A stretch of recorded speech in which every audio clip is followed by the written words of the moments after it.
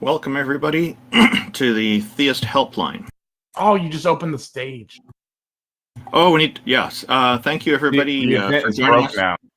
Sorry? You just broke the event. What did I do? You opened the stage. I didn't change anything. It's been open for a little while, but Someone opened the stage. Fuck. Okay, so we are live on YouTube right now. Thank you, everybody, for joining us. Your friendly and helpful hosts of the Theist Helpline are, in alphabetical order, Amy Newman, who is known for her trademark slogan, Sending Love, is a professional comedian and skeptic who hosts debates, interviews, and conversations on her YouTube channel. She also creates educational and other important content. IX is a Tom Unboxes subscriber and former atheist community of Discord administrator who enjoys long walks through evolutionary, biology-inspired computer science, archaeological, academic, biblical criticism, and so on. Jack Burton, it's all in the reflexes, is a self-described middle-aged, college-educated nobody who drives the Pork Chop Express truck in his spare time. He's a deist and mostly non-committal to philosophical stances. Jefferson Spatchcock is an atheist inquisitor and intellectual who has particular expertise in thoroughly analyzing and reviewing debates, often from the comfort of his genuine lazy boy chair. J.L. Warren is an atheist activist, educator, and entertainer. He runs the Bridge the Divide YouTube channel, where he addresses irrational beliefs, the irrational behaviors that often follow, the societal divides they create, and how those divides can be bridged with education, rationality, and reason. J. Mike is one of the co-hosts of the Talk Heathen Show. King Xerxes is an atheist activist and political commentator who has extensive knowledge of the Holy Bible and Christianity, and the history surrounding it. Mubarak Abu Sharifa is an ex-Muslim who grew up in Saudi Arabia with knowledge of Islam and world history. He's also a co-host on Peter de Tucker's YouTube show. Peter de Tucker is an atheist epistemologist from the Netherlands. Inspired by Aaron Ra, Seth Andrews, Anthony Bosco, and others, he started a YouTube channel that mainly focuses on religion, but he also hosts shows on other topics, including interviews with other content creators and atheists he meets through social media. The epistemological conversations he believes with believers are loosely based on the atheist experience, with a slightly different approach. And my paper here. Okay. I'm Randolph Richardson. I'm an atheist activist from British Columbia, Canada, and I advocate for the equality and normalization of people who don't believe in deities, which entails advocating for fair justice, freedom, and critical thinking. I'm also the founding president of an organization called the Canadian Atheists, a national organization that promotes atheism and agnosticism as culturally common aspects of Canadian society. Taco, the visionary organizer of the Theist Helpline, is a #1 Discord debater who has never lost a Discord debate in his life. TJump, Tom Jump, is the founder of an atheist church called the Church of the Best Possible World, which is based on his model of objective morality. It has the goal of doing what Abrahamic churches should be doing, but are not, helping people by providing affordable housing. A noble effort indeed. Thank you, everybody, for joining us. And yesterday was April Fool's Day. Did anybody fall for any interesting pranks or jokes? And good morning to all of you. What is up, everyone? And I enjoyed the large amount of atheists who found Jesus or Muhammad under their bed this morning or the other day, and by today have recently refound atheism. Welcome back. Oh, that's excellent. Morning, all. Good to see everybody. Mubarak, TJump, Randolph, Amy, Taco. Good stuff today. Good morning. Hey. What's up? So what was Taco saying Good about morning, all. we broke the stage? All right.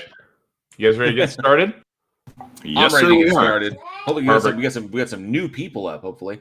Yeah, we've got Centurion in queue. He's been in queue for a little while. Let's go. Actually, before we started here, let's go ahead and pull him up. Good morning, Centurion. Welcome, and thank you for joining us. What do you have for us today, sir? Full disclosure, I've got a username change. My name's Islamic Space Program. I'm not trying to cheat anybody. I'm just retiring my old thing. Oh, Islam. space program. That sounds so interesting. They retired their space program? No. Yeah, I mean, it turns out they got a space program, so it's an outdated username. Ah. It's St. Thomas Aquinas and Aristotle. Things come into existence and go out of existence. If time was infinite, then things would be out of existence. Therefore, there had to be a beginning. Therefore, time cannot be infinite. Therefore, it's logically necessary that there was a creator, and that creator is outside of the bounds of the laws of nature, laws of physics, and can create miracles. That gets you to deism in my mind. Deism is, there are a bunch of people that claim special revelation, that this necessary creator of the universe. Don't ask the question, does God exist? Ask, is God necessary for existence? In my opinion, Aristotle answered that. And the special revelation claims, we can put that off to the side if you want. Those are two different things. This is the path that I became a Christian 5.5 months ago. So the first started thing you with said, Aristotle, St. Thomas Aquinas, and then I dealt with the special revelation claims, particularly in Christianity. so you said things come into existence, things go out of existence. Yeah. By that, are you talking about quantum mechanics and virtual particles? No, I'm coming from 500 BC or whenever Aristotle observed it, and it's sort of like a basic logic heat death prediction.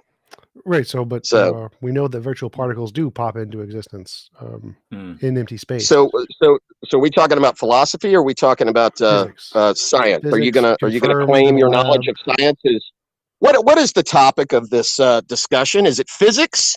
Or does God exist? Can you answer that question for me? Well, hold up. So I'm an expert in this field, so I'm trying to walk you down the path slowly. So you're an expert in something that's not the topic of discussion. No, great. I'm an expert in. Love to hear what you have to say about it. Tell us about quarks. Centurion, easy, dude, easy. It's okay. We start with this topic, but we venture into other aspects of it, which what we're trying to do here is to have a conversation with you on these topics that you're raising because they're interesting. So I want to just go for the first thing you said. It is true that things come into existence and go out of existence. That is true, but it doesn't stop.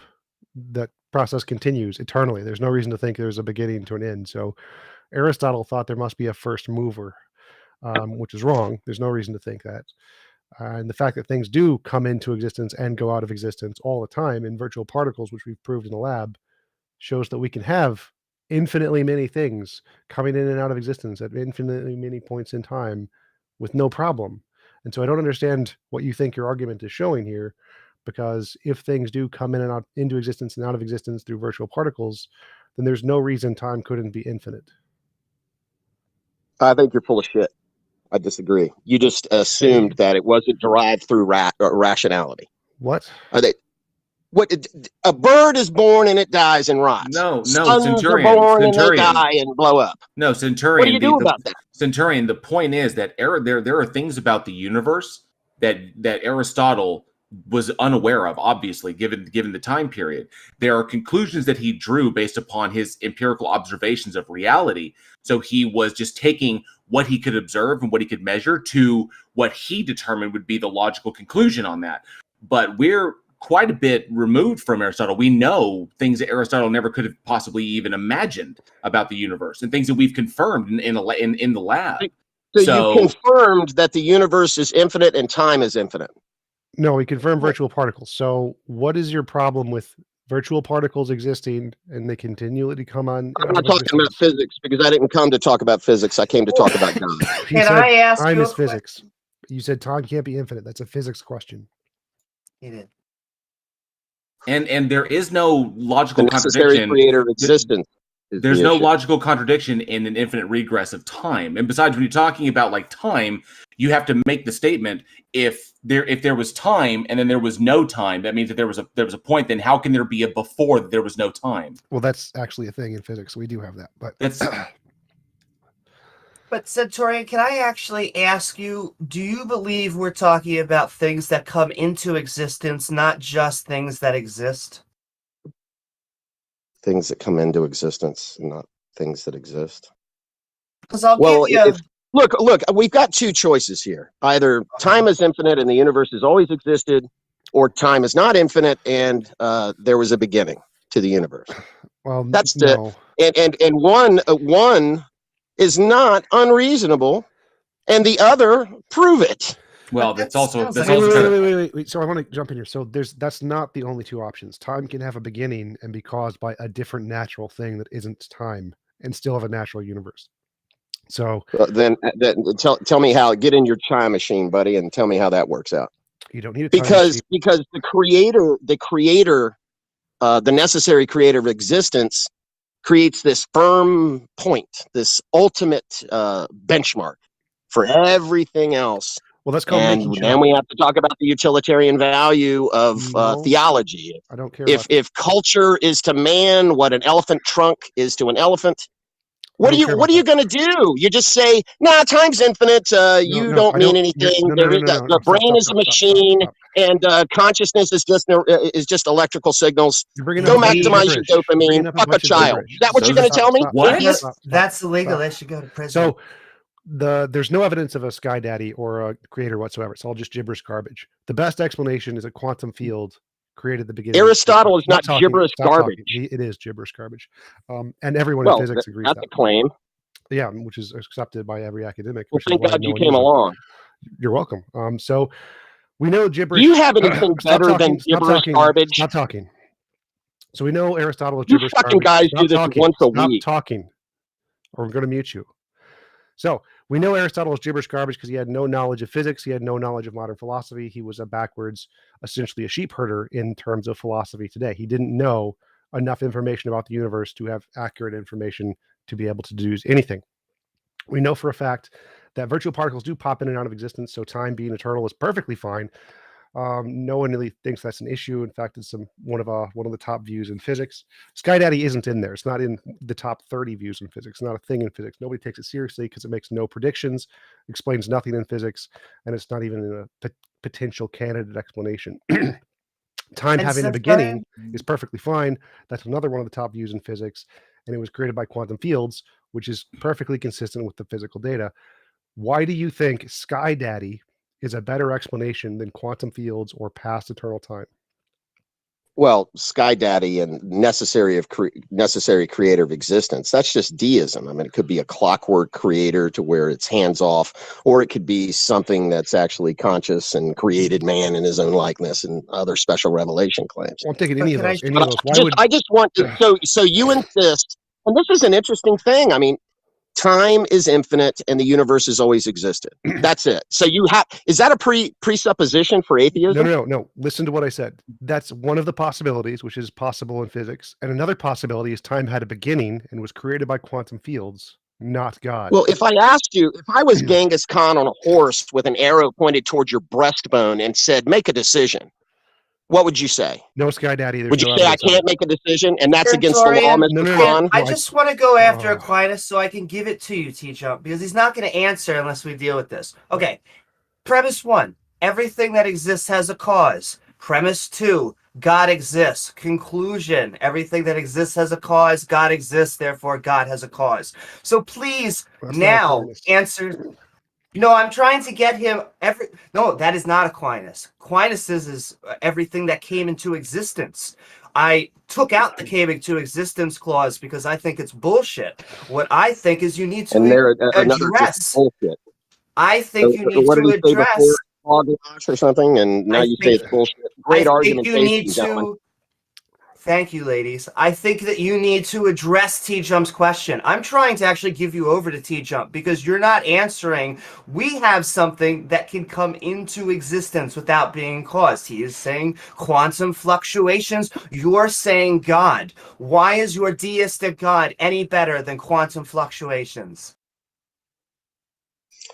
There's a bigger story, and there's utility, and such as the operating system, an anchor for the imagination, for society, and then you have special revelation that creates theology, and the theology is forged through the fires of evolution. Bad theology doesn't survive.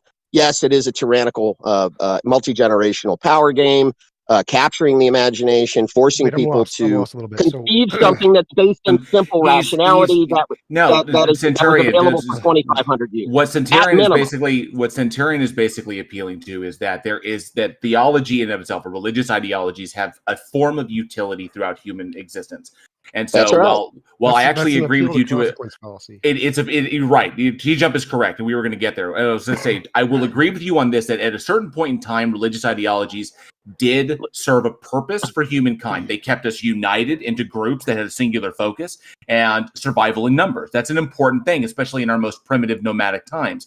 Now, just because it held a utility, people believing a particular thing helped to aid and aided them in their survival long term. Do I have to have 145 IQ, and basically I have to defer to the technocracy to whether or not I eat the bugs or live in the pod? It doesn't make any sense. Centurion. No, here's the thing. I don't like ideas that that people say I'm not smart enough to perceive. No one here said that about you. Appeal to the technocracy. No one. I have to get a physics degree in order to participate in morality and ethics. Taco boot him. Boot him. No, don't. I wanted to have a conversation with him. He's not interested in having a conversation. So let me talk. He's not interested. Let me talk. He's up here. Of course he wants to talk to you. So come on. Why do you think utility? Don't poison the well, jail. Why do you think utility indicates something being true rather than it just being useful? Well, no, it's reasonable to assume that time is not infinite based upon the first three of the five of Aquinas. The first three are Aristotelian. Physics and that's good enough.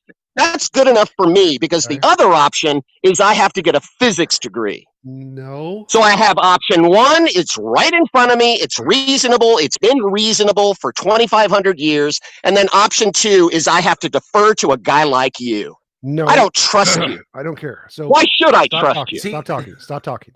So that's like a flat earther saying, I can go with my intuition and I can look and I see everything looks flat. Is it intuition or is it a logical process? Did Aristotle, is this intuition? Did he just come out of his ass? Just mute him so I can keep talking. What you said is as stupid as what a flat earther says. To me, the world looks flat. Great. And in order to take your position, I have to learn science. Science is complicated and hard, and it's too big for my tiny brain. And so I'm going to go with what's obvious to me, because that's the only thing I can do with my tiny brain logic. Guess what? The way evidence works, it doesn't matter what you think, what you feel, what you comprehend means nothing. What matters is which ideology can accurately predict the future before we know it. Science gets it right. Physics gets it right. You don't have to know all of physics to understand that they can predict the future and get it right, and you can't, which means they're probably a better understanding of reality than you are.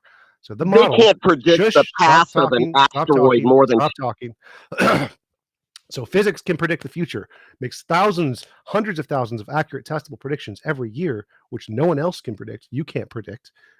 Bible can't predict, which means they're most likely right. You're most likely wrong. So that's all I need. I don't need to know anything about physics. All I need to know is they can predict the future before we know it. You can't, which means their model is more likely correct than your model. They have evidence. You don't. Their evidence is they can predict the future accurately. You can't. So until you actually have some evidence for your God, all you have is you imagined it. You made it up. It's a poof, fart imagination in your brain. They can predict the future. That's more than an imaginary fart in your brain. So they have the more evidence. You don't. So until you can provide evidence, all you have is this is what makes sense to me, which is the exact same thing a flat earther uses, not evidence.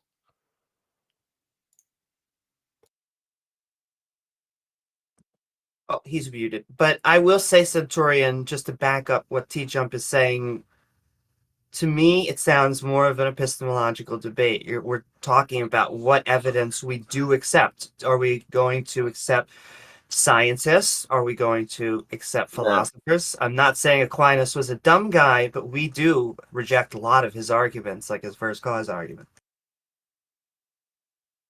We simply know more about reality at this point. We know more than these individuals did thousands of years ago. You predict the path of an asteroid for more than 250 years, and I'll be impressed. Of course, we're going to have a time machine in order to verify that. No, We people do in the predict- fossil no, record and other That's things. that's orbital mechanics. That's literally orbital mechanics. All we have to do is apply the mathematics, and then we can determine where it's going to be. You really don't know that they can't do that over 200 years. They You don't can know do that, do you? They have done that. Yeah.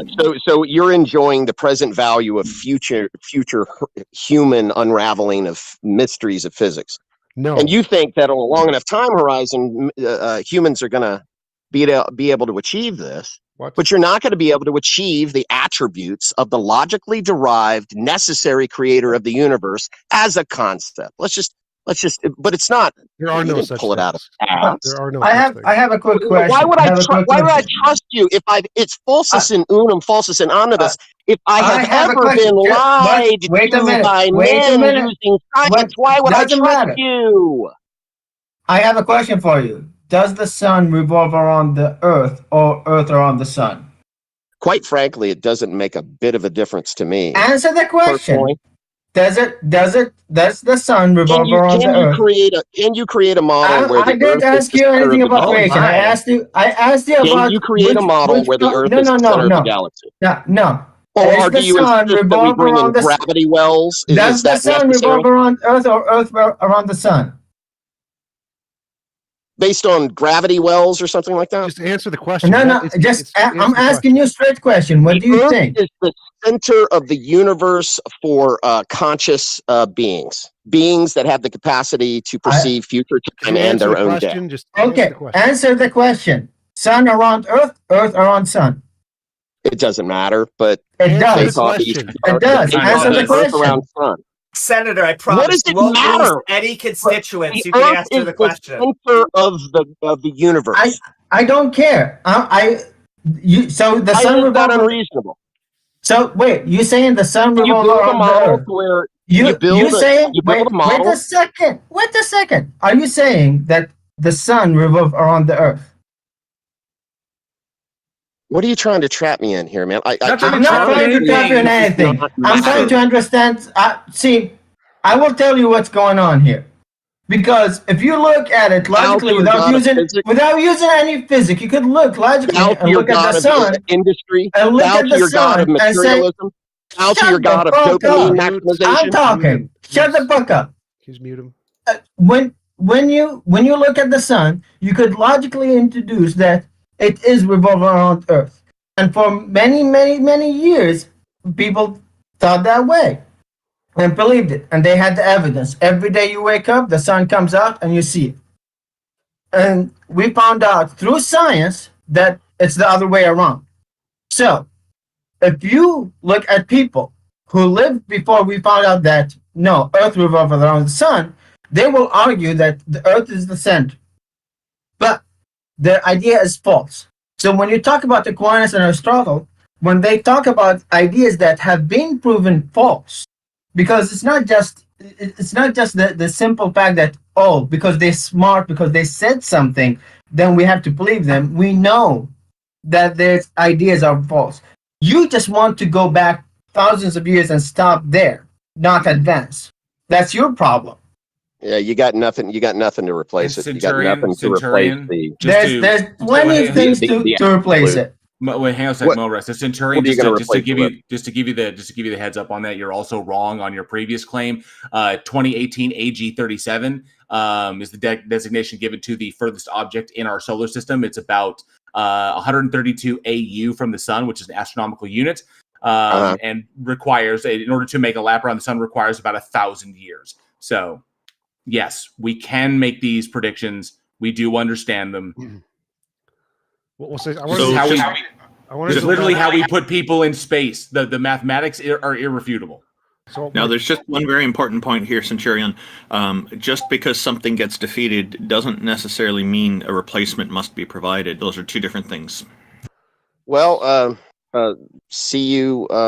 I look forward to you guys waving your peer-reviewed studies at Genghis Khan as he comes over the hill for your women. But he's dead, so Genghis he can't. Khan doesn't affect truth. My peer review said he would still be right. Genghis Khan would still be wrong. Truth is the opinion of the powerful, my friend. No, truth is a fact. And with this model, that truth is something omnipotent and omnipresent and beyond human endeavor. Your Now, we need, can- your need, Your We psychological can need bow for this to the- thing to be we true. can bow to the British Your petroleum scientists. You guys Centurion, used to have criticism for them. Centurion, your emotional and psychological need for this thing to be true, to give relevance to your own life, is not something that affects us, and it's Now he's not something of any interest. psychopathologizing. But Now We're his talking single about- mother taught him we're how to talking argue with about a what man. we're I talking about gotcha. what- we're No, talking I about don't what deal. I don't deal with. I'm crazy. You're speaking. I didn't say calm. that. I didn't say that. You have a I don't need for deal this with that. thing That's to. a bitch You ass have a move, need for bro. this thing to be true, and we're telling you, you don't need it to be true because, in number one, the evidence doesn't It is even true. point to it possibly being true. So It there's is no true. point. It It is true. What are you gonna do about it? Demonstrate it. True. That is your You're gonna claim. That is your. you're gonna put me in prison next? No, Because Because Centurion. that's That coming. is your I will cause. not bow to the technocracy. I will myself. not defer to the The physicists. technocracy. Can you mute him, please? I'll just bring up a comment from Beamsy in the YouTube audience. He wrote, "We have had over 300 years of Halley's Comet. Does that count?" And then he clarifies in the Discord chat a few minutes later, "My point, once again, is not that those ancient people told literal stories, and we are now smart enough to take them symbolically, but that they told them symbolically, and we are now dumb enough to take them literally." And that quote is attributed to John Dominic Crossan. And another huge thing is this weird concept that Centurion you seem to have, that we have predicated being atheists on science, onto science alone, and which is not the case at all. So science is what's utilized to defeat argumentations that are like made from the Bible. Like if the Bible makes a claim, and so then we can see the evidence doesn't indicate that it's the truth, or we can completely defeat how we can demonstrate how these claims are impossible, and they reduce your claims to literally appeals to magic. Like you have to appeal to God magic for these things to be true. Well, in order to appeal to God magic, you have to assume that this God exists. You haven't demonstrated one iota. There is no reason to believe in it other than personal psychological utility or your emotional needs. Wait, that's not true. It. That's not true. He said so. I was trying to get to a point where and he said that there's arguments that are rationally deduced for the necessary being. And so now I want to, if I could continue my conversation that leads to arguments, how do you rationally deduce these properties of a God that indicates that this exists and the quantum field is wrong?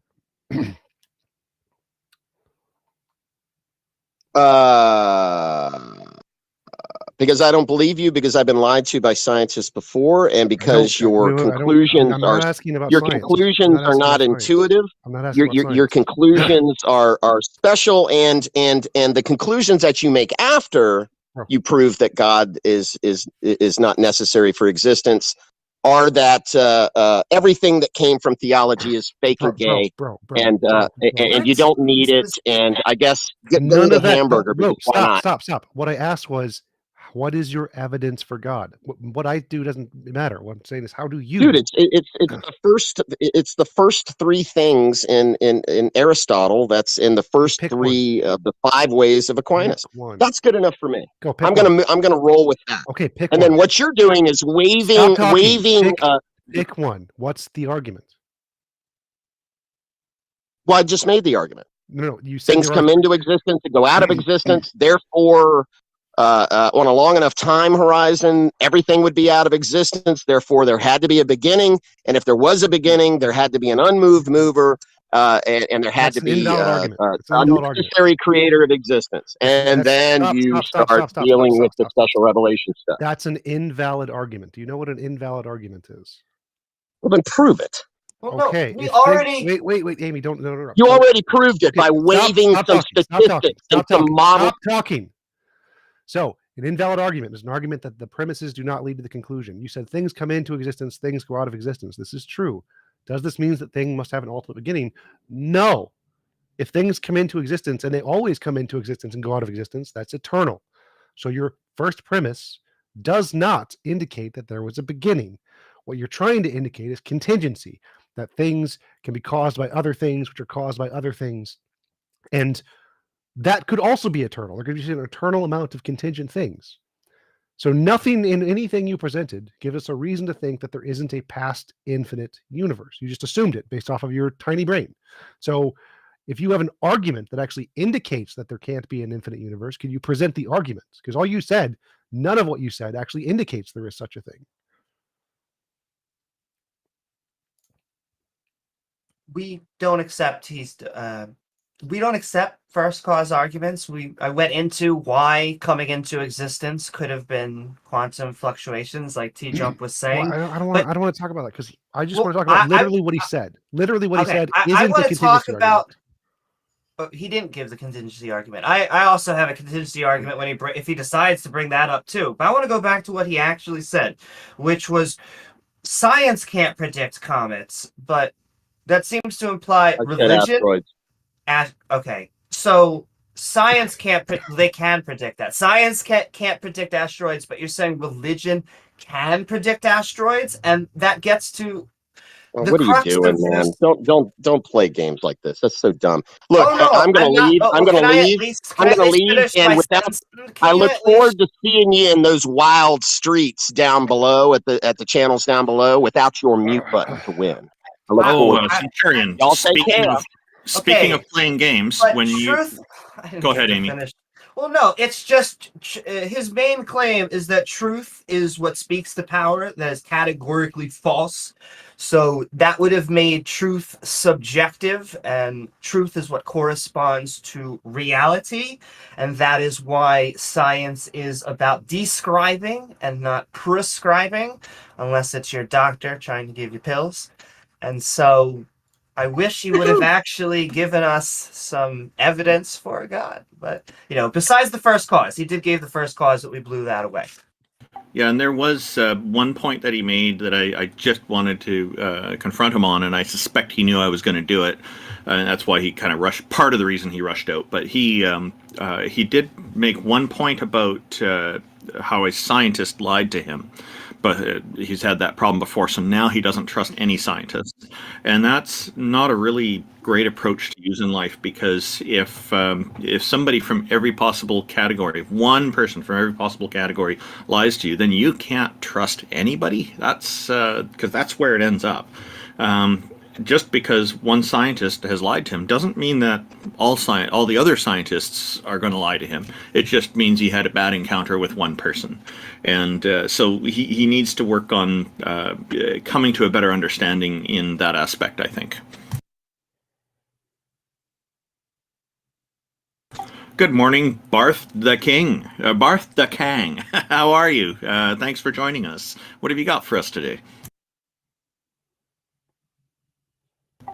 If you're talking, we can't hear you. You might need to exit Discord and come back in.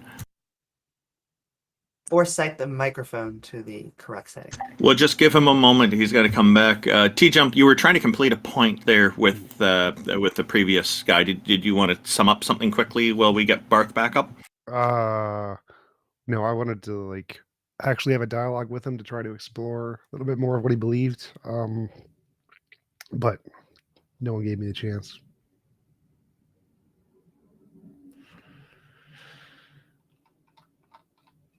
Well, it's understood. I mean, pretty much what he was arguing from was just, the personal, like you said, the appeal to emotion. It's literally just, this thing seems to solve this problem, and I don't need to go any further because it works the best from a psychological and emotional perspective for me. And then, it seems to be a thing that's constant throughout humankind. And, while the evidence also indicates why that's wrong and, explains why these phenomenon exist and why they persist throughout, throughout human history. Hello?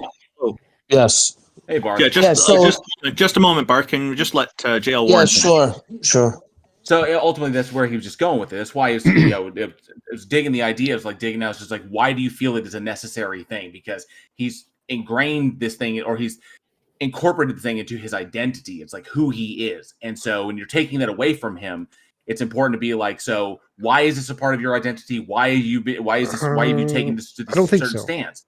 I think the better way to approach those conversations is to ask why he thinks that's evidence, what he thinks evidence is. And that's the part I wanted to learn about. I know the argument he's trying to make better than he does, but what I want to learn is how did he come to the conclusion those are rational arguments? That's the part that I was interested in learning about.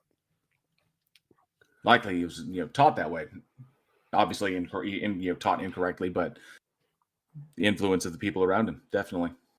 I think we can All agree right. on that. What's up, Barth? So why when he started talking about a philosophical thought about the existence of gods, you guys went to quantum physics? Like, why did you guys do that when you He guys said- know that there's several reasons why we don't have direct evidence of quantum gravity, which is a theological framework That doesn't matter. that Theory attempts of to unify the principles of Doesn't quantum matter. mechanics and Doesn't general matter. relativity. That doesn't matter. So why would you bring up science when he's talking about the existence of God? He Wait, invoked wait, science. wait, That's why wait, wait, TJump brought it up. So he said that time can't be infinite. That's a physics question. Time can be infinite in physics. There's no problem with How is that a that. physics Wait, question? Stop. How do we test that with Time is time? literally physics. It's literally a thing. So in physics. time. So we Wait, test time Barth, with time. Stop. So first, I wanted to say, you mentioning quantum gravity is irrelevant. It's not relevant to anything I said. But or why anything is it I said. irrelevant when you guys can't? There's no Because Barth, quantum let him gravity, fit. quantum Barth. gravity has nothing to do with virtual particles or particles popping in and out of existence. None of that has anything to do. Oh, they with, don't? No, Because that's just a model. That's just a theory. No, That's not that has, actually that being has tested. nothing to do. Just the with- theory. nothing I to- love that that has sentence. nothing to do with quantum Well, gravity. think about it. Think about it. Oh my At the God! quantum Shut up! level, Shut right? up! Holy shit!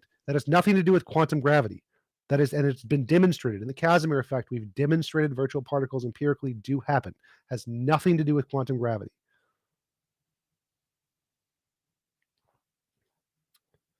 Quantum gravity is like how we unify general relativity and quantum mechanics in singularities. Has nothing to do with virtual particles. Okay. So basically, what you're saying is all conclusions in science provisional. I literally never said that. No. I'm asking you, are they? Everything is provisional. All facts are provisional. Okay, so in are all science declarations provisional and subject to revision? And all represent- facts from any worldview are provisional. All of them. He literally just said that, Barth. Yes. Yeah, they are. In the advent, with Okay. the But advent you of could be new, wrong. with the advent of new evidence and So you better could be and new wrong. information. Why is it when I answer one guy, another guy jumps in right when I'm Yeah, gonna yeah, talk? that was, he probably should have done that. So Barth, all propositions are provisional. All God propositions are provisional. All propositions are provisional because they could Are all they? be wrong. Yes. Except for like I Well, think they're when you use induction, right? It's a probabilistic, a non-deductive probabilistic inference. I don't care right? about induction. When I use induction, right? It's a promise from God. Never failed. And that's Doesn't also fail. That's what we understand science to be.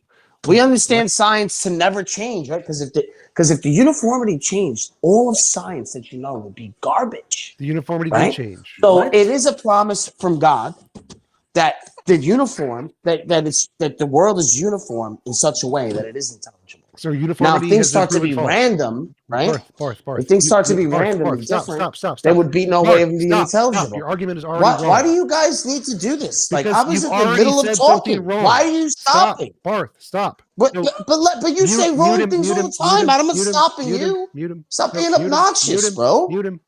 So, Barth, uniformity is not a thing in science. We don't accept that. No, it's changed. Gravity used to be repulsive. It changed. It's not the same.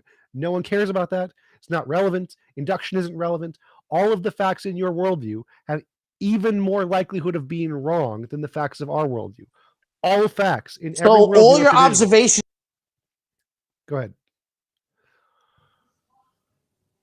because existence is not a predicate. You do know that. All Yes. observations. So you're saying all your observations are grounded ontologically? Is that what you're trying to tell me? That means nothing.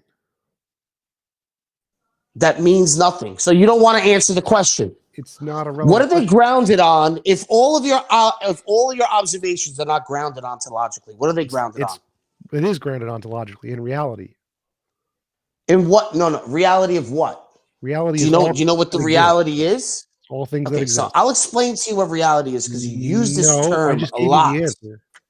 No. I told No, you what it no. is. You didn't I give just me an told you answer. What I mean by the word. So when I say reality, I mean all existing things. That's what reality means.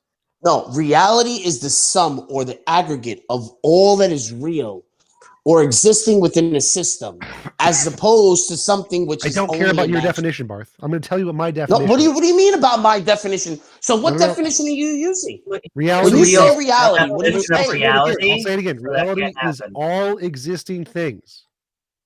That's the Okay, definition. so it is the aggregate and the sum of all that is real within a system, correct? No, all existing things. Only use my definition. No. not your definition. It has to Barth, be Barth, within I a don't- system I in don't order for you care- to understand I don't it. care about your definition. My definition is reality is all existing things. That's it. No other So words. the term is also used to refer to ontological I don't status care. of things, I don't care. indicating their existence. Barth, use my So definition. what do you mean you don't care? Why Barth, would you invite Barth, me up if here you ask if I'm me a explaining question, to you what reality Barth, is, and now you're Barth, telling me you Barth, don't shut care? up. If you ask You have me a 5 other question, people Barth, up here to shut help up. you out. Shut up. I'm Barth. up here by Barth, myself. Shut up. If you ask me a question, what is reality? And I tell you what I mean by reality, you don't get to change the definition. I get to tell you, and you only have one definition you can use, which is the one I'm using, because you asked me a question. What do So then you I win. mean by reality? So I get to tell So you. you win. You'll win every time then. No. Just tell me what words mean, and I'm telling you that I'm wrong. Well, I have to point out, before this goes on, I have to point out, Barth, so there's something a little dishonest that you just said there, because you said reality is the sum or aggregate of all that is real or existent within a system, but you're quoting that definition literally from Google, and you're missing a part of that because that's only half of what that definition I didn't get is. to finish. You told me to shut up. No, you said told reality me to is the sum shut or up, and aggregate now of you're all gonna that cut is me real off, or which existent is within a a term- system, which is a comma, term to as refer to the opposed, ontological Barth, status of Barth, things, Oh my God. as indicating opposed their to that which is existence. only The imaginary, physical term is non-existent, that or reality non-actual. is the total of the system known and unknown. I Okay, don't care. that is exactly No, as opposed, Please stop. as Please stop. opposed to Please that stop, which is only Taylor. imaginary, Please stop. non-existent, Please or stop. non-actual. Please Yeah, stop. it's opposed. That's what I said. Please stop. You cut Please me stop. off in the middle of me I speaking. don't care about your definition. We're going with my definition. What is Going your with argument? the Google. No, we're your, going with your my colleague definition. We're just going said with it my was the definition, Google Barth. definition. We're going with my definition. So Wow. what is your argument? Your definition. Yep, my What definition. is? So it's Reality provisional. is all It existing could change. things. Go on. So are you saying that your definition could change? Is it provisional? I can change the definition whenever I want. Exactly. So then you're only What's going your to argument? use this definition. Well, what is the argument when it can't be intelligible because it's constantly changing? I never changed my definition. You're I told you it's using same the thing. probabilistic inference, Definitions and are you're now probabilistic, using it Barth. as an argument. That's the problem. Make an argument.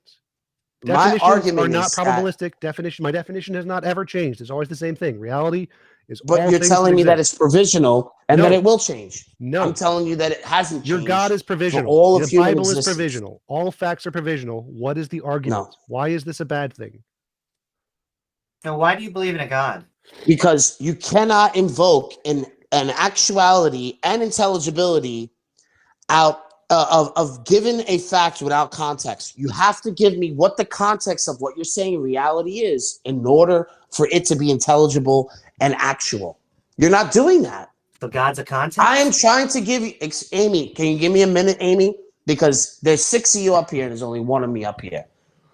Okay? If you wanted, I could bring 6 of my friends up here. Keep And I you guys believing would was just mod abuse waiting. us. I could have Okay? actually, but you So had now, a Amy. pause and I asked the question. Well, Amy, I'm going to breathe. Can I breathe? Can I breathe? Answer the question. Can I Just breathe for a go. second, Stop Amy, before you wasting jump time. in? Stop wasting time. How can you invoke the actuality and intelligibility of any given fact without context? How are you telling me that the reality and the word that you're giving this definition to reality without context, what does the reality of your definition actually mean then? You don't need context. If you just Yeah, I pop don't into You understand. don't need You context. don't need context. So if you just So pop it's just into, an stop, axiom stop, for you. stop, let me answer. So if you just pop into existence, you know nothing about the universe, don't know if it's a God, whatever, and you say, oh, look, I see a tree. That's all you need. You can say you see a tree. The context is your mind. That's it. Words don't need some ultimate context to have meaning. All the meaning they need is the fact that you see it and you use the word to reference it. That's it. No And he's bullshit ultimate context matters. And I don't understand. You're supposed to be the one giving us your context and giving us it. Generally, this is how the conversation goes. Atheists say slavery is immoral, extremely brave position. And then Christians come to us and they go, oh, you need to understand the context. That's your guys' thing, not us. By context there, he means you have to reference an ultimate, like the fundamental nature of reality. That's what he means by Oh, context. for an ontology and everything that needs to be actualized. I would like to know what his context is and why he thinks that it needs to be a God. He, in fact, came in here and began basically saying, why are you trying to appeal to physics? Why? And my question was, why can't we appeal to physics when you're appealing to God?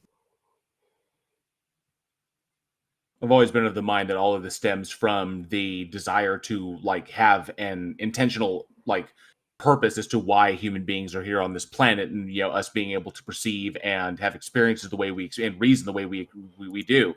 That there's got to be that because we're the only species on the planet that observably can do what we can do, cognitively speaking, and so there must be a reason as to why we are so vastly different from everything else on the planet.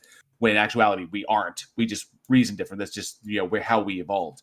And so trying to come up with like this reason for why this is like, we can sit here and understand pain and suffering and joy and all these other beautiful things, and that all of this seemingly ends. It's like, what is the purpose of this? It means so much to us, but if it just ends, that's all there is, then what is the point of anything? And the point of all this is merely to determine these values for ourselves, to determine our own meaning and purpose. The universe doesn't give us one. And besides, being handed a meaning and purpose by an external, like, Sky Daddy is completely worthless. It doesn't say anything. It's basically, this is what you're meant to do. Well, how do I know that? If it's just given to you, that's pointless. But the journey is finding out what your meaning is. And all of these things stem from that. Is because if everything changes and everything is a result of these random occurrence with no agential interference or intention, then of course we're just a result of natural process, and they can use that to justify this concept where, well, then there's no morality and it's all chaos like that. But that's obviously not the case. Obviously not. Okay, we can derive order from chaos. That wasn't it's not that hard. I didn't bring up any of that stuff. I know. I'm going to the heart of where you come from, Barth. No, you don't know where I was going with any of my conversation. I didn't say where you were going. I said where you were coming from. When I gave the definition of when I was explaining the definition, which you even knew the definition was, TJump doesn't want to go with that definition. Well, his arguably TJump's use, or basically his definition of that, is kind of the same. It's just easier. It's less wordy, and it's easier to understand. It literally is everything that exists is reality. Within a system, we're in this realm of understanding. Bart, container. Yes, go ahead. There is Bolyai Lobachevsky from our Discord chat raises an interesting question. You had stated that definition can change, but that your definition hasn't changed throughout all of history. And he's saying English hasn't existed for all of history, and the meanings of words do change over all of time. TJump did provide a definition of reality, which seemed pretty reasonable, that, in my view now I'm adding here, that reality is all things that exist. So I just wanted to clarify those points and bring up Bolyai's comment from the chat there. I mean, no, because I asked him if it was subject to change. In other words, that it is, and we know it is. All right, so then you're not. So there's nothing that's going to be intelligible about you understanding. Okay. So this is weird. So Bart, this is where something I need we need clarification on, right? Because you say that nothing is intelligible, right? So, what do you think the definition of intelligible is? If it's constantly changing, right? Then it's not going to be intelligible. No. It's not. So what do you think intelligible means? So since your friend brought up the geocentric model, right? The geocentric model, there was still the people that did the investigations and had any outcome from it were justified because you know why? They thought that this model was the model. So all the information that we got from it is intelligible because they were following a certain framework. Barth. Can you please tell me what you think? I just gave you an example. Please stop. Can you please answer the question? Gave you an example. Barth, can you now you want me to give you another example? Barth, can you answer the question that I asked you? I didn't. No, you didn't. What do you think intelligible means? Okay, so if the future doesn't resemble the past and it's constantly changing, that's chaos. That's unintelligible. No, it's not. It is not. Barth, will you please tell me what you think intelligible means? I just gave you two examples, and you're still not happy with it. No, you didn't. You gave me what you gave me. Go fuck yourself. That's going to be the third. What you gave me were two Barth, what you gave me were two consequences of your very weird definition of intelligible. Yeah. I just gave you two examples. The geocentric model, that intelligence was still justified by what the ultimate was, which is that the Earth was the center of the universe. So all that information, it was still intelligible, even though the information was wrong. Those people are still justified. I explained to you that if we're in chaos and random things happen, there'd be no way to be That is intelligible. incorrect. That is demonstrably incorrect, Barth. That is demonstrably incorrect. Demonstrably. Explain to me what intelligence is then. If it's just no, fucking not random. intelligence, intelligibility. If a thing is Oh, intelligible, now you're changing it. No, I'm not. You said Barth, intelligibility. Will you please mute him, Taco? First you said intelligence. Now you're saying Okay, so intelligibility is not that difficult of a word. So if I wanted to go by the strictest definition of the term, the state or quality of being intelligible, or basically being understandable, the ability to understand a thing. All right? So that's what intelligible means. What you're basically stating is that if everything is a result of random events, and that states are constantly in a form of flux or change, and that the end will not look like the beginning because it's constantly changing between the two, then nothing can be understood, is ostensibly what you are saying. And then it requires God, the existence of this entity, to ground everything underneath it from the bottom in order to ensure that we can continue to understand things the way they are. But that is demonstrably not true. Okay? We understand that things change. Our models make allowances for the fact that new information can come along. The Ptolemaic model was justifiable at the time because of the limited information that they were working with. As we got more information, we improved the model and made it more accurate. Okay? So to a certain degree, it still holds, but it makes far worse predictions about things in space than the heliocentric model does. So science improves. It gets more and more accurate. We don't go backwards. We continuously get better. All right? Now, yes, things do change, and the time scales in which they change are extremely vast. So to us, it would appear that they are uniform, but they are kind of locally uniform. But in the grand scale of the cosmos, these things are constantly moving from point A to point B. All right? Now, just because things change states, whether matter changes states or energy changes states or whatever, does not mean that we cannot understand the process by which they change states or the states themselves. We just know that they'll change because everything is energy. Everything is simply a derivational state of energy in and of itself.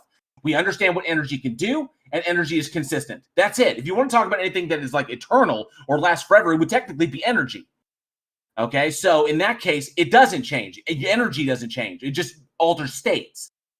All right, but the nature in and of itself, this uniformity of nature argument has been debunked time and time again. TJump himself debunked it. There is no point in going forward with that. Just because things change doesn't mean we can't understand things. Okay, are you done with that long diatribe? Because intelligence is generally understood to refer to the ability to learn, reason, problem solving, and the adapt to new situations and environments. I don't know what the hell you was just talking about. Because you weren't talking about intelligence, you were talking about intelligibility. You literally stated, Barth, at the very beginning that if everything is, if uniformity doesn't exist, nothing Why do you still do this? Barth, you don't learn. You just want to say my name over and over and over again. You stated from the beginning. You stated from the start. You stated at the start. Say it again. Say it again. You stated at the start that if everything was random, if everything is just a recurrence of random natural events, and that if everything changes, then nothing is intelligible. Yeah, I'll explain this to you. That's what you said. Let me explain something to you really quick. Okay. Break it down.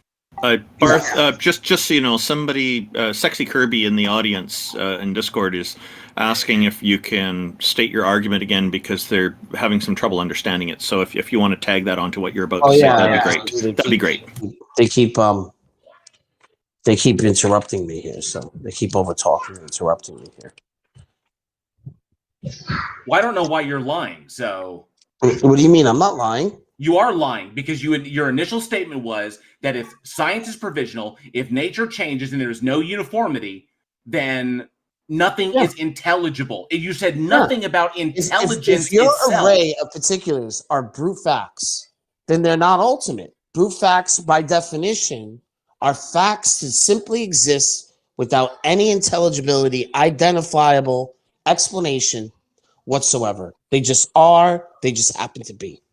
right? I think you're equating intelligibility with reason. Well, no. How am I equating the two? We just went over what intelligibility is. I don't know why you're switching it. Intelligibility is the ability to understand things, that things can be understood. Okay, it's a proper. So in essence, if like this pen in my hands is intelligible, it can be understood. Now it depends upon the person if they have the capacity to understand it. Warren here. Do I have to speak to this guy? Because yes, you're speaking to me right now, Bart, or you can get off this. You're speaking to me right now, or you can go. Just want to tire me out until you until Bart, you're speaking to me right now, or you can get off the stage. Okay, so in order to have intelligibility out of an array or plethora of particulars out there, you're going to need something in existence that's ultimate, static. Why? The grand unified. Why? Divides. Why? Any unity amongst different. Why does he keep doing this? Because I'm asking you why. I understand your claim. I'm actually just going to repeat myself again. Since you didn't hear what I said the first time. I understand your claim. And I'm going to lower you because all you're doing you can get is him just off the stage over-talking now. me. Well, then why don't you mod him? Why don't you mute him then? He asked a valid question. You made a claim that no, he didn't let me finish what I was saying. It's fine. It's 2 seconds into what I was saying, he's over talking me. Hear it. So why do you? I don't care. I don't care, Barth. Barth, answer the question. He asked, why do you think you need something ultimate to have intelligibility? That's the question. Thank you, TJump. Because without accepting that it is the case, that nature operates in some sort of uniform ways, then it wouldn't be intelligible to invoke any concrete object. Wait. So things can act in uniform ways without an ultimate. Why do you need an ultimate? No. I just explained to you that if there isn't an ultimate, then they couldn't be concrete.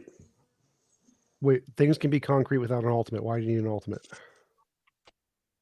Because then how do you make sense of anything? You can make sense what of framework are you using? Let me ask you a really simple question, Barth. Can you do a crossword puzzle? Are you using if you're not going to refer to something that is ultimate, static, that doesn't change? And how would you make sense of anything?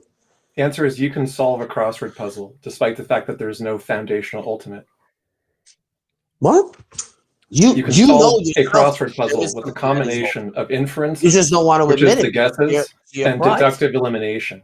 So you're just going to overtalk. You can ask me a question and then you just conflict between two or more conclusions, then one of them has to be eliminated. So that's how we actually solve problems and do epistemology in real life. We do crossword puzzles, Barth. There is no ultimate. Okay. So Barth, let's say I pop into existence, no ultimate, and I see a tree. Say, oh, look, a tree. How do you pop into existence? When has that ever happened? Magic. Virtual particles? It's magic. How? It's magic. I don't Explain care. That. I don't care, Barth. It's magic. No. Demonstrate Barth, that. I don't care.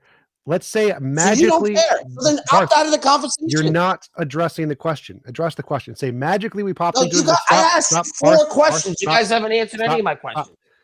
So let's say we pop into existence and I see a tree. I say there's a tree. Why do I need an ultimate to exist in that universe for this to happen?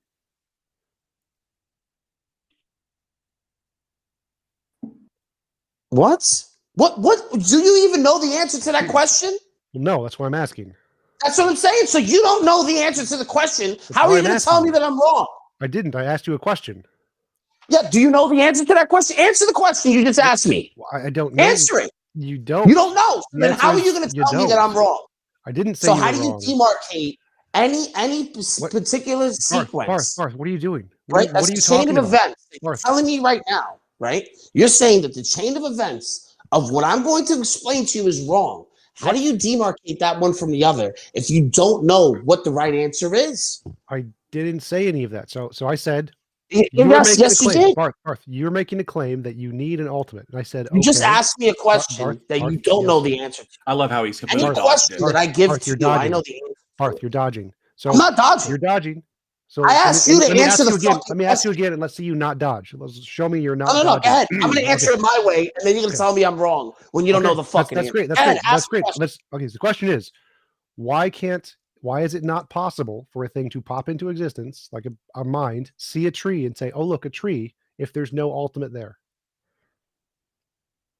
That question, first of all, doesn't make any sense. Wait, did that make sense? It doesn't make any sense. JL, did that make It sense? doesn't make any sense whatsoever. Yes, it makes sense. Taco, did that Well, make then sense to answer you? the question, JL. Answer the question, JL. It's not for me to answer, Barth. It's That's for what I'm you. saying, because you can't answer the question because you know it doesn't make any sense. Barth. The whole point is to put a showcase on how you are not justified in making You're the claim that asking you're a loaded you're question making. that can't be answered, and then you No, tell it, and then you're taking a win from that. JL can answer it. JL, let me ask you. Do you need an ultimate being for something to pop into existence, to see a tree and say that's a tree? No. There you go. Oh, it's no. Okay, so what's your answer, Barth? Don't dodge. Go ahead. Why do you need an ultimate being? You can only invoke a fact as a fact if there's going to be something in existence that's ultimate context that it derives from. Well, this is the part I'm not understanding. You say those things, but that's the same claim you made in the first statement, and I'm trying to understand why you think that's the case. Why do you think you need an ultimate being to do those things? I don't follow. Because even in naturalistic pantheism, you're going to appeal to something that's ultimate. Well, no, I'm not talking about naturalism. Energy, motion, Barth, I'm not talking about naturalism. matter. Barth, you're still appealing to something that's ultimate. Barth, I'm not talking about naturalism. No, I'm talking about I'm saying in any worldview, no ultimate. You said a tree, and then you don't want to appeal to naturalism. Nope, I'm not. Can you get somebody else up on the stage here that knows what the fuck they're talking about? Well, I'm pretty sure I'm demonstrating I know what. Well, you haven't left yet, Barth, so we can't bring someone else up. Well, so the question, Barth, this is not atheism. This is not naturalism. This is not materialism. I'm saying I pop into existence. I see a tree. The tree could be idealistic. It could be pantheistic. I don't know. I don't care. I'm not arguing for materialism. I'm saying, why is this not possible if there's no ultimate? Because you can't refer to anything unless you do have ultimacy. Well, we use why. science. How do you? Science Why do you think that? Repeating the claim. Science is permeated on the uniformity of nature. The No, laws it's of not. I didn't say anything about it's science. not, Barth, I didn't say do you science. have an alternate science? Do you have an alternate Barth, science? I didn't mention science. So pop into I'm existence. telling you. See a tree. Why is What this pops not into existence? How is it pop into existence? No Did it idea. exist before it popped into existence No. for you? It didn't exist before. Nope. A fully grown tree just popped up right in front of you. No. I pop into existence. And that's not a miracle? I don't care. Why is this not What do you possible? mean you don't? I'm asking a question and you're telling me you don't care. The question Is that a miracle? It doesn't matter. Any port in a Yes or no makes storm, no huh, difference. Barth? Wow. So the question is why is this not possible if there is no ultimate? And you simply saying you need an ultimate to refer to things, that's the claim we're asking about. Why do you need an ultimate to refer to things? Because it's necessary. It's necessary to have these things in existence in order for us to understand what the aggregate of all that is. If it's necessary. If it's necessary, then how do you know the future will be like the past? I don't care. If it's necessary, what imposes and secures it doesn't that? make a difference. It doesn't make a difference. Let's say it's Oh, it not. doesn't. Let's say it's not like the past. So I don't care. That's fine. Do the laws of logic stand in cause of relation? No. Or all the laws of logic? Now you're just absolutely repeating invariant? Darth. Now you're just repeating Darthism. Well, he's a point. precept. No, I'm not. He's a precept, but I don't care. Go back to the question, Darth. I pop into existence. My mind. I pop into existence. I see a tree. The tree may not be there. It might just be a part of my imagination. It may be the case that everything changes in 5 minutes. I don't care. Why is this not possible? Well, then that would be a very unintelligible place for you to be in the universe. Why I see a tree. And I say there's a tree. you're not Well, going to it's make sense of anything. Wait. I saw a tree. tree and I said there's a tree. That's intelligibility. How do you know it's a tree? How do you know it's a tree if it need doesn't to know. remain? Intelligibility A doesn't tree mean needs no. to be a tree. Barth, stop. The only way the stop, facts Barth, of trees are trees Barth, is if it's never changing. Stop. I don't need to know it's a tree for it to be intelligible. For it to be intelligible, all I have to do is be able to have an intelligent understanding. I see a tree. I say it's a tree. That's intelligibility. I don't need to know it's a tree to say it's a tree. Also, I just want to put a claim Wow. on the board that pre-suppers never defend their actual claim that a God exists. They go on a philosophy. Are we even brain vats? How do you even know the tree is there? Well, we know your Guy's God's poisoning not the there. well. Yeah, I would You're disagree. poisoning the I well would- here I would because I never disagree, mentioned Amy. any of those things. So, And you're just asserting things that I never said. so I think So now I have to fight my way out of that. Why don't you invite Wait, stop, Barth, shut up. So What is Amy, your reason that Amy, God you're exists? incorrect. Precepts do defend the existence of God. Their argument is typically that any alternative worldview leads to contradictions or inconsistencies therefore God is true. So they are trying to defend their God claim. They just do it badly. And yet every time that we ask for a clear and precise answer. No, it takes six of you to do it. It doesn't take you alone, Amy. Because if you and I wanted to have a one-on-one, I would own you on any given Sunday. Sure. Okay? Why does it God exist? So come to my channel. I'll give you mods. You don't have to. You can prove your God and we can exists do it here. one-on-one He's instead of you everywhere. having TJump. So are you going to and answer my everyone else question, helping Garth? you. Are you going to answer my question?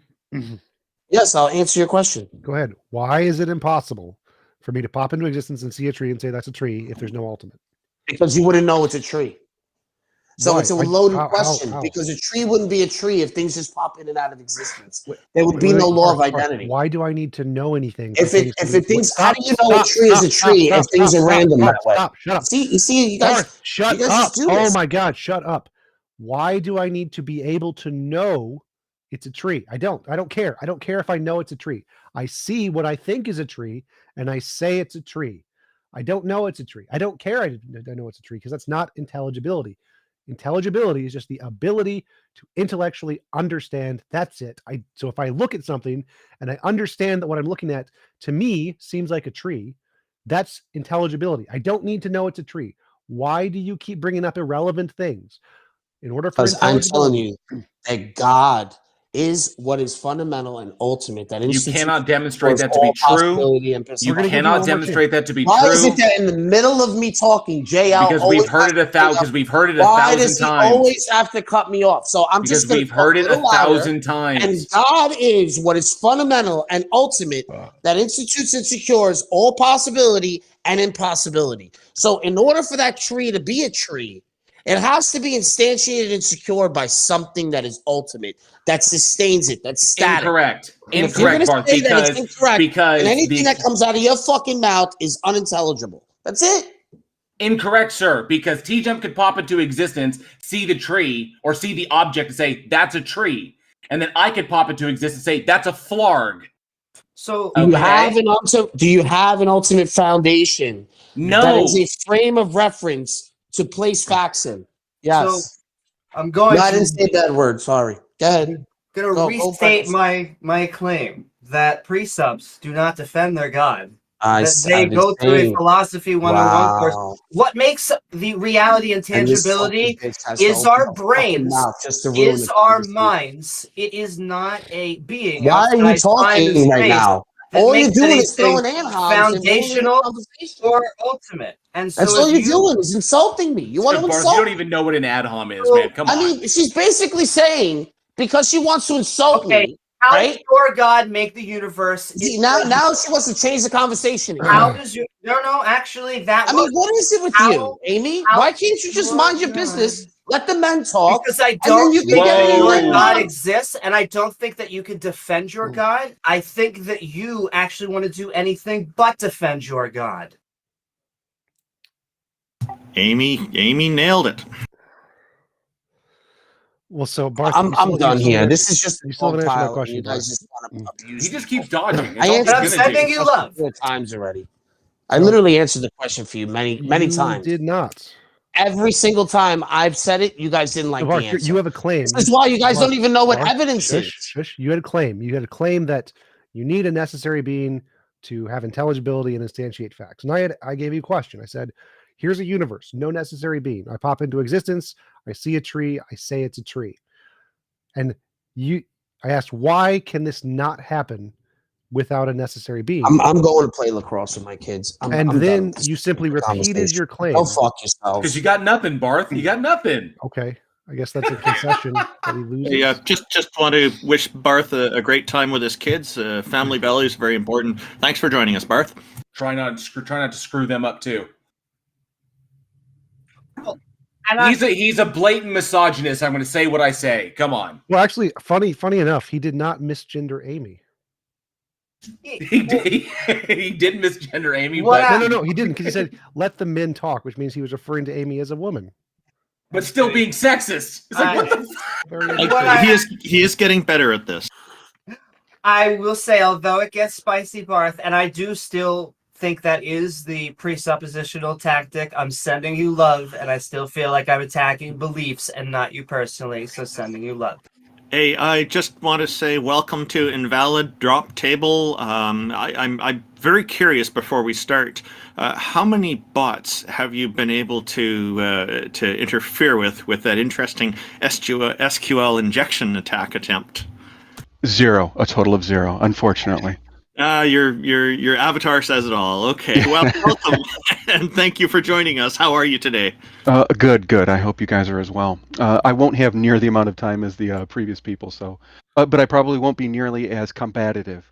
So Makes me I don't sad. have access to the chat.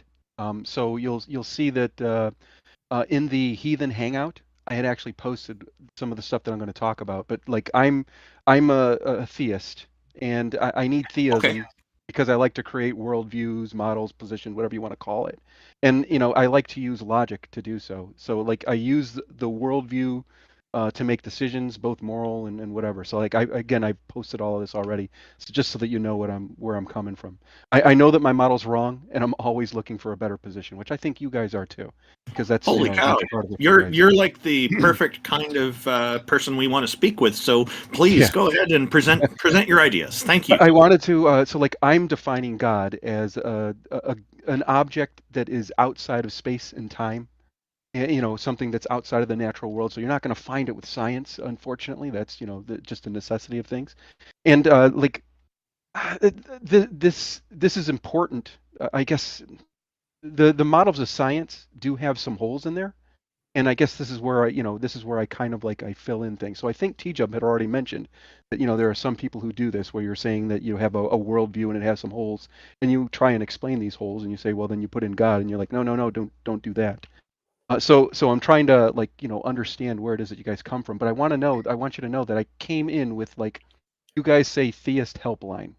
So I came in under the guise of you guys are the theists, or you guys are the atheists who are going to try and help me, the theist, kind of get out of the problems that I'm in. So like I look at theism as like a logical position, and I'm trying to understand, if you guys got something better, please help me. Could I Yes. ask you and to the table, what is your best? Why are you even convinced, or what are the best logical arguments that convince you that a God exists? Okay, so just Before we do that? before we start, we are mostly atheists here. There, Jack Burton, who is in most of our shows, is a deist, but mostly non-committal to philosophical stances.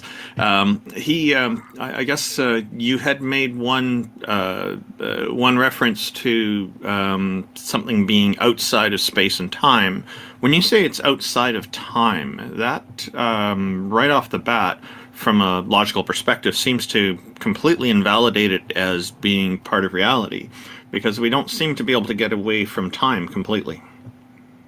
Okay, and I can accept that. I can, even if that's the worldview that you think is better, then I'm totally, down to hear that.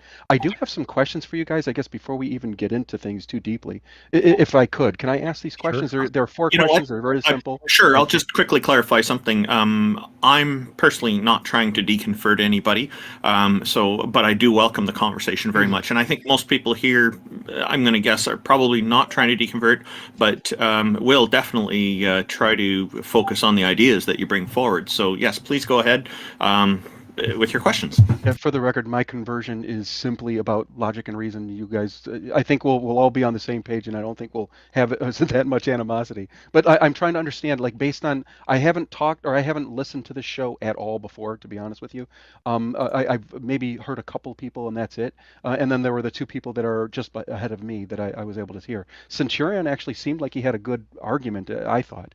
So, like, I guess one of the questions I have is, can one be a theist and also completely believe in science? Is this a possibility? Yes. Yes. Okay, all right. And is it possible that God exists? Sure. Some of them. I would say that I'm not able to completely rule that out. There are certain gods that their definitions are problematic, such as the Christian God. There's a paradox that is a big problem. But go ahead. Yeah, I don't know about the Christian God, but I agree with you that there are certain definitions of God that definitely are incompatible with other things that we know, and that's fair. And I would say the same. I would say the same applies to goddesses. Go ahead. And if there's anyone who can kind of sum it up for everyone, or at least as close as you can to for everyone, is there a difference between the atheist belief and agnostic's belief? 'Cause I'm agnostic as well, And Okay. you know, yeah. So So we need. it's atheism. Atheism is not a belief. What it is the absence of belief in any deities. Agnosticism is not having knowledge in it, although a lot of agnostics will say that it means that it's not possible to determine whether a deity exists. So the difference is that atheism focuses on non-belief in deities, and the agnosticism is about not knowing. I go with this Right. classical philosophical definition. So I say atheism is the position God does not exist. So there are multiple definitions, but I don't think it matters. Man, okay. So this is a very, I guess, germane next question. Then, what does it mean to have a logical worldview? Well, logic is just a system of a formal system of language that doesn't have any inconsistencies relative to its own systematic model. So there are like lots of different kinds of logics. There's standard logics and non-standard logics and paraconsistent logics and many-valued logics and fuzzy logics. So I imagine you're probably going to go with a standard logic. And so a standard logic would be like A equals A does not equal not A, law of identity, law of non-contradiction, law of excluded middle. And so as long as it doesn't violate any of those three, it'll typically be considered a logical worldview. But I think that is insufficient. I think that you need a logical worldview that is based on evidence, like scientific evidence, empirical evidence, predictions. And so if you make any claims that are of things existing beyond what is indicated by the empirical evidence that can make successful future predictions, then to me, it would be an illogical assumption that you're making. And I think that a worldview that can accomplish the same logical structure as a God can, but without making any of those assumptions, is a more logical, rational worldview. And so I would adopt the materialist worldview because it makes novel, successful predictions about the future and doesn't have any excess entailments of ontologies that have not been demonstrated to exist independent of our imagination, whereas God claims do. Specifically, I don't know what your position is, but typically a God is a non-physical mind of some kind, and there's no evidence minds can exist non-physically. The best evidence we have is that there are quantum fields which are outside of space-time. So I disagree with Randolph on that one. Space-time is a specific field in physics. There are other fields, and so we can have things outside of space-time that are physical fields, like quantum fields, and those can create space-time, but they don't have a mind. And I think this worldview is significantly more logical and reasonable than saying there's a God of any kind. Okay, so what's important for me whenever we're talking, like, you said a lot, and I listened to all of it. I don't know, like, whether or not it's answering the question that I was going to ask or what I had asked. And what I'm going to do is I'm just going to rephrase the question and just verify that I understand, or summed up your answer well. So, like, I guess what I asked, like, what does it mean to have a logical worldview? It sounds like your real argument or your real suggestion is that it's just devoid of contradiction. Well, that's the basic definition, and I said that is insufficient. You should have that plus a correspondence with empirical evidence that doesn't go beyond the evidence. Those two things. Okay. It sounds like you're saying, TJump, that a logical worldview must be materialistic. No, it must. Okay, not yeah. go- So help me understand. no, so it must not go beyond the evidence. So, like, we could have evidence of supernatural things if it made novel, testable predictions, in which case it would be logical to believe in supernatural things. This has not happened. It happens to be the case that materialism is the only thing that has evidence to this point. And so the only logical, rational conclusion is materialism, which is why the vast majority of philosophers and physicists and scientists are materialists. So the logical conclusion is the one that doesn't go beyond the evidence. It has claims that are proportional to the evidence, in addition to not having logical contradictions, which entails that since the only evidence we have is materialism, the only logical position is materialism. Okay, I'm sorry. It seems as though, and maybe I'm misunderstanding, and please, I'm relying on you guys to tell me because I won't know. I understand the devoid of contradiction. So, like, if I'm looking for a logical worldview, it has to be devoid of contradiction. Check. We both agree. Sure. It sounds as though you're also saying, additionally, TJump, that the worldview must also be materialistic. I'm trying to understand whether or not you are saying So that. it must Okay. follow the evidence. Does evidence require materialism? No. No. So maybe I misunderstood because, like, evidence. When you say evidence, are we talking about evidence in the material world? In the evidence is anything that can increase the probability of a proposition being true. The best kind of evidence is the ability to predict the future. Has nothing to do with materialism. So, like, if we're in a non-material world, okay. you can still predict the future, and if you get it right, that's evidence. Okay, so I want to make sure that when we're saying it must predict the future, is that it? Like, if, imagine that I'm writing it down because I am, Sure. and I'm trying to understand whether or not, is prediction the thing that you are saying is necessary for you to create to have a logical worldview? Can I have a logical worldview that doesn't predict? If there is a worldview that does predict and gets it right, and you have a different worldview that doesn't do that, it is illogical to hold the second worldview. Could you say that one more time? I get the idea that, like, for instance, if I have a worldview that is less complete, but has predictions, and then I have the exact same worldview, but has an additional component that doesn't necessarily make predictions. Are you saying that the one because it seems as though both of them are exactly identical, with the exception of one of them that makes additional claims? Sort of. So it makes predictions that have been confirmed. Like, just making predictions doesn't matter. You have to make predictions that What do you have mean been confirmed? confirmed. I'm sorry. What do you mean by confirmed? Like, you Yeah, predict the I don't know future what and then you wait and see if it happens, Okay. and then it happens. So I was asking you whether or not what I'm trying to figure out in order to have a logical worldview. Again, devoid of contradiction, we're okay. It sounds as though you're saying now it also must predict.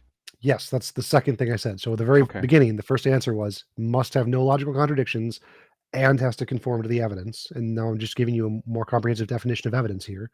So a logical worldview is one that has no contradictions and follows the evidence. Right. Evidence is things that can accurately predict the future. Right. So yeah, and that's the weird part, I guess, to me. So, like, I believe that you can have a logical worldview, and it may not predict anything, or at least anything that you can actually verify immediately, or within our lifetimes, or within, I don't know, the lifetime of humanity. Well, just to So- jump so- in for a second, is it logical to Yeah, believe yeah. in pink unicorns? I would probably say you could say, like, for instance, pink unicorns exist. Yes, you could say that, and that would be a logical worldview. You could be wrong, and most likely are, but you could say that and still be logical. So Logical worldviews can be false.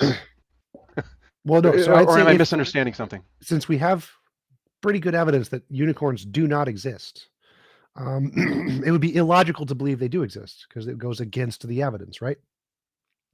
That's what I'm saying. I wouldn't say that it's necessarily illogical if you're saying, for instance, that unicorns exist in a place we have not looked. So, Can I for ask a quick instance- question? Sure. Okay, And I'm now, just talking about, keep in mind, I'm not even making a position. I'm just trying to No, understand. that's okay. I just wanted to ask a question that might be helpful. So it Yeah, sounds like you think the word logical is an important characteristic for a worldview, but I'm not sure from hearing you talk about logic and limitations what the word means.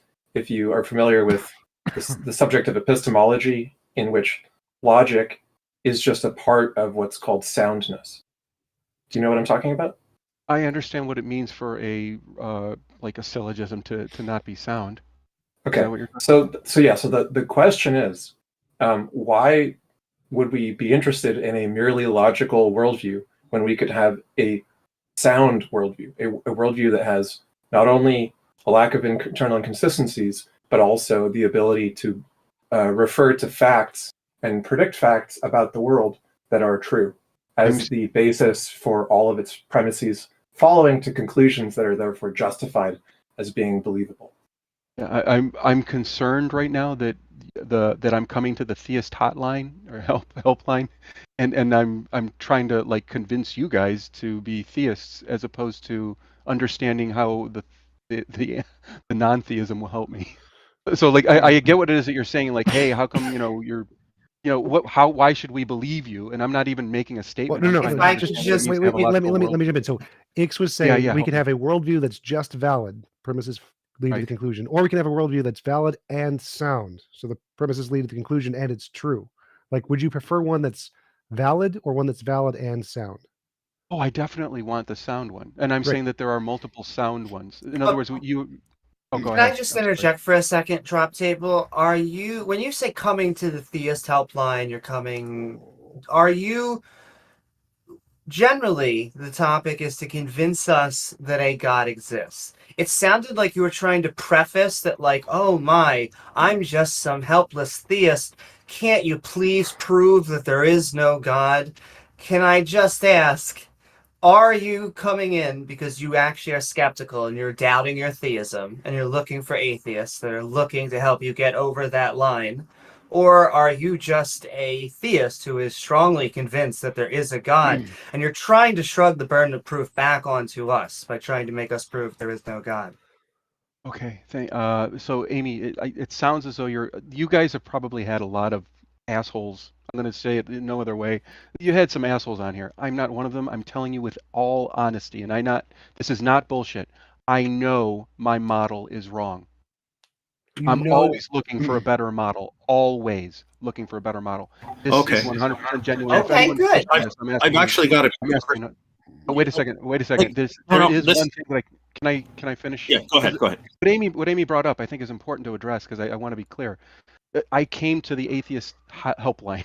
Imagine instead of atheist, it was like suicide hotline, right? And like, I'm not trying to convince you that I should commit suicide. I'm instead asking to not be told that I'm committing suicide, that I Okay. should commit suicide. So like, you guys are basically saying, hey, you're a theist. We're trying to help you here, and I am asking you guys for what it is that would do better than the current theistic worldview that I Okay, so have.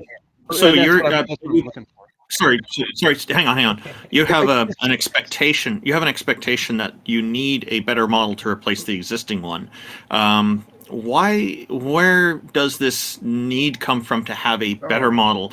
What is wrong with do you have any problem with abandoning the current model that you're admitting is problematic and just not having a model at all in the interim? Well, I'd like to answer that. If a model works to some degree, like if it works at 1%, it's better than 0%. Not having a model at 0%, so sticking with 1% is perfectly fine. So it's perfectly rational. If you have a partially functioning model, to stick with the partially functioning, looking for something better. That's what science does. Perfectly fine. But I do want to get back to the I topic. agree with that. Really want to get Well, back hang to on. that. No, I need to respond to that. I agree with that. But what I'm saying is, what is the problem with abandoning the model altogether and not having it? Like, what I'm getting at is why do you find it necessary to replace with something better? Because if it works to some degree, that's better than working to no degree. So if you have an axle that's half functioning, it's problematic, but it works to half. That's better than having no axle. So he has a worldview that works functionally. Even if he sees some problems, he still does some things that he likes, like it's logical. So he's keeping it for that reason. It's perfectly right. Yeah, and yes, I that's fine. I'm asking invalid why why that necessity is there, because do you find such a necessity burdensome at all? I don't want to say necessity so much as I'm going to say that there are benefits to one over the other. So like, for instance, if I have, like TJump had said, we both agree on the science. Me and you, most likely, I don't know exactly what your theories are, and there were maybe some weird things that I had heard, but I don't even know if it's worth it to get into it yet. But like, imagine that we completely and totally agree completely on the science, and that most of my claims are much like that unicorn that I'm saying is on the other side of Saturn that we've never seen. And my claim isn't necessarily even that's. I'm not even saying that this is true. I'm just saying it seems as though a model that would explain something a little bit more, even if it is not necessarily 100% verifiable, may have some benefits, and I can explain those benefits, but I'm just trying to understand when we say, that this logical worldview must predict. This is the part that I'm currently challenging. I don't know that it necessarily must predict, or that the prediction is something that you may be able to see in your lifetime. There are many things that we have to live in a world of imperfect and incomplete information, and it makes, I'm not just saying makes sense, it is useful. There is a lot of utility to having the ability to make logical distinctions, logical positions on things, even if you won't have enough information. And I don't understand why, I should abandon a model that does have these additional pieces of information. Great. That might be Okay, wrong. that seems reasonable to me. Okay. That seems reasonable to me. So Can you back to tell the- us what your model is? Oh, no, please don't. I want to continue with my line of questioning. So the question was, is there a more rational worldview? A more rational worldview is one that's both valid and sound, not just valid. So logically, we should go with a model that is both valid and sound, right? Not Can I just one pause that's you, valid. T-Jump? What? I didn't understand. Were you talking about rational? Logical, rational synonyms. So here, we can go either Oh, way. I didn't know that. Okay. I didn't know that. So Okay. is it so wait a more second. logical? Help me to, distinguish. wait, is it logical to I don't go? understand what that means. Okay. Is it more logical to go with a model that is just valid or a model that is both valid and sound? I would definitely want the valid and sound, which I Right. agree in science. That's exactly what you have. I'm totally in So agreement. if we have a model that's both valid and sound, and then a model that's Uh-huh. just valid, which means they have some premise that hasn't been demonstrated to be sound yet, which one should Right. we logically go with? If does one encompass the other? No, because also there's, like, say there's 6 premises. 5 of the premises are verified, 1 is not, and the other one just has 5 Right. premises, all of which are verified. Which Right. one's better? Which one should we logically go with? I would go with the one that has the additional premise, if that additional premise was allowing you to make, additional decisions. So, like, for instance, I don't think that unicorns on the other end of Saturn are very necessary for me. So, like, I don't really care. But if it turned out that I had to do something, like, I don't know, if I were making a satellite to try and see that other side of Saturn to see if there's a unicorn, I'd probably say, you know what, it's probably not worth spending that much money. So There so let's probably say isn't one there. let's say the 6th So, premise like, yeah, is there's a magical leprechaun and he tells me that I should do certain things, like don't step on gold or whatever. And so he helps me to make decisions. And this is the 6th premise. mhm. Does the fact that the 6th premise give me commands and tell me to do things make it rational that I should believe this 6th premise is true? Ah, that's a good question. So yeah, like for instance, TJump, if you have to make decisions in the world, and like let's say that there is like a piece of gold that you either have to stand on or you can't go to Yep. work. You have to, Yep. you have to do something. So like, and the thing is I think at that point you need to start making a decision that either that damn leprechaun exists or he doesn't, and he's either telling you the truth or he's not telling you the truth. Well, that I think And is if you decide illogical. that he's That I think is illogical because I okay, think if we're trying to make a decision, should we step on the gold or not, and we have no evidence of the leprechaun, then right? making the decision based on what this leprechaun may say is no more probably true than the inverse of an anti-leprechaun. So if, say, the leprechaun says step on the gold, you can imagine that there's hypothetically an anti-leprechaun that says don't step on the gold, and both will send you to hell for eternity if you do or do not do what they say. To make a decision based off of this hypothetical leprechaun is no more rationally justified than to make a decision based on the anti-leprechaun. And so until evidence is provided to differentiate a particular hypothesis from imagination, then all of the infinitely many possible alternative explanations are all equally as justified, which is to say not justified at all. And so to believe this 6th premise, whatever it is irrational because there's infinitely many alternative premises that have equally as much support as that one. 0. Okay, so when you're saying this, I agree with you. If you were talking only about a singular decision, I would argue though that if you have multiple questions, Well, like for let's instance, let's expand it. Let's oh, say go all ahead. decisions. Let's say there's I'm a sorry. leprechaun that gives literally all decisions you should ever make in all of space time. How does that change the situation? Because there's also Okay, going to be so infinitely yeah, many alternatives.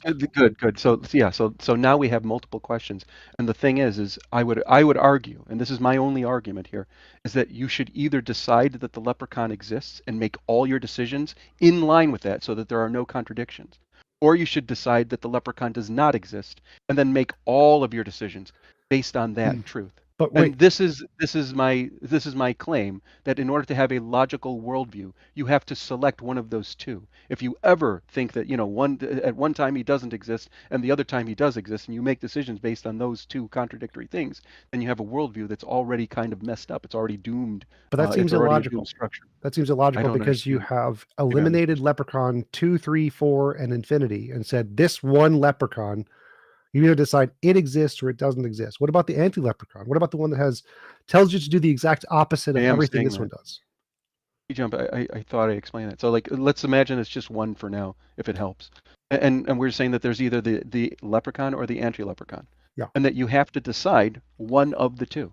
Well, So no, I'm I saying think in order to have a logical worldview, you have to choose either A or not A, right? So we're making a choice, and we stick with that choice throughout all of our decision making until we have evidence that suggests we were wrong, and then we switch completely to the other side. So in order to have a logical worldview, we have to choose either that does exist or does not no. exist. I don't Let think me you're. interject No, one more please time because don't. I have to Please don't. leave. I'll Please give it okay. back to you forever, T-Jump. I'll give it back to you forever.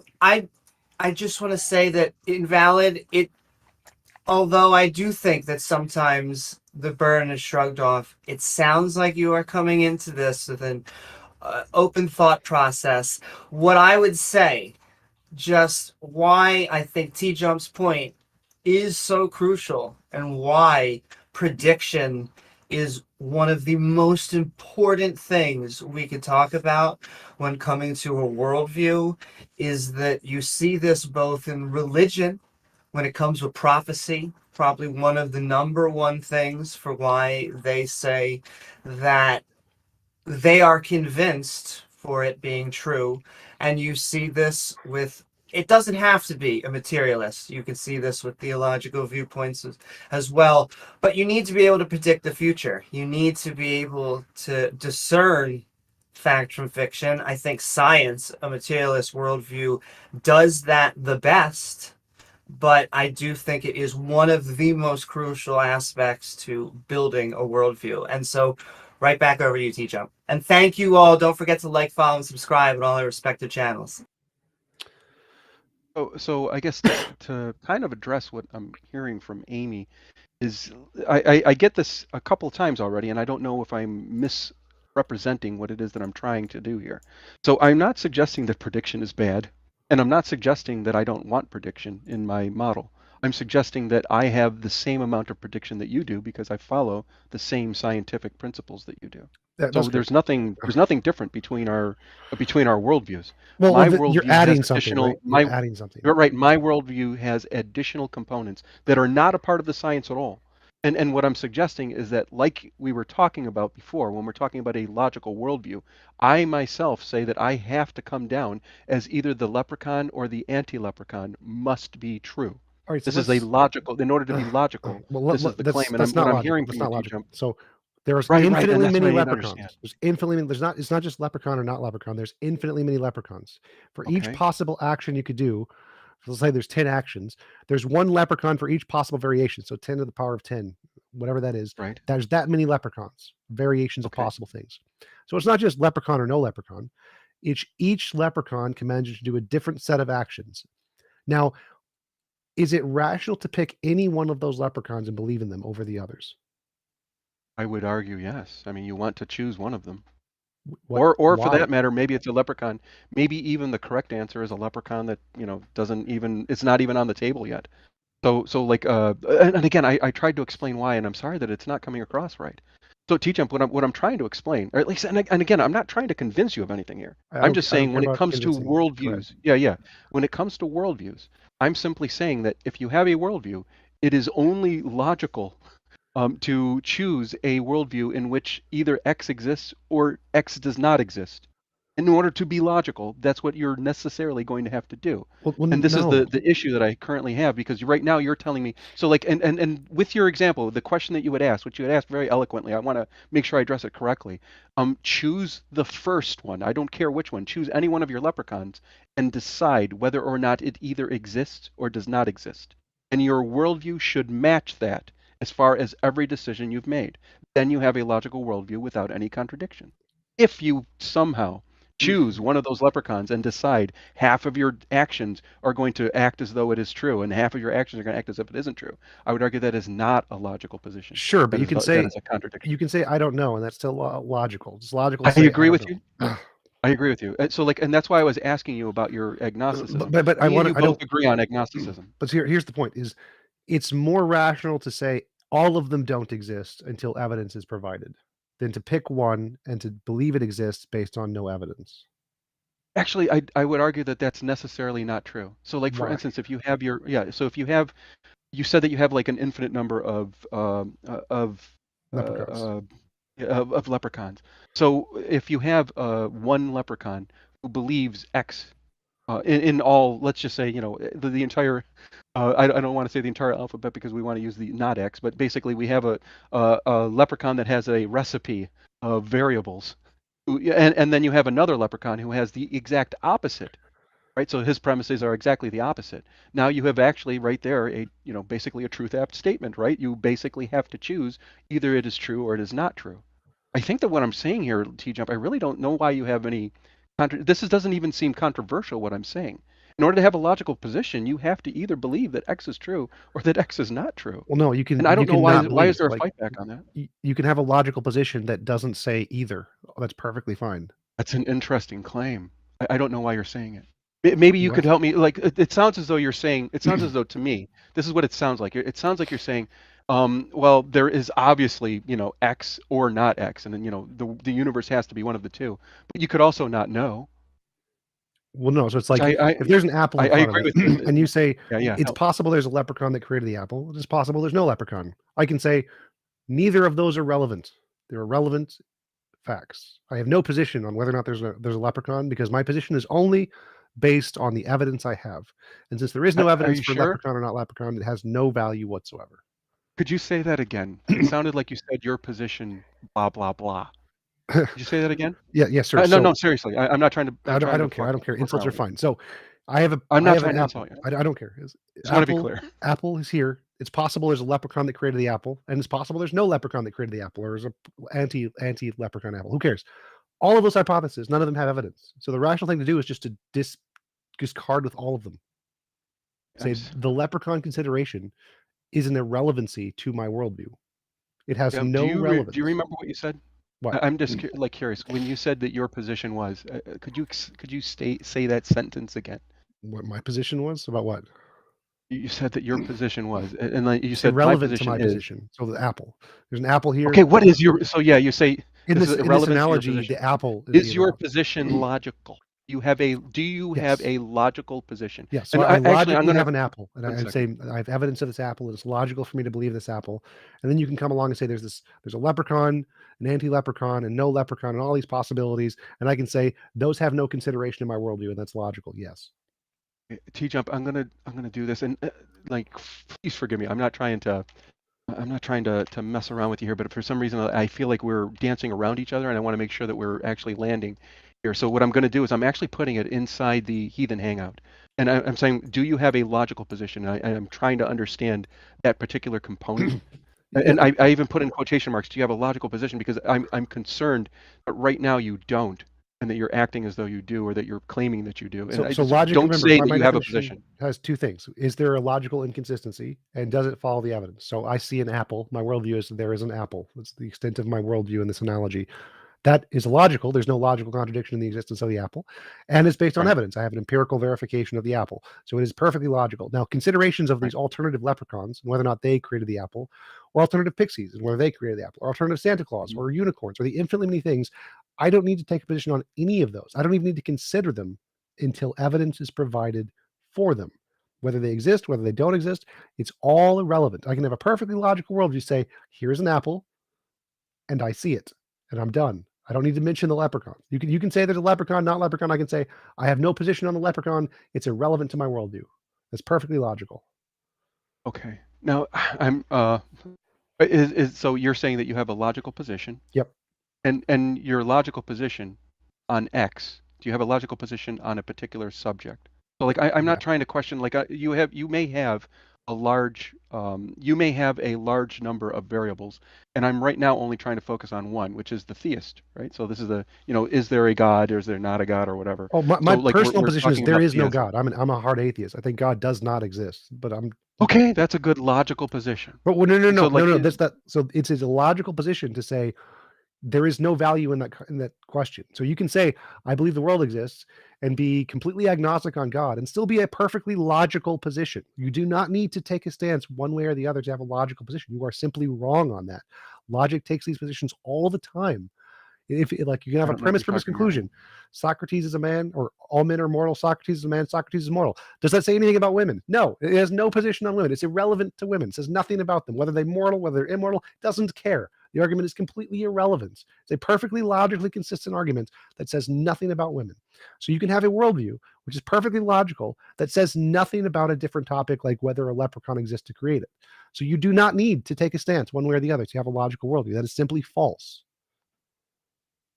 No, I take a hard stance, so you be open about that. But you don't need to do that to have a logical worldview. That's the point I'm trying to get across to you. So you're when you're claiming that in order to have a logical worldview, I want to be clear that because I don't want to conflate certain things. I have a worldview that has obviously more than just theism in it. So Sure. and as do you, right? We Sure. have we all have a scientific worldview. Yeah, I'm a materialist. We both share a scientific worldview.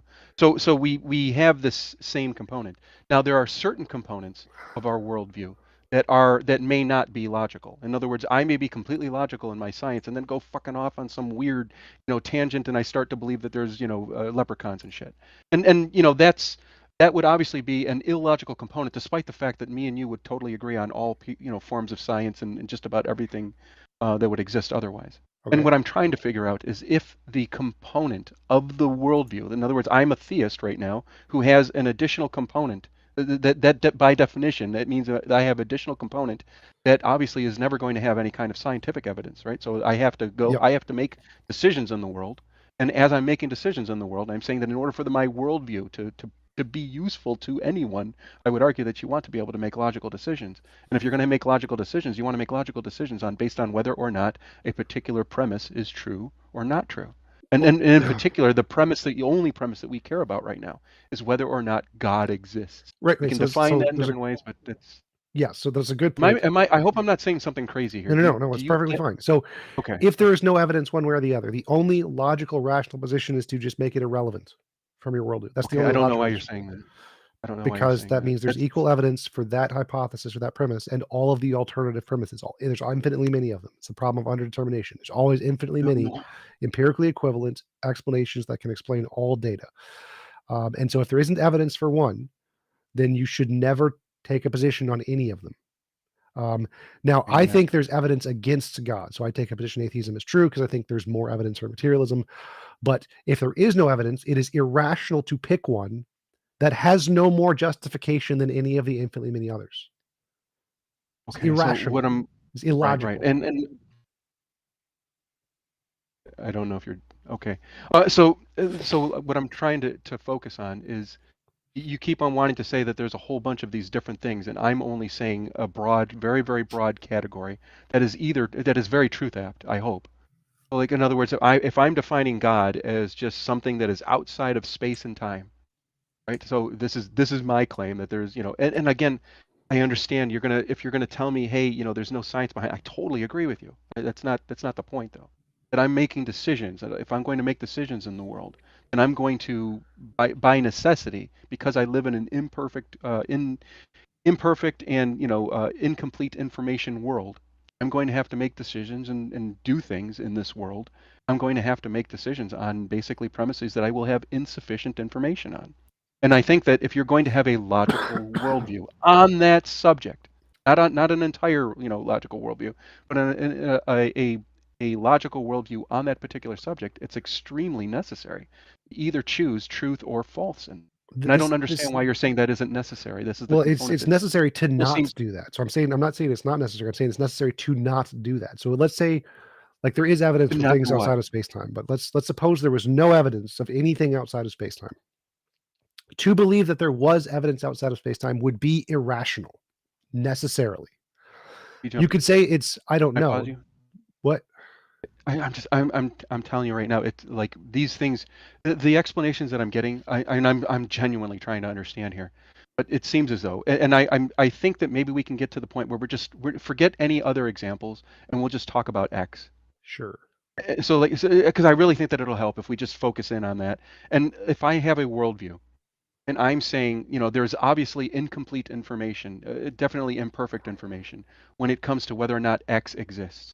Right? X is true. So like, if it turns out that X is true, I need to make decisions in this worldview. Well, no, you You're don't. telling me. Any decision you make, it is never rational to ever make a decision off of anything that has no evidence. You should only make decisions based off things that have evidence.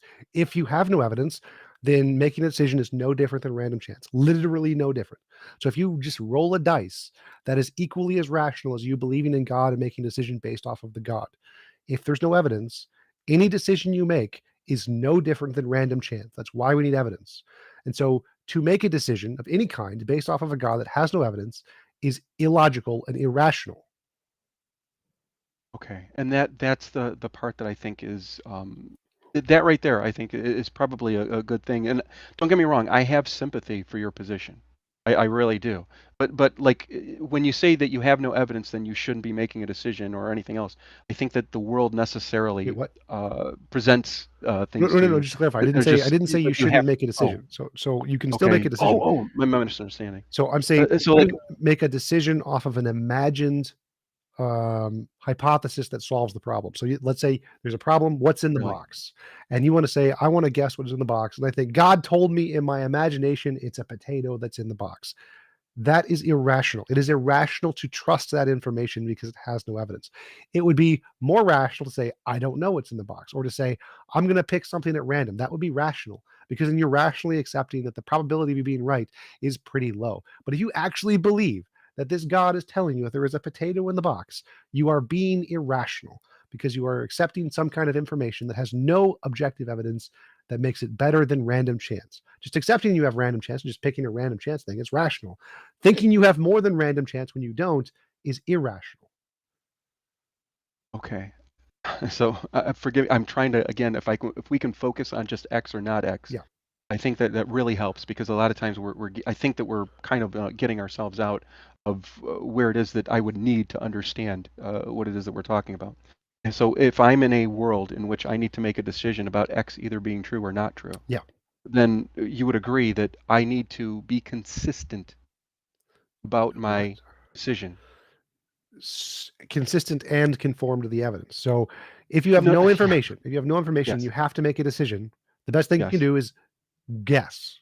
Make a random Okay. choice. There we go. That's the best Yep. thing you can do. Okay. That's the most logical thing you can do. It would be Thank you. Yeah. illogical for you to shake a lucky rabbit's foot or to drop some dice and to have it point in a direction and say, this is more likely to be true. That would be irrational. Premises do not follow from the Okay. conclusions. So if you think you have access to some information that tells you what the correct decision is in this case, but have no evidence of that, you are being irrational. Now, you're still going to make a decision either way. Like let's say you have to make a decision. And the decision is equally likely to be correct in all cases, whether you just drop a random dice or you pick it based off of a god or whatever. But the rational thing to do is to acknowledge you're doing random choice making, and there is no increased probability of following this new routine that you have of believing in God.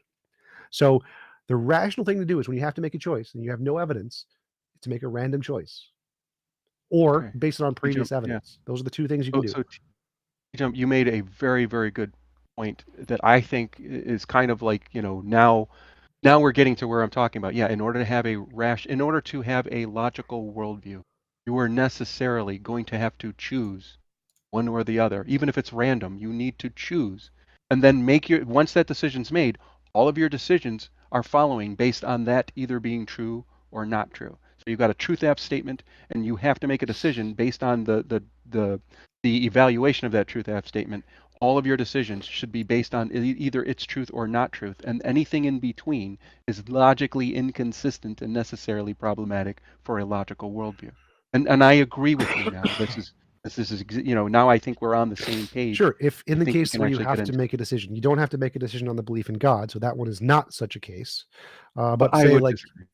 wait, what? So we'll just to give an example of one that is like this.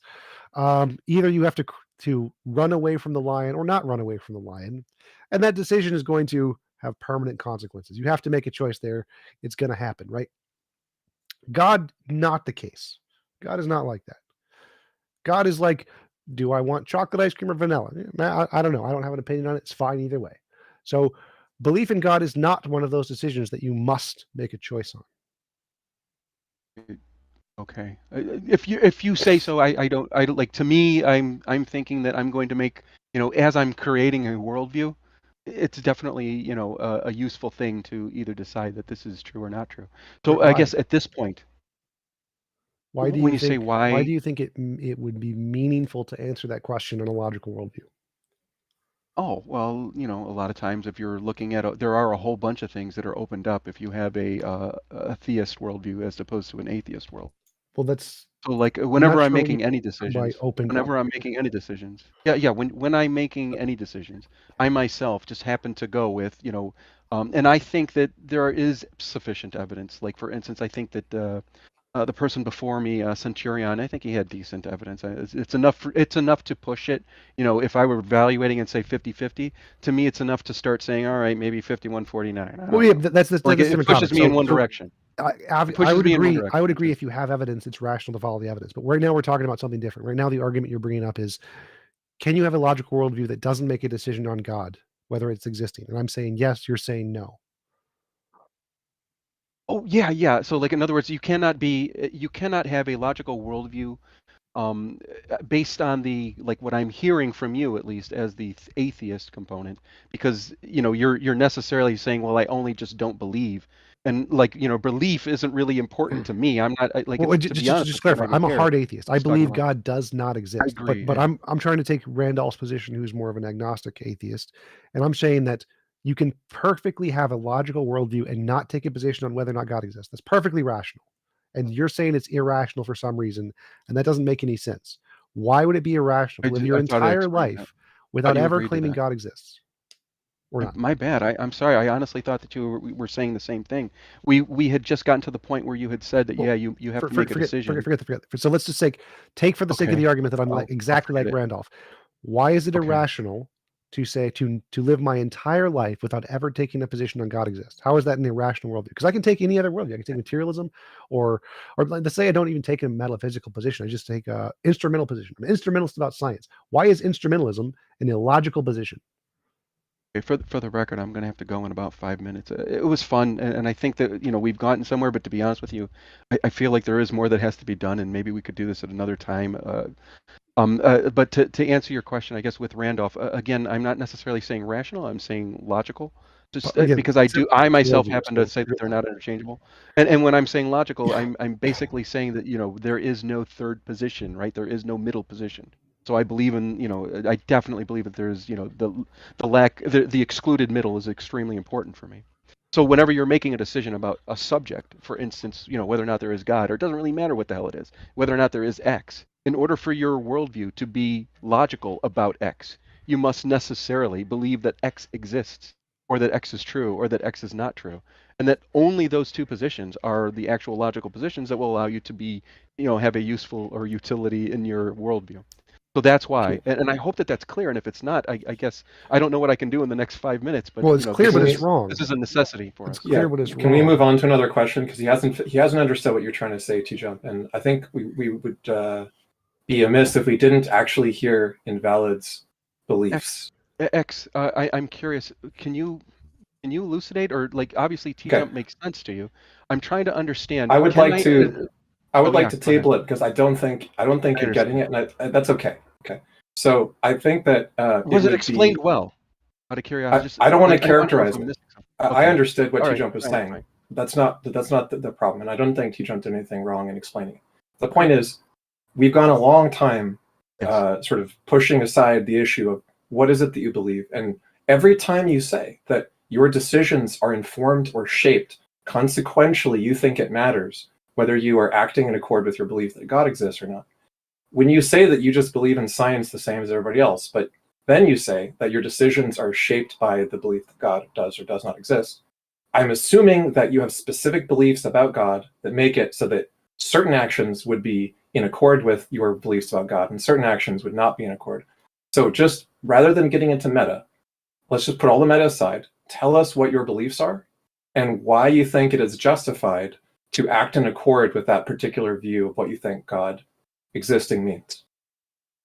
Okay, so to be clear, Ix, I just want to be clear when I'm saying, that I believe something.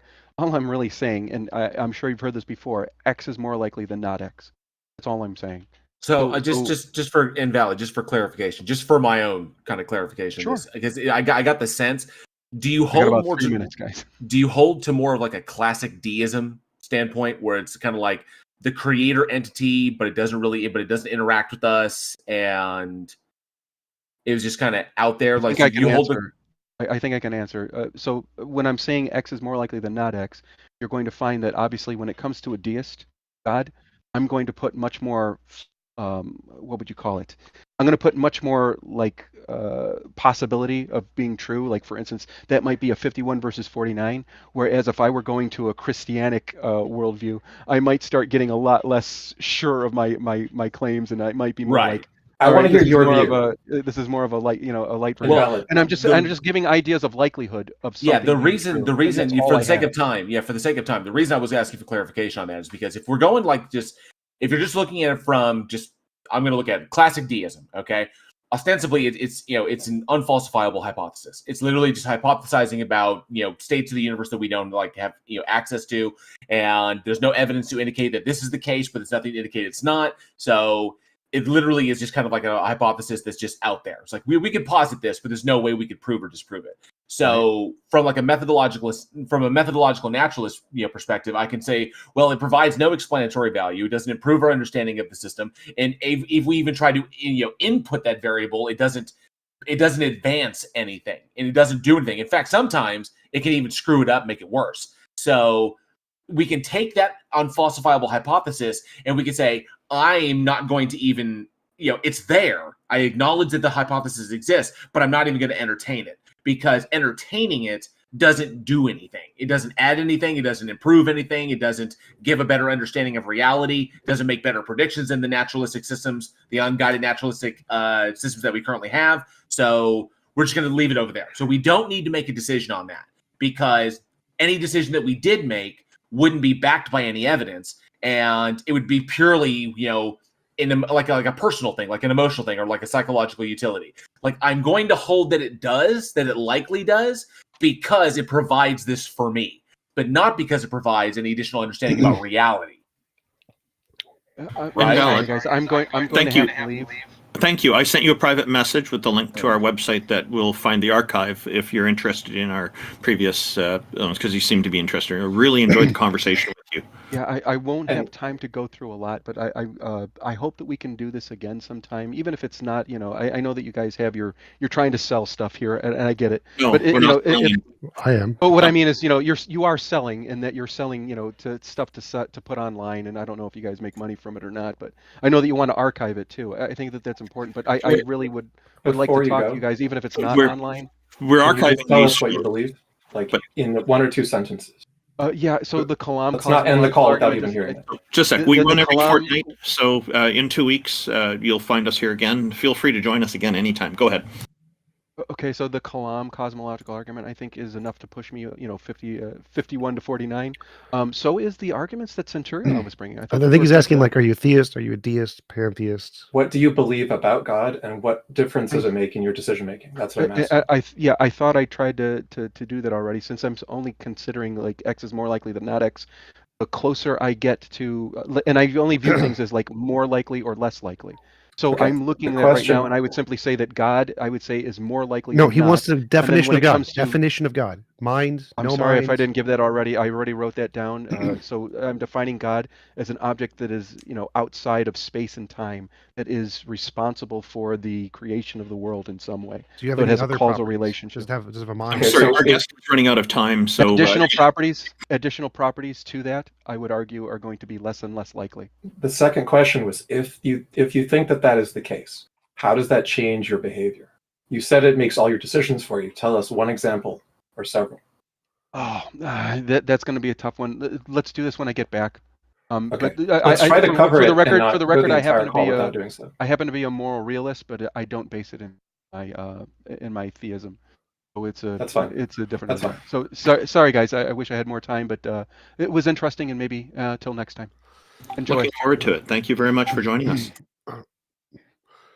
I did want to say that his worldview seems to entail that the position that I don't know if something exists, but I'm going to act as if it doesn't, would be irrational, which it's not. And the position that something is not even wrong, like the Pauli position, would also be irrational, which it's also not. And so his position seems to make certain very logical positions illogical by his definition, because they don't take a hard stance on the existence or non-existence of a certain object. That was a very interesting conversation. And just in case the audience is wondering, like TJump pointed out, he doesn't agree with me on certain things. You will find that on this panel there are different viewpoints from each of us, which is where a lot of the value in the conversation comes from. At least that's the intention here. I don't have a problem with people disagreeing with me, and the show is about our guests and the issues that they raise and the ideas that they bring to us. And so So that's why you normally won't hear the hosts getting into heated discussions with each other, or even arguing with each other that much. It's mostly we really want to delve into the ideas that people bring to us. So who's next, Taco? Fantastic. Welcome, Brenda Debates. Thank you for joining us. How are you today? You have your microphone turned off. There we go. Hey, Brenda. We can't hear you. Yeah, there might be something off with your mic. Maybe a hardware mute switch. Oh, we can hear Brenda Debates now. We heard you. Oh, we for heard a a little. second. Yeah. Oh, it's push to talk. I forget which devices I'm push to talk on. Welcome, Brenda Debates. Thank you for joining us. How are you today? I'm fine. I'm fine. What you got I for us was today? well. I was actually kind of hoping to talk to Amy. Oh yeah, Amy had. Did Amy disappear? She had to get going early today, unfortunately. Did you want to put the idea forward to us? Because we can certainly try to address it, and you'd be welcome to come back in a future show. I wanted to propose something for modern day debates, and I'm not really good at this social app stuff, as far as you can see. I'm not terribly good at it, so I wanted to propose some idea for modern day debates, which is basically I would come on and then invite flat earthers to come in, and it could be like a rotating debate instead of like this formal debate stuff. Okay, so yeah, modern day debate I know is set up for specific debates. The platform that would probably be really good for that would be Amy's channel. She and I would suggest that you contact her privately to make those arrangements, because she'd probably be up for it. I did. So my question is Tom, are you loving the snow? No, it's fucking awful. This is freaking March, and it just snowed 6 inches. Yeah, Oh, you yeah. love all that snow? We got it's just everywhere. It's 6 fucking inches of snow. It's horrible. Well, better your snow than the wildfires I've got here. So, By the way, Brenda, I enjoyed your question last time about Sabine. The video you mentioned, I had watched also, and we could talk about that sometime if you'd like. What was that? What did I mention? So you called in, I think it was a week or two ago. Well, they're every 2 weeks, so it was 2 weeks or so ago, multiplied by something. And you asked about a video by Sabine, the physicist, when she asked, does GPT understand language? And you seem to agree with Sabine's position, which was that if what we mean by understand is like demonstrating competency at using it in a particular way, then we can say that it does that. And I wanted to say that I agree that in the literature, like cognitive scientists and AI people use the word understands constantly and a lot of other terms. But I want to say also that it depends on what we mean by understands. And we get into the danger of something kind of like teleonomy versus teleology. When we say, well, if what we mean by understands is just a level of competency, then yeah. But if what we mean is the kind of competency that we have, that kind of understanding, then I think it's fair to say that they don't. And there's a bunch of reasons why people say that, these models are not conscious because they're missing so many kinds of competencies. Yeah, but I think that as far as her usage, I think that that's what we mean by understanding, which is you're able to use a concept within a certain structure or context that indicates that you understand it's just what it means to be understand is to be able to use it appropriately within a certain context. And I think that they are able to do that within certain limited contexts. Sabine was limiting it to a very particular context, and I think I would agree with her. After talking to GPT, I think the model I have access to is 3.5 because 4 you have to pay for. Yeah. Is that right? Yeah. You can Yeah, I think. And I would Well- agree with what you said basically, which is that if what we mean by understands is just like some degree of competency in a limited domain, then yes. But one of the things that a lot of people sort of construe from the usage of a term like understands is like there's this guy who was working at Google a while back who thought that not GPT but Lambda, the Google model, he thought the Lambda was sentient and had rights, and he was convinced by it. Now the reason that this is dangerous, even though I'm not saying that Sabine is committing to that mistake or whatever, but I want to make sure people in the audience thinking about this take this into consideration, is that if we're going by like the original concept of the Turing test wasn't just, you know, a limited duration, limited domain question and answer session.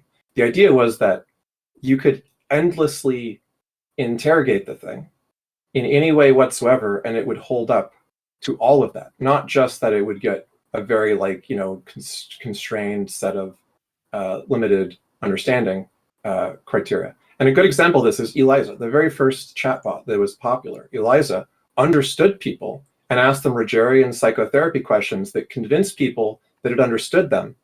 But it didn't, in the modern sense, have very much competency of understanding, because all it could say was, oh, interesting. Is that because of this, or is that because of that? It tricks people. And I think a lot of what GPT does is trick people. It hallucinates, it makes stuff up. And if you ask it, do you know what this means? It'll say, yes, this means blah, blah, blah. And then if you do like a logic problem involving it, it will fail because it doesn't understand it the way we do. That's all I'm trying to say. I agree with X on this. And Eliza, the first implementation I ever experimented with was when I was a kid playing with the Commodore 64. A very limited implementation, but it was interesting. It didn't take long to figure out that it is not real, not a real entity behind it. I suspect that the biggest challenge for AI is going to be not just simulating emotions, but actually having real emotions, and that to me is going to be the big problem, the big conundrum for AI in the next, at least over the foreseeable future, anyway. What does it mean to have an actual emotion? I think that There you I go. think it could possibly. That's part of the problem right there. I think part of the problem is people can run afoul of the homunculus fallacy. You know, Dennett has brought that up with consciousness and stuff. You know, at some point, I mean, I believe that there's no ghost in our machine, right? We are composed. We have a neural network. It's extremely large, but we are a neural network. And if you model that in a computer, at some point, it's going to match us. See, we agree on that. I'm not saying that I'm skeptical that GPT is a precursor to an important stage in the development of artificial consciousness. I think we're headed to artificial consciousness, to AGI, et cetera, and maybe even human-like brain emulation or behavioral emulation. So we agree that it's conceivable, that it's feasible, and that it's very likely coming sooner than we're ready for it, probably. But the question is, how do we speak about the stages before we get there? And I think it makes sense to talk about these types of things as like pseudo-understanding or semi-understanding. If we're talking to lay people, it's fine to say it understands if you're speaking like with teleology versus teleonomy amongst people who understand that it's not real, complete understanding in the human sense. But it is more like a spectrum, a degree in which we say it has this much competency across these many domains. Well, I think Brenda brings up a really good point that there's no hard line to distinguish when we will get to true intelligence. Like, we're not going to be able to know what that is. And so it's essentially going to look to us no different than it does now. It's just a bunch of switches that are determined to react in a certain way. They're just going to be better at it. So right now you can say it's like a toddler. A toddler is going to make mistakes when it tries to associate things. But would you say the toddler is not conscious? Well, no, of course you'd say the toddler is conscious. And so we don't know at what point the system of switches will actually become conscious. And the question is could it be now? And I think probably the answer is no, but it's a valid question to ask. Because we don't know at what is the property that is required in that system in order to really achieve consciousness. Yeah, and I'm not claiming that there's a single monolithic property either. I'm in agreement that there's a whole bunch of different competencies that make up the very complicated and messy capabilities that the human mind possesses. And when we say consciousness, we're usually talking about something close to our level. We're talking about sentience. We're talking about something which has a lot of those competencies all put together in a certain combination. That's a threshold. And we could argue about what that threshold should be and so on. But we're not just going to say, like, rocks are conscious because they have some arrangement of atoms that have some information in a physics sense, and that makes them like a computer or something. Now, there are people who think that. There's like the panpsychists and so on. But I want to be rigorous about trying to say, like, if we're going to be developing intelligences by degree, we shouldn't just jump to saying we're at the end just because we have accomplished one of the competencies that's a constituent part of the whole picture. So what is the distinction we make between like sentience, intelligence, and consciousness? Because I think that some plants might be, I don't know, it might be somewhat intelligent because they have. Yeah, they're intelligent if they do stuff like exchange signals and so on. We would say that, like, so in the some of them do, don't they? Yeah, they do, because what they're doing is so-called learning, which is to say their behavior is adaptive, right? And so-called communication, because they're exchanging chemical signals which trigger changes in the other plants and so on and so forth. But so I read. Sorry, go ahead. I was getting excited. I'm sorry. That's okay. All I was going to add is that, like, this is like there's a distinction between the word communication and language, and there's a distinction between intelligence and sentience. So you can say that a thermostat is intelligent if it's adaptive, and you can say that a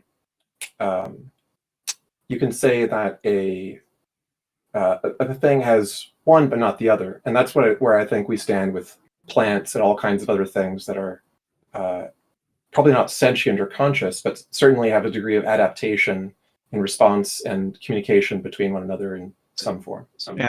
I wanted to give an example because I read this just recently that there was news in a science news thing that trees give off a particular sound when they are under stress.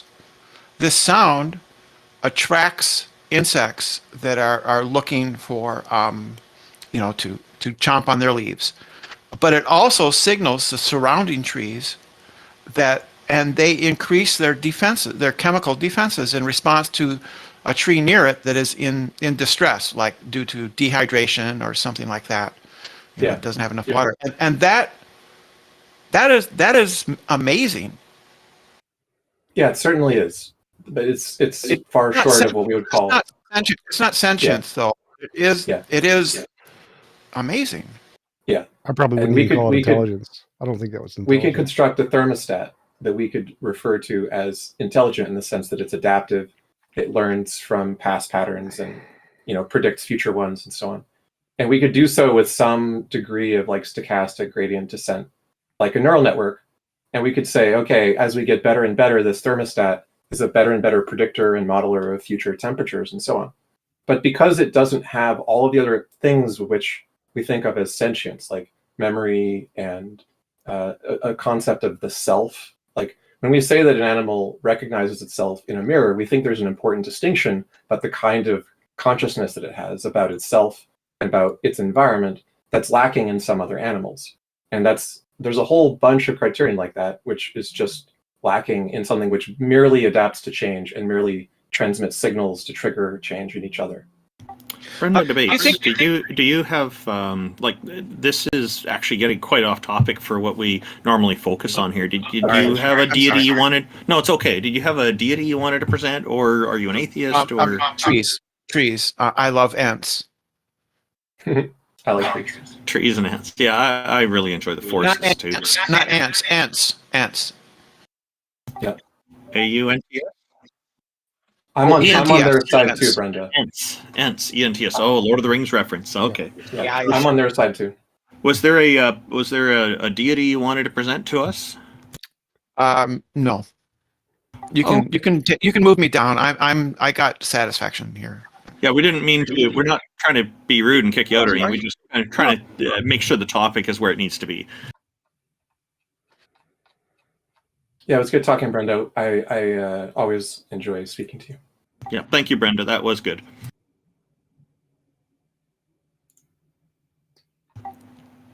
Hello, Tunamon. Welcome, and thank you for joining us. How are you today?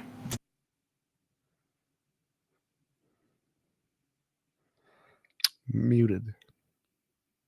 Can you hear me now? Yes. You can't hear me. Yes. There you go. We got you. What you got for us today? I wanted to ask you a question because I grew up an atheist. I am still an atheist. But I know that a lot of you were theists and you believed in a God. I'm just curious as to what kind of evidence are you looking for when it comes to God? Because for me, I don't believe there is any evidence. Novel, testable predictions would be great. So, like, I'll give you an example. The miracles in the Bible are claims that there were testable things. When Paul is asked in his letters, his epistles, why we should believe that Jesus resurrected, his response is, there are 500 witnesses over in Jerusalem who will attest to this, right?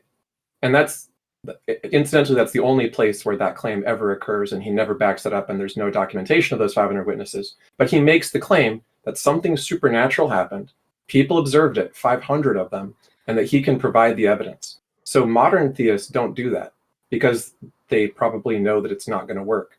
But the classical and Christian theists often did make claims about things that they believed God did in the world, like miracles. if I die and go to heaven and see God, that's pretty good evidence. Well, unfortunately, I've died and I didn't go to heaven and I didn't see a God. It was just a discontinuation of time. I died as I was going into the operating theatre and I woke up in the hospital bed.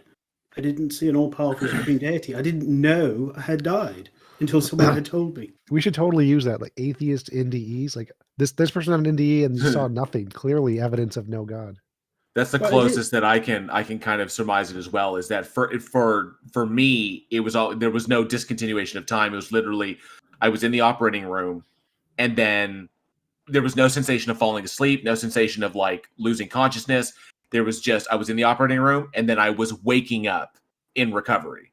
So it was a weird continuation because it was like, well, I never felt like I fell asleep, and I never had a sensation that I was asleep, and there was no. So my time literally goes from operating room to waking up in recovery, which is really weird. I had no concept that there was like 4 hours that passed, and that was only because I was told 4 hours had passed, but nothing afterwards. It was just like the discontinuation, the non-existence.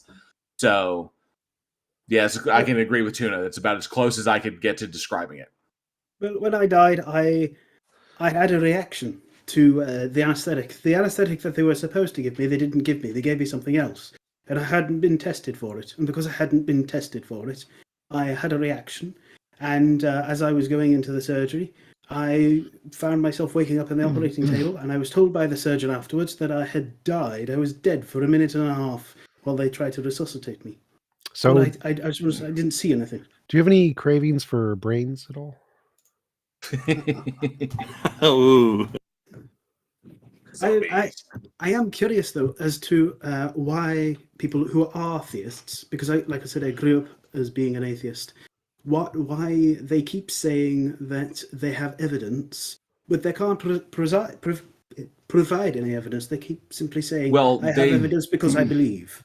Part of their indoctrination is essentially includes a misrepresentation of what evidence actually is. That they are told that things like that from the standards that we hold, that things like hearsay or personal experience or your feelings are as equal to or even more valid than things that are demonstrable and provide actual explanatory power of things, like things that we would consider legitimately evidence. So they work from a misrepresentation or a misdefinition of what these things are. They consider things to be like much more vague things to be evidence than we ever would. And because we recognize the problem in accepting them as evidence. If we all said that hearsay was evidence, what would that look like for any murder trial? Every murder trial would be a damn circus, So there are things that we exclude because we can't back them up. We can't verify them. They're prone to errors that TJump constantly cites. So we don't rely on them at all. We rely on evidence that we can back up, and that's typically the problem, is that they're basically given the position that their feelings are as equal to, or if not more valid than, demonstrable reality. Yeah, so they just use a definition of evidence that includes a lot of Right. things that are not evidence. And so they think they have evidence. But how can they be tricked into this? I mean, I don't like I said, I grew up as an atheist. I didn't really understand any of this stuff until I'm just shouting out. Until I started watching J.L. Warren, I didn't know this stuff was a thing. So, Well, I appreciate that. From where I come from in this, there is, with the way reality has been essentially presented to these individuals as kids. This is the whole big thing. The cycle is, you have people that are indoctrinated, they indoctrinate their kids, and the cycle perpetuates. Okay, that's how the church in and of itself, or the religious ideology, survives, is the indoctrination of the next generation. You've got to have the continuous spread of the ideology. And then, of course, that's how the church survives, that each new progressive or each new successive generation then comes in, provides money to the church, and the cycle begins again with each new generation. Now, the idea is that it comes from where I come from, or where I conclude, is that there's an inherent fear in there of non-existence. It's kind of a primal thing. The idea of not existing is kind of scary to some people. There's an existential kind of fear there. It's like, what does all this mean? If it just ends and then there's nothing, then what is the point?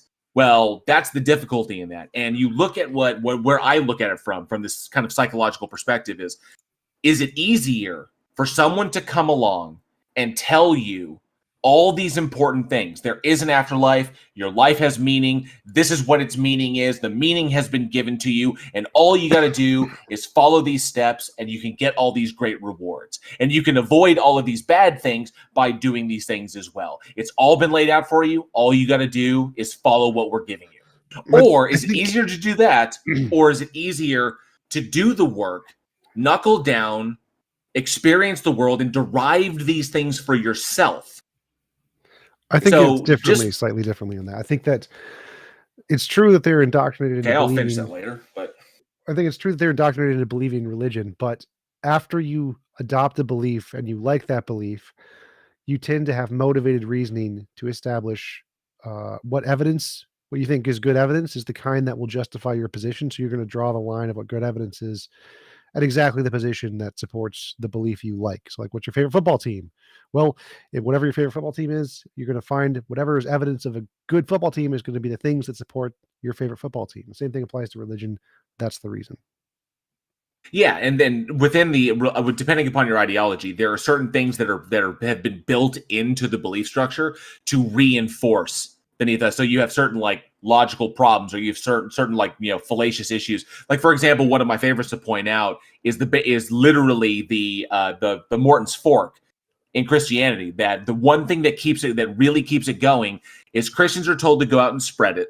And if they convert somebody, or they win souls, or however you want to dictate it, they go out and they convince somebody, then they win. That validates their faith. It validates their position. They've convinced someone else that it's true. But if they're rejected, that's also a validation of their faith, because the book tells them, they're indoctrinated to believe that they will be rejected by those that are already condemned, or they've condemned themselves, or they simply refuse to believe, or blah, blah, blah, blah, blah. So essentially, everyone is wrong and you're right. And the way you validate that is like, the ones you convince, they validate you're right. The ones that are wrong, they also validate you're right. So, and Christianity is not just the only one. The entire Abrahamic monotheism is just rife with these little fail-safes. And these have been generated over time, created over time, to ensure the system is self-contained and keeps perpetuating itself until you expose it to information that system doesn't want you to have. So you begin to ask questions. That's why, like, the idea of asking questions, of questioning your elders, of looking further, of actually getting education, that's why the systems of faith really don't like it when you do that. There's actually scripture that dictates not to do these things. So, okay, well, if I'm just going to get interrupted there, so... You have been talking for like 2 minutes straight, so we should try to keep it concise, please. Thank you. So, Tuna, did you have anything else from there? Yes, I do. Would it be fair to say that people who believe in a god, they're not actually believing in a god, they believe in a book? Because I the think book tells them that God is real. I think the book is presented as reinforcement of it. Yeah.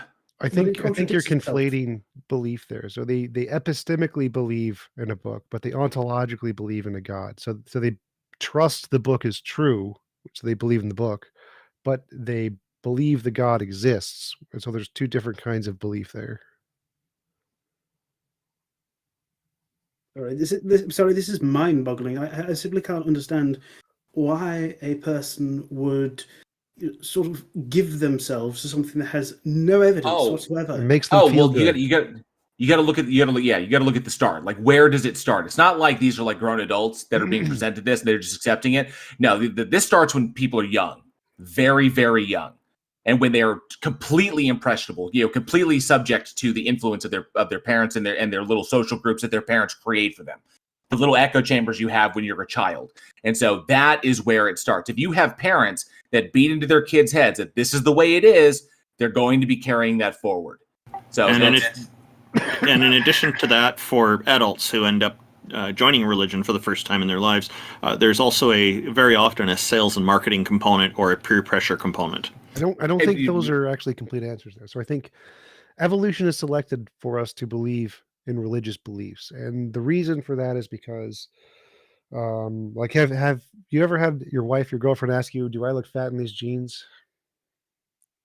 Yes, of course. And typically, even if she does, your best answer is to say no. No is probably the best answer there, because the white lies we tell give people more confidence, more self-assurance, more ability to function and move forward in life more effectively than if you tell them something that'll make them more stressed. And religion is just the king of that. So like if your loved one dies and your religion says you will see your loved one again after you die, it gives you a little bit of solace and helps you to recover a little bit faster. There's several studies on this that theists can actually recover from grief a little faster because of those beliefs. And there's also the fact that people who believe in a God will be a little more charitable if their God tells them to be charitable. It'll be a little more compassionate if their God tells them to be compassionate. They'll devote a little more time to charity if God tells them to. And these factors make religious belief more evolutionarily advantageous for society. And so the reason people go over to these beliefs is because there are fallacies built into the human mind to accept certain beliefs if those beliefs will be conducive to a better society for evolution. And that's why our brains have been preconditioned to accept very wrong thinking if it makes us feel good. There's also like a historical progression in a lot of these ideas where they increase the degree to which they're comforting and satisfying to people's desires and wishful thinking. So in the example of the afterlife, if we just look at Abrahamic beliefs about the afterlife, we see multiple points in history where it changed. And it didn't change in the direction of being scarier and less reassuring. It changed in the direction of being more and more comforting and more of a big reward in the sky, a big party where the salvation of the anointed is guaranteed for more and more people on less and less criteria required of them. So if you look at early Jews, they use the word Sheol, and it just is translated in the Greek versions of the Hebrew Bible as Hades. In other words, just like a place of darkness or unknown where we don't really know what happens to the souls, but they go there. And even the word soul didn't exist in the Greek conceptual vocabulary in a translated form until later, and it was because of the Greek influence and so on. But then over time, when they encountered the Greeks, when they encountered the Zoroastrians and so on, they adopted cooler sounding afterlives. They changed it so that in the later books of the Bible, in the later authored sections, the newer authors wrote a different version of the afterlife that sounded more appealing and more comforting. And eventually they did the mother of all upgrades. They said everyone can go there, not just Jews, everyone. And they changed it to Christianity, right? So we see this probable historical explanation of why do we keep upgrading our afterlife claims to more and more appealing ones in the evolutionary pressures of the primordial past. So our brains got this way tens of thousands of years ago, but as a result of our brains being predisposed to constantly desire better and better white lies to comfort ourselves more and more, we have historically been on a trend of going from simpler, less specific afterlives to more specific, more rewardy, what we call paradise afterlives. Afterlives keep getting upgraded because the part of our brain that wants them to be evolved a long time before.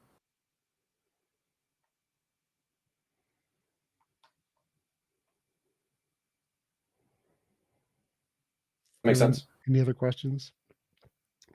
No, I still don't really understand why people believe. I mean, I can understand if they've been indoctrinated since they were children, but well, my mother was devout Catholic, and I never understood the religion. I just thought it was something that was dying out. It makes them feel good. And That's the answer. It just makes them part of it. It's part of it. I mean, the other part is that for a person who prides themselves on being rational and so on, and wants to be able to defend their belief on more than just the "it's my faith" argument, they will convince themselves of the evidentiary arguments as well. So when you talk to like an apologist, you're talking to someone who has memorized a lot of very detailed attempted defenses, such as the 500 witnesses, minimal facts, Christianity arguments of Lee Strobel and others. And those are the things they fall back on when they're challenged. They just say, well, I think there's historical evidence for it, right? They say these witnesses are reliable, these mentions of Jesus are reliable, and so it must have happened. And that's what they fall back on if they're trying to educate themselves to justify what they already want to believe in. Okay. Well, I only have one more question. You say it makes them feel good to believe in this stuff. Then why are they so hateful towards anyone who is not themselves? Why would being hateful be different? Like, you can feel good and be hateful at the same time. Those aren't contradictions. Well, I would disagree. I don't understand why someone can be mean for no reason. I mean, why? I mean, it's like if you Because it spend makes your them entire feel life good. hating. Have you never heard of I know, but- bullies? They get a self-validation out of it because they're expressing their position, and part of that position is the inability to accept or the refusal to accept anybody who does not believe what they believe or hold to their same tenets. So it's just an expression of their tribalism is what it is. Our tribe believes this. Our tribe is right. Your tribe is incorrect. So if you don't believe it, then you need to get the hell out of here or something or whatever. So even going back 50,000 years, 75,000 years, tribal conflicts where two tribes have come into contact with one another. They don't believe the same thing. One would annihilate the other one. Whether it's for whatever reason, this is just a contemporary expression of that, And then because by being hateful, they validate themselves. That's how they defend their belief. Being hateful can make you feel good. Bullying can make people feel good. It releases endorphins, releases dopamine. Being mean can make you feel good too. But it's very short, though. I mean, wouldn't it be better just all work together? I have autism. I don't really understand people. It's not specific to religion. I think, to be fair, when we're talking about primordial reasons for modern behavior, which can explain some things, tribalism seems to be an almost universal by degree tendency. And so tribalism in religious groups manifests as the behavior you're talking about. Tribalism in political groups, has manifested as, millions of dead people. So we're not going to say religion has a monopoly on tribalism, but we have to, I think, provide like a measured critique about the kinds of tribalism that it encourages, or the kinds of rationality it encourages, while not making the claim that it's the only irrational or tribalistic. So people aren't rational. Even if it makes you feel good now, like cocaine, people are going to take cocaine, even though it would be more rational to not take cocaine. People are going to eat a cheeseburger, even though it would be more rational to go for a jog. It doesn't matter if something be more rationally better. If it makes people feel good, they're going to do it. Religion makes people feel good. Yeah, it helps to look at religiosity in the broader spectrum of critical thinking and skepticism. So if you're seeing commonalities between, let's say, like political extremists and religious extremists, it may be that it's not just religion that you need to look at. It's a tendency that manifests in multiple kinds of extreme human behavior, one of which is religious. So it's really good to look at the sort of toolkits. One of the classic ones is Carl Sagan called it the baloney detection kit, which is basically just a few simple rules for establishing someone is trying to feed you a line. There's a really good wiki called Rational Wiki which has a very broad spectrum of skeptical articles on every subject you could care to think of. And the more you think about it as a general human behavioral problem and not just as the religion problem, the more likely you are to be able to spot examples of it in yourself in other areas. Because you could be completely convinced that religion is bad and religious people are guilty of some abuses, when you could be committing some of those same kinds of cognitive biases and mistakes in some other area of your life if you don't see the generality of it. I only have one more question. This is for everyone on your board here. But why is it when you ask a question for them, they either dodge the question or they for example, when you were having that person on before, that Bartholomew was on before, the conversation went off the rails very quickly, and he wouldn't answer a question. He kept dodging it every turn. Why do they do that? Why can't they just answer it directly? Motivated. Cognitive dissonance is a very common thing, and people sometimes feel like they're being trapped because there is a lot of adversarial kind of attitude in a lot of these kinds of discussions, unfortunately. That's not our intention, but the expectation's certainly there. Also, the type of argument he's running, which is a precept argument, basically, in like a scrambled eggs kind of fashion, is specifically intended by those who crafted it to shut up atheists by just railroading and being disagreeable and refusing to concede any points and so on. Even though they're making arguments which are easily refuted, they never accept any attempt to refute them because they think that if they don't acknowledge any point that you make, that they can just keep reasserting their claims and try to make you give up by wearing you out, which is funny because he accused us of trying to wear him out. But that is exactly the intended purpose of the presuppositionalist transcendental argument. That's why Seitan Brugengate and others came up with it. They said on the record, this is an argument to shut up atheists. It's just a way to make them mad and rage quit. So Van Til and Boston, I think, are the ones to shut the mouths of the unbelievers is what it was. Hilarious.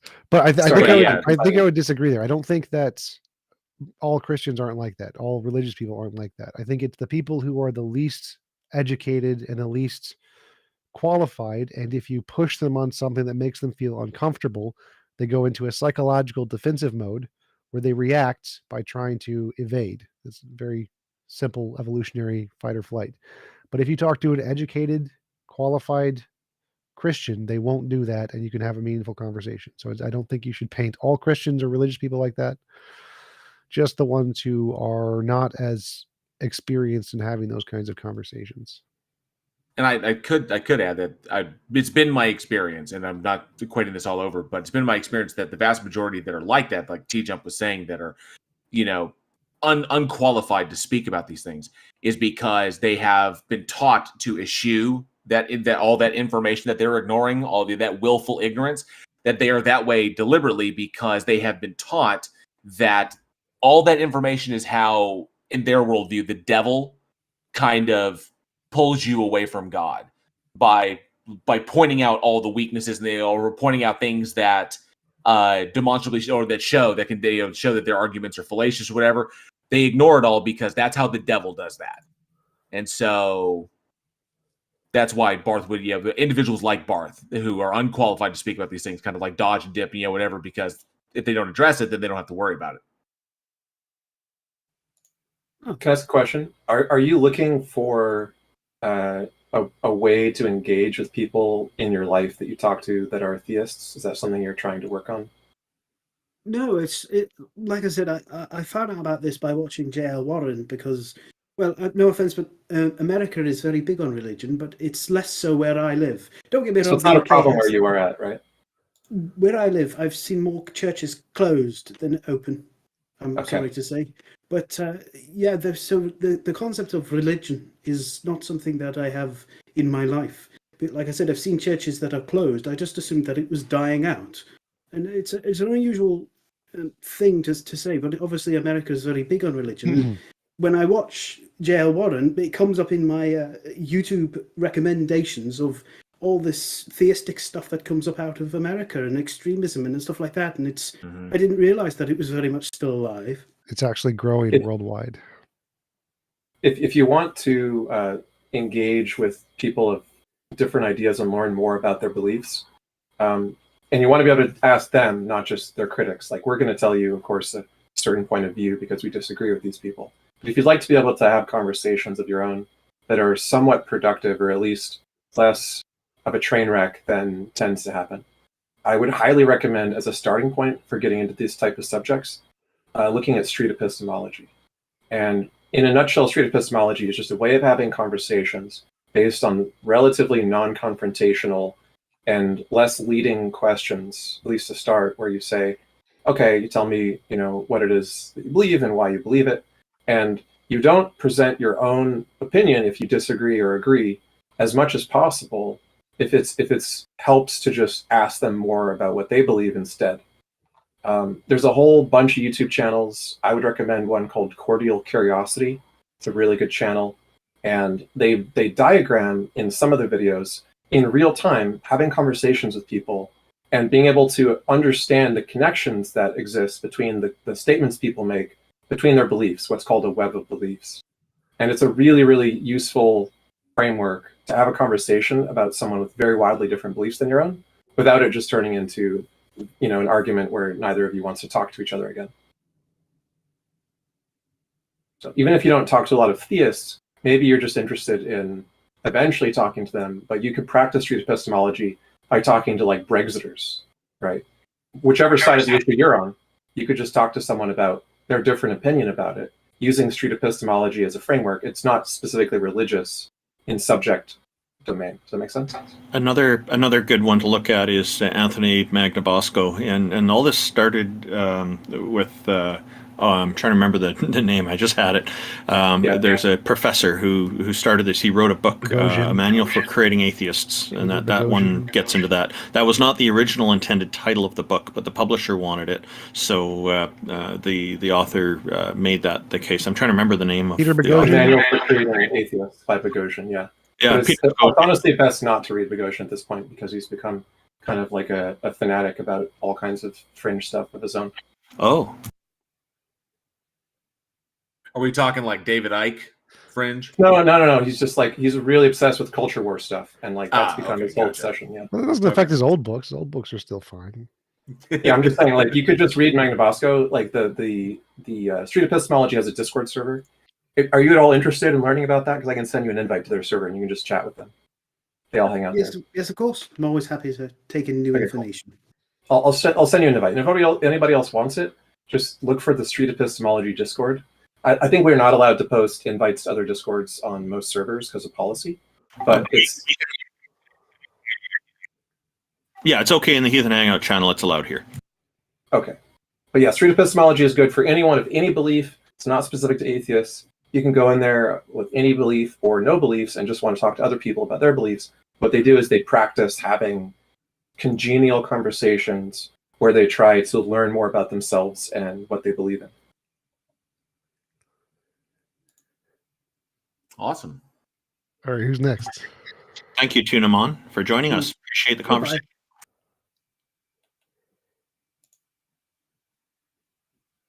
Welcome, Lulz. How are you? Thank you for joining us. Your microphone. Yeah. Hello, can you hear me? Yes, sir, we can. How are you today? Yeah, I'm good. How's everyone? New Zealand. I recognize you. How you doing? Yeah, I'm doing well. Yeah, I have a sort of, I don't know if you know of an argument against natural selection by Ray Fodor, but it's much maligned, and I think unfairly so. Does it have something to do with God in your mind? Fodor is an atheist. No, right? no, it's not. Okay, so we're pretty much talking about, despite some tangents into like consciousness and so on, but consciousness and the idea that disembodied minds may or may not exist has a lot of bearing on whether or not we should believe in God. So that's why I think that topic is related. But I don't think Fodor's arguments about naturalism and natural selection are germane to this unless you have some specific connection to your belief in God or not. Right, okay. I mean, I thought this was just sort of, it said other topics as well, given that you're all sort of, I think Sounds a lot of you seems ascribe to sciencey enough. sort Go of, go for it. What is it? Sorry, what's Fodor's full name? Well, what I'd like to establish, Lulz, is do you take a position on the existence of God before we get off on some other subject? Just because we have sometimes callers, or we never hear what it is they believe or why they believe it, and then they have to go. yeah, sure. I'm an agnostic.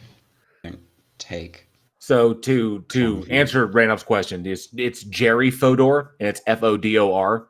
He's Thank a philosopher, and he worked with a cognitive scientist named Massimo Piatelli Palmerini. And they did there was I guess, like, I don't want to say a book or like this, but it was called What Darwin Got Wrong. It's come under some extremely heavy criticism from academia. Ultimately, what Fodor does is he misrepresents what the problem is that Fodor misrepresents what natural selection is, and that's why his conclusions are wrong. So essentially, it's just a straw man, is what Fodor was doing. That's the critique there. That Fodor presented a straw man. He attacked the straw man. He didn't represent it correctly, and that's why he's incorrect. So, Oh, okay. Thank you very much. no problem. So I don't think that Fodor constructed a straw man. Do you want to present the argument, Lulz? Just tell us what the argument is. Well, yeah, sure. So basically, the idea is that natural selection is supposed to be explanatory, right? It's supposed to explain why certain creatures have the phenotypes that they do, or the traits that they do, right? So natural selection purports to answer the question via some sort of mechanism. Why do certain creatures have the phenotypic traits that they do? And they say they have the trait they do because of fitness, right? And fitness can be whatever, right? The ability to reproduce, whatever, it doesn't really matter. I think this is, I think that an answer to the question, like, why does a creature have trait A rather than trait B? An answer to that question, because trait A produces fitness and trait B does not, that is obviously false. But I don't think many proponents of natural selection are going to actually assent to that anyway. But I think that it goes further in the sense that natural selection is either going to turn out as to be false, like that is, or it's going to turn out to be trivial. And I can quote from Fodor when he says, "The theory of natural selection reduces to a banal truth. If a kind of creature flourishes in a kind of situation, then there must be something about such creatures, or about such situations, or about both, in virtue of which it does," right? And nobody seems to disagree with that. Like a creationist can accept that. Yeah, the point is that it's supposed to be explanatory, and natural selection doesn't do that. Right? It doesn't explain much of anything, and anytime it does explain, it does it as trivial. And there's a lot more to go into. There's intentional and extensional and coextensive traits and free riders, which I can explain. But that's the basic idea. Yeah, just another little point. Did you mind if I just respond to that really quick? Yeah, so sure. the part he got wrong is that it's not about fitness. It's about it didn't die. Who cares? It doesn't matter why it didn't die. So like if you like artificial selection, you can just kill all of certain kinds and the one that lived was the one that lived. So natural selection is just the one that didn't die. That's the trait that moves forward. And that's the only thing. The reason it didn't die doesn't matter. It doesn't. No one cares. Sure. No, I'm not saying I think that Fodor would agree with all of that. I don't think Fodor would disagree. I mean, that seems trivial, right? Like, Well, it's the not ones trivial. who don't die. Sorry? It's not trivial. It's ambiguous, but it's not trivial. Like But there you're can saying be that in the many the cases ones very who don't specific. die. There's like several different cases. There's like artificial selection. So the ones that died, we picked them. There's natural selection, which can happen. The ones that died because they didn't have an immunity to a virus, or they could have died by random chance. There are lots of a variety of different reasons why the particular species may or may not have survived over time. Some of them are directly correlated. So sometimes if a virus comes and kills most of the species, the ones that survived were the ones that had an immunity to the virus. It's a direct correlation, is directly explanatory. Sometimes it's just random. Like there's a whole bunch of different traits, and some animals sexually select this one over the other one for no particular reason. It's just random mutations in their brain, and that happens to be why. And so Sure, the but this reason seems like natural this selection seems is trivial. so, it's not trivial. The reason it's so It's vague is tri- no, because it can be applied to all of these cases. It's not trivial. So But saying, look, but if I say something like, uh, creatures change over time, right? Well, that can explain evolution, right? I mean, it's true, right? And if it weren't true, that creatures didn't change over time, evolution would be false, right? So, I mean, that explains everything. It's like there's an analogy by Ozymandias, right? On a YouTube channel, which I can send you. But basically, he says that imagine there's some kind of you're investing in the stock market, right? And some guy comes up to you and says, I have a principle. If you apply this principle, you'll win big in the stock market. Everyone who has won big in the stock market has used this principle. And you get really excited and you're like, oh, wow, what's the principle? And the person says, buy low, sell high. And you go, oh, okay, that's cool. Right? And it's not wrong, right? Like it is a principle you should have hold to, right? That doesn't really explain why certain people got rich in the stock market, right? You need so much more than just buy low, sell high. And I fear that is what you're making natural selection out to be here, in the sense buy that low, it sell seems high like isn't trivial. what? Buy low, sell high isn't trivial. It's extremely precise. It is an extremely accurate statement to say this is what you're supposed to do. And then you can go to specific examples and say Bill Gates or whatever. He bought low and sold high in Facebook, whatever. And so the general principle, buy low, sell high, is accurate. That is correct. It is a very particular, Yeah, but not it's trivial not really statement. explanatory. It's not really No, it is. explanatory. It is No, literally explanatory. It explains how you make money. If you buy low and sell high, you make money. That's literally it what it's doesn't. doing. So that is an incredibly specific, non-trivial principle. Like, what do you think trivial means? Trivial just means something that's kind of obvious. That's how I'm using it. It seems like Trivial usually means like of little value of importance. Sorry? Trivial usually means like of little value or importance. Like obvious, evolution was not obvious. Most people didn't even believe in evolution until Darwin came along in like 200 years ago. So it definitely wasn't obvious. No. That's not what I'm saying. I'm not saying that evolution is trivial. I'm saying that natural selection as the mechanism for evolution is trivial, as Also you not trivial. presented it, right? Well, You said the problem is how you're fitness describing. Wait, just the problem. one sec. You said that fitness is like just the ones who survive, right? And natural selection selects for fitness. Natural selection. I said not fitness. Selects natural. Sorry. I just said the one that I didn't use the word fitness at all. I just said the natural selection is the ones that survived. So you're just saying the ones who survive pass on their genes. Ones who survive. Yep. Natural selection says the ones that survive, and you're saying that's not trivial? No, it's not trivial. So the traits that are Ones that properties. survive. No, is not that's wrong. trivial? That's wrong. That's wrong. The What are you traits that saying? shut up. The traits that are passed on are the traits that survived and were not killed. That's it. It's also saying more than that, right? It's saying that they rise to fix. Hold on a second. It says that they rise to fixation. In other words, if you have a group which has some trait initially, and the population may be small, the prediction is if they're continuing to survive, they will rise to fixation. In other words, those groups of successful survivors are going to permeate with their genes the population over time. And this gets into mathematical models, gets into what we call evolutionary and natural selection-based algorithms, which are understandable in terms of math, right? So when we say that it's models are done after.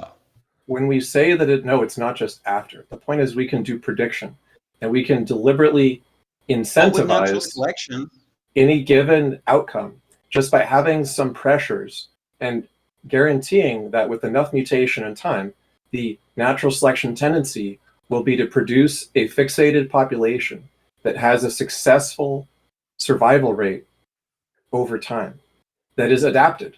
And that's what we mean when we say fitness. We just mean that over time, those traits which are able to rise to fixation by continually surviving over and over and over repeatedly in increasing degrees are the ones which are going to eventually become the stable species of that environment in the future. So it's predictive. We use it in all kinds of stuff, including computer science. Look, I fear that this is still trivial. What do you mean by know trivial? I mean, either tautologists, like the ones who survive, that's tautologists, or just simply like obvious. Well, Like, that's because that's what I was trying to say previously. It's how the reason why Fodor gets it wrong, and the reason he came under such heavy criticism was because he was utilizing the context in which he was utilizing natural selection was incorrect. So Jerry Fodor argued that Darwin was wrong about natural selection because for two reasons. One, that Fodor claimed it was only a tautology rather than a scientific law that could support counterfactuals. Well, he's wrong about that because it's literally natural selection, what we call the mechanism. Okay, so natural selection includes... Yeah, no, he says that in his book. And natural selection includes positive selection and negative selection. Okay, it's not a controlled thing. It's not, and the second thing that Fodor says is that only minds can select. Those are the two arguments that were made in Fodor's work on why Darwin was wrong. So the reason is because nobody claims that minds are behind, that a mind is behind natural selection. We describe the phenomena. We describe the phenomena as natural selection, meaning as opposed to artificial selection where there are minds involved, like what we've done to dogs, instead of what nature did to, say, every other animal or the dinosaurs or something of that nature, the evolution of those species. So he's misrepresenting natural selection is the problem. He's misrepresented it, and he's claimed it that it does something that it doesn't do, or claim that Darwin was saying it does something that it doesn't do, like minds are behind or something. It's not. It's simply a description. It's as arbitrary, like the term natural selection is as arbitrary as like any word that we give to describe anything else. Like we call the phenomena gravity, okay, but that's arbitrary. He called the phenomena of certain traits being selected for, or certain traits surviving and certain traits dying out, natural selection. That these were selected for, that's why they survived. These were negatively selected against, that's why they died out. That's it. So, but wait, you agree that there are some traits that were never, quote unquote, selected for that still creatures have now, right? Well, there are traits that have been selected for throughout evolution, because evolution is an ongoing process in all populations. So traits. There might be some traits. Let me just clarify. We had this conversation before. And what you were describing before, was what's called exaptation. I've never heard that term. Right along. Let me just coextensive traits that just happen to be along for the ride because other traits carry exactly. them. Like it could be the case that my cat, for example, my cat has 4 legs, but it could be the case that having 4 legs never provided any evolutionary advantage or advantage to fitness in the past at all. It could be the case. So. But how do you know that? That you can't possibly know that, right? There might be some traits that never provided. Yes, we can, Lols. Lols, stop. Lols, stop. Stop for 1 second. You and I already had this conversation before, and it's already been explained to you why 4-leg distribution in the vast majority of quadrupeds evolved that way. It is the most functional because of how the Earth is, because of the natural selection as to what gravity is. Okay, like literally the Earth itself and the Earth's gravitational, the gravitational pull of the Earth. These are evolution. These are literally evolutionary pressures. Quadrupedalism in the vast majority of species. Quadrupedalism was explained as something that literally came about very early on because of weight distribution in survival, in the ability for animals to survive. to distribute their weight evenly enough in order to maintain speeds so that predators could catch up with their prey, and so that other animals could more quickly, and so that herbivores could more quickly move between areas that they needed to feed on as they were grazing. That was very early selected in determining life. That just happened. That just works out that way. And because it is one of the best modes of locomotion, it has been carried on throughout all of history. But that does not preclude that animals that typically only four, cannot be born with more. And they do, but typically they don't survive, because being born with more, being born with less actually hinders survival. So Lols, what's your argument here? So that there are free riders. Just 1 second. Just 1 second. Clarify so something look, really quick. I never got my question out though. So, do you think that every single trait that creatures have now was at some time in the past beneficial for fitness? No. So what? Okay, good. Thank you. Okay, thank you. Well, at least That's not what I said. That's what I said. Okay, good. Well, that was the question that I wanted to ask. So that's good. So you can accept that, like, for example, my cat, who has 4 legs, it may be that in the past 4 legs never provided any, contribution to fitness in the past. It could be just a free rider trait. It might be. Therefore, what? It could be the case. Well, it could be the case that my cat's ancestors in the past. Therefore, what? So there's free rider traits. So what? Just 1 second. Just 1 sec. So it could be the case that her ancestors needed to be lower to the ground, and it just so happens that the creatures of her cat species. We don't need examples. So what? That were lower. We don't to need the examples. ground So what? Had 4 legs. Yes, we understand. Right? What is your point? So, my point is that natural selection can't distinguish, right, between traits that are selected for as opposed to traits that are selected of. But that's not what natural selection is being said is doing. That's not this. That is not what natural selection is doing. Natural selection is not doing anything. It's not selecting for anything. No, that's not what we he's saying. describe the phenomena of That's what he's implying. No, he's not. He's saying that natural selection can't distinguish between which traits were specifically selected to benefit survival and which traits happened by random chance that didn't benefit survival. Yeah, we don't claim that it does. No, not quite. I'm saying that there might be some coextensive traits, right? And coextensive means that there's a trait that is a ride along. I'll give you an example. Yeah, that was not selected for survival. I'll give you an analogy. So let's say that. Wait. Just 1 second. Let's say we're at a party, right? And there are 2 bowls of punch, and we want to get absolutely hammered, right? And we go. I understand exactly what you're saying. Yes, there are multiple different variables that can lead to the same trait. I understand. It doesn't matter. It's called the problem of underdetermination. You know this is the case.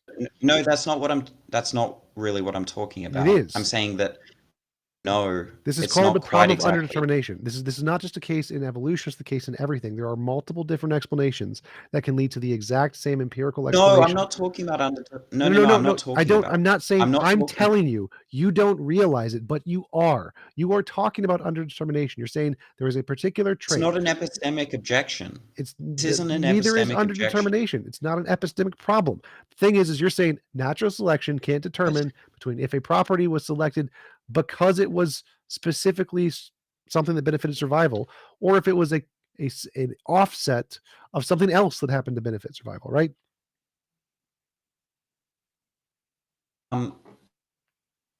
Sort of. Yes, that's the problem of underdetermination. It doesn't make a difference. We can say, let's say everything. Let's say we say inductively everything is a result of something that was selected for in order for survival, and we're wrong 10% of the time. Who cares? Still works. No. That I think that if that's the thing that you're saying, it's actually going to come out false a lot more than 10% of the time. But that's beside the point. The point is that there are coextensive traits, right? There are coextensive traits, such as being low to the ground and we don't need examples. So what? Legs, right? That might be coextensive. They don't so have to be. What? It's not like. Dude, just land the plane, man. Come on. just what? So Sorry? there are coextensive traits. So what? We can grant that. Yes, there are. We don't care. Some of them still result by natural selection because it was selected for as a pressure. So what? This does not invalidate natural selection. How do you think coextensive traits invalidates natural It's selection? supposed to be explained. Yes, It's supposed to be exaptation, explanatory. exaptation, and And there's convergent no- evolution both occur. There's no general principles, right? There's no general principles of natural select. I mean, there might be general principles, but then you're not using natural selection to derive those general principles, right? One of the Yeah, criticisms well, we can be of, wrong and still do that. We can be wrong occasionally and still do that. So even if acceptation happens, which it what? does, No, we can still be right that's and not what I'm derive saying principles either. of natural selection. Look, look, just let me finish what I was saying. So, okay, where was I? We were trying to get you to explain why do you think this occurring is damaging to natural selection in any way? Yeah, okay, thanks. So, natural selection basically is supposed to be scientific explanation, right? It's supposed to be generalizable, and that's it's not gonna be generalizable, because let's say you think that, okay, being able to run fast is, a good adaptation. You observe in the wild that the gazelles that run fast can escape lions, right? You think, oh, surviving, in being able to run fast increases fitness in gazelles, right? We don't need examples. Then, Just of leave course, out all of the examples. might be Please leave out all the examples. We don't need them. So was Newton's theory of gravity generalizable? Yes, of course. But it was wrong, right? Einstein was like, it doesn't work. It's wrong. You got the thing wrong. The orbit of Mercury, the perihedron, completely wrong. Curvature of light on the sun, got it wrong, right? It's just completely wrong. Okay, Does that then stop it from being maybe it generalizable? wasn't. What? Is that- Okay, well then it wasn't. Sorry, I don't know much about physics, so I don't like. It was still okay, generalizable. then You it can was- still use it today and get many right answers. It will not get all of the right answers. It will get some wrong, but it still is generalizable. You don't need to get every single answer correct to be generalizable. That's not what I'm saying. Look, I'm saying that you can get generalizable principles, but when you do, you're not using natural selection to do so. You're just using induction, right? Wait, what? I'll give you an example. Of Natural one of selection is the principle. Look, just one second. Wait, I didn't Look, understand what you said there. You said because natural selection is the principle that we're deriving. Are you like saying we're deriving principles from natural selection? I don't follow. I'm saying that natural selection, I mean, any generalizable principles of selection is not going to use natural selection to do so. What it's using is empirical observation and induction. I have no idea what you just said. And natural selection isn't really doing anything for the theory. I have no idea what you just said. So natural selection is a conclusion based on the evidence. Let me give you an example. So one of the criticisms of Fodor is by Massimo Pegalucci. I can't pronounce his last name. Pilagucci. Yes, I've had him on my channel. Yes. Yeah, so one of the criticisms of the argument is he says that no, we can make predictions using natural selection. He said that in the wild, we've seen creatures in cold environments have extra blubber on their bodies to protect from the cold. We've observed this many times, and so we hypothesize that in this other cold environment, which we haven't been to yet, we're going to find blubber on creatures to protect from the cold. And sure enough, we went out there and we found it. See? Great, we can make predictions. The problem there, and this is what Alex Malpass points out as well, is that that's not using natural selection, right? That's just an inductive inference. It's just induction. You're just saying you've observed something in the past, right? And you're probably going to observe it in the future. That's great. But somebody can do that, right? And know nothing about evolution or natural selection. That doesn't matter. That's just an inductive inference. It literally doesn't matter. So like if I have a hypothesis that there are magical leprechauns putting fat on things in the snow. And I think because my magical leprechaun hypothesis is true, if I predict we're going to look in the other location that we haven't been yet, and we're going to find more fat things with blubber, and you get it right, that's still a prediction. That is a prediction. If I predict the sun comes up tomorrow, that's still a prediction. Now, the basis you use to make that prediction can be whatever hypothesis you want. I don't care. But as long as it's a novel prediction that you don't know yet, and you get it right, that's evidence of whatever hypothesis you're using to make the prediction. It doesn't matter if it's induction or what. Yeah, essentially, if like the two coldest areas of the planet, the Arctic and the Antarctic, right? So we explored the Arctic first, and then we saw animals there. Wait. And before we move on, hang on, Lols. Do you accept that natural selection doesn't make predictions? No, it does make predictions. What predictions? You can use the prediction that if natural selection is true, then animals in an environment will have traits that'll be better for that environment. Yes, that's where I was going with that. So if we if we explore lols, that's just if we explore an area, lols, stop. That's not obviously true. Trivial, right? That's not trivially true. That's like saying that's not trivially true. People who won in the stock market bought low. Wrong. Stop. Lols, stop. That is not obviously true. If God plopped animals on the planet, he could have plopped them in whatever location he wanted, regardless of any necessary connection between the environment and the survivability of the animal. It is not necessarily or obviously true that this is the case. That is false. This is only true if there is some determining factor that causes this to be true, like if the environment causes specific traits to be selected for, which is natural selection. Thank you. Yes. So like lols, if we go to a particular area, we go up north and we explore the north, and we see animals there that have a particular morphology that allows for the retention of body heat so they don't freeze to death. And then we say, well, what allowed them to develop these morphologies here in the north where they don't have them in the south? There must have been some mechanism there that selected for these particular genes. Okay, so that depending upon where they are, whether they're on the ice or where they live in the ocean. And then we say, well, okay, so if this mechanism is true, then if we go down to the south in the Antarctic and explore there, then we should find similar things indicating that the environment does play a role in what particular genes are selected for survivability and success in that particular environment. So then we go down south and then we explore there and we find the same thing. So yes. If the phenomena is true, that the environment itself puts pressure on particular genes, and that some are selected and then some die out because they were selected against, or they were naturally selected against, negatively selected against, and some survive, which are positively selected, meaning one survives, one dies. Then that phenomena is what we call natural selection. Meaning no minds are involved. It's simply an effect of the environment and the evolutionary pressures within the environment. Sure. I mean that. Sure. By environment, you mean the intentions of the creature, the intentions. No. The animals themselves the organisms themselves have no choice in this. There is no choice. There is no agency in natural selection. It is natural selection is the term we've given to the observable phenomena. Choice in evolution. No, to what? I mean, so like bacteria evolve. They have no choice. There's no intentions.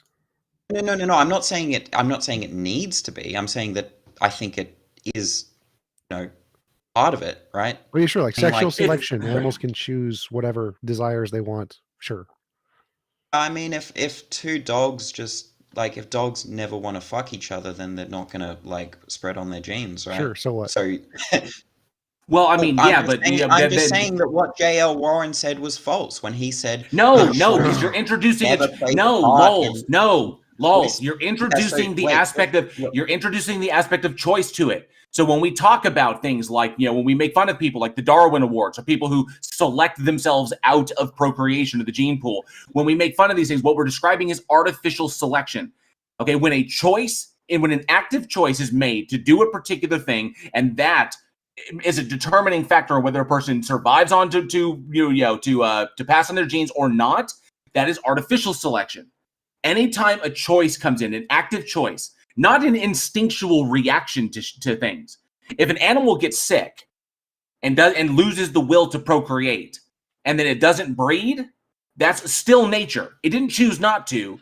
It's just a result of that. Or if an animal runs around, like a male runs around and finds no females willing to breed with it because of whatever reason, that's still nature.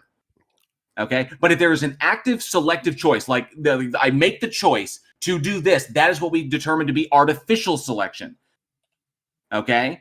Not natural selection. There is a difference between the two. The reason dogs are the way they are now is because of artificial selection induced by human beings. Okay. I mean, this seems... Maybe I'm mistaken in that, right? That seems like a semantic issue. It's not semantics. It's a very important distinction. Is that I animals may engage in behaviors that eliminate them from the gene pool, but that does not mean that they're choosing to evolve a certain trait or not. Okay, is that sometimes it doesn't work out that way, but but that's because evolution doesn't just occur in an individual. Evolution occurs in populations of millions, tens of millions of organisms that are constantly begetting generations, and then each those successive morphological changes is what results in speciation, and that's what we get. And those morphological changes are determined by evolutionary pressures. And the process, the whole mechanism is described as natural selection. Either traits are selected against or they're selected for. And that's it. There's no choice in it. The organism itself doesn't choose. But some traits come to fixation, but they're never quote unquote selected for, because selection for is an intentional notion. But some traits no, it's not. Yes, you keep saying that it is not. The traits that survive today. I mean intention with an S. What I mean by intention is sort of the necessary and sufficient conditions of something. But it doesn't require a choice be made. It only requires what has survived. The intention of a car. Just one sec. The intention of a car is the all-inclusive concept of a car, including foot-long cars and cars made of chocolate, right?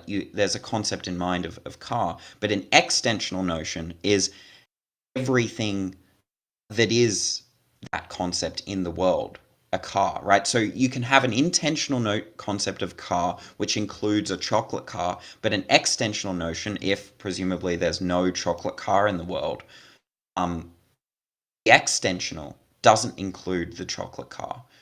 An example might be like an extensional notion is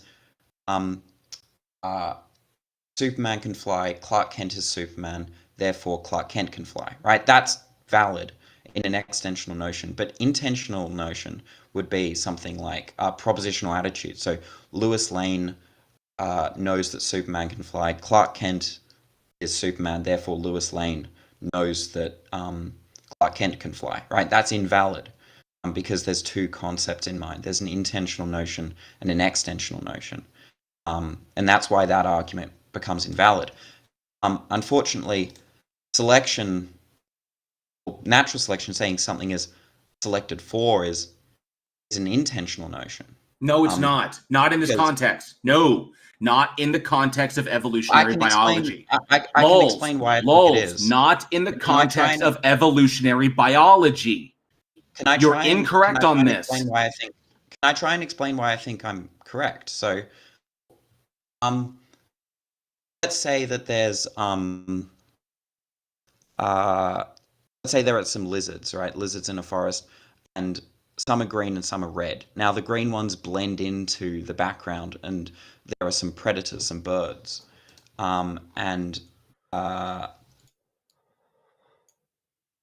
there are some birds who are picking off these lizards, right? And obviously the red ones are standing out amongst the forest, so they get picked off, right? And the green ones are blending in, so they survive. Now, what's coextensional with the green color is them having little black dots on their underbelly. So, not only is it the green lizards that survive, but it's also lizards with little black spots on their underbelly. Now, of course, what's being selected, quote unquote, for is that specific trait of being green, right? But what's being selected of is I've having already little since black I've spots long on ago there. tried to Just one explain this to him. second, TJump. one No, second. no, Look, lulz, no, absolutely not. No, stop, just stop, let stop, or I'm me going to have him finish. mute you. No, Stop, or you're going to be please muted. finish. Stop, or you're going to be Can I muted. please finish? Stop, or you're going to be Am I muted. allowed to finish? Lulz, no. This has already been explained to you at length. This is an old conversation.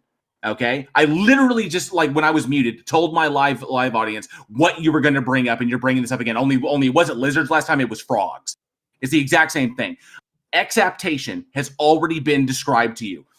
Convergent evolution has already been described to you. You are still attempting to imply that because the term selection is in the verbiage, because in the terminology, because we've chosen to use the word selection, that there is some implied agential intentionality there, and there is not. Which is why I said to you, in the context of evolutionary biology, selection does not mean anything is making a choice.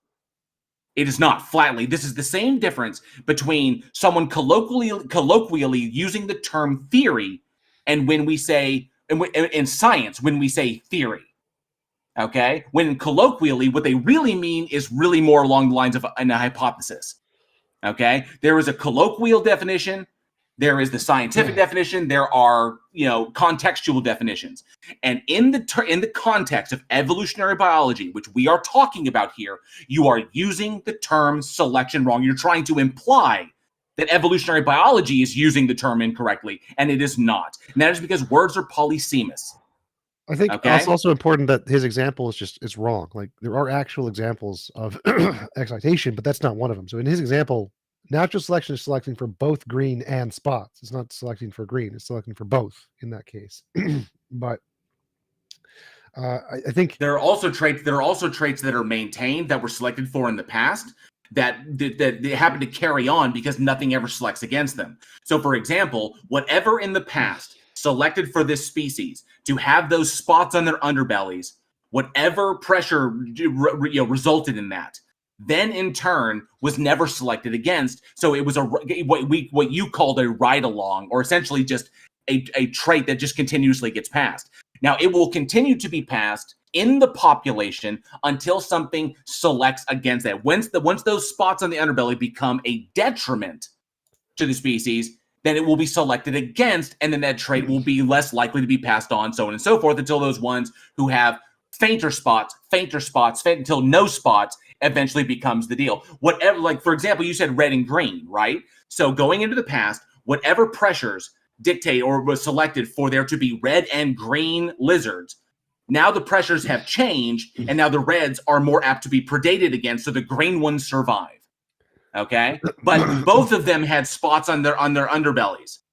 So it's going to be continued to be passed on. So what does this have to do with the predictions thing? So, like, let's take Darwin's prediction of he had a flower with a long nestle or whatever it's called, with whatever it's the gooey stuff in the middle. He said he predicted that there's going to be a moth or an animal that has a tongue that long. That was a prediction made by natural selection. How is that not predictive? You can unmute him.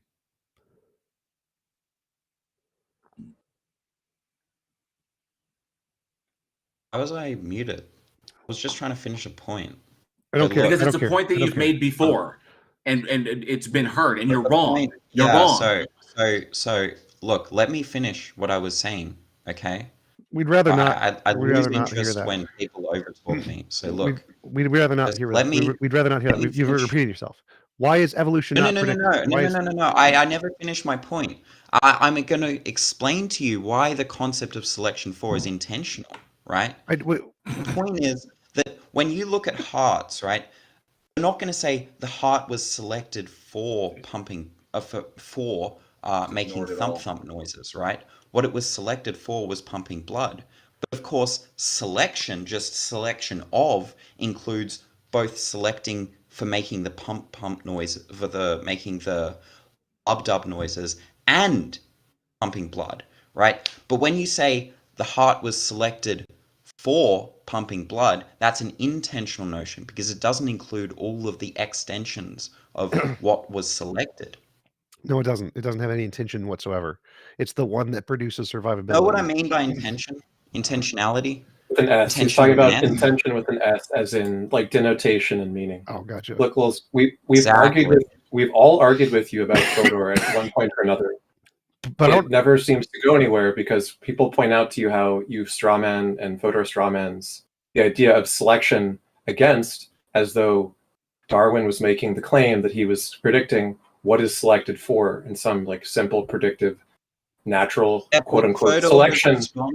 Fodor Yeah. was responded to Rosenberg and all of those objections. wait, let's just make it simple. Yeah, How and does natural not to the selection satisfaction of his critics. natural selection predicts, like Darwin made a prediction, he saw a flower, he saw it a long stem, saw there's nectar at the bottom, predicted there's going to be an animal that did that. He got it right. How is that not a prediction made by natural selection? That's just an inductive look. I mean, That's natural selection. if I Using say, natural selection, using induction to make a if prediction. I open up a drawer and I see a red ball, and then I open up another drawer and I see a red ball, and I say, oh, well, the next drawer. He never or I saw an open animal the with next- a long neck. Sorry, Wait. Sorry, just No, just stop. one- Stop at the sorry, induction. just Stop one at the second. induction. Just- Stop. How is it induction to predict something that we've never seen before? What you're saying that eventually we'll see an animal with a long neck? What? No. Because It's the moth. That's the long tongue thing. Wait, So what did you say? There's a flower. Flower had nectar at the bottom, very long petal. Oh, right. Yeah. I saw in that picture. This moth had never been seen. There had never been seen an animal like this before. He predicted it would exist, having never seen such a thing. So it's not induction. It's natural selection. Well, there could no, there definitely could be an inductive inference. He could have drawn there.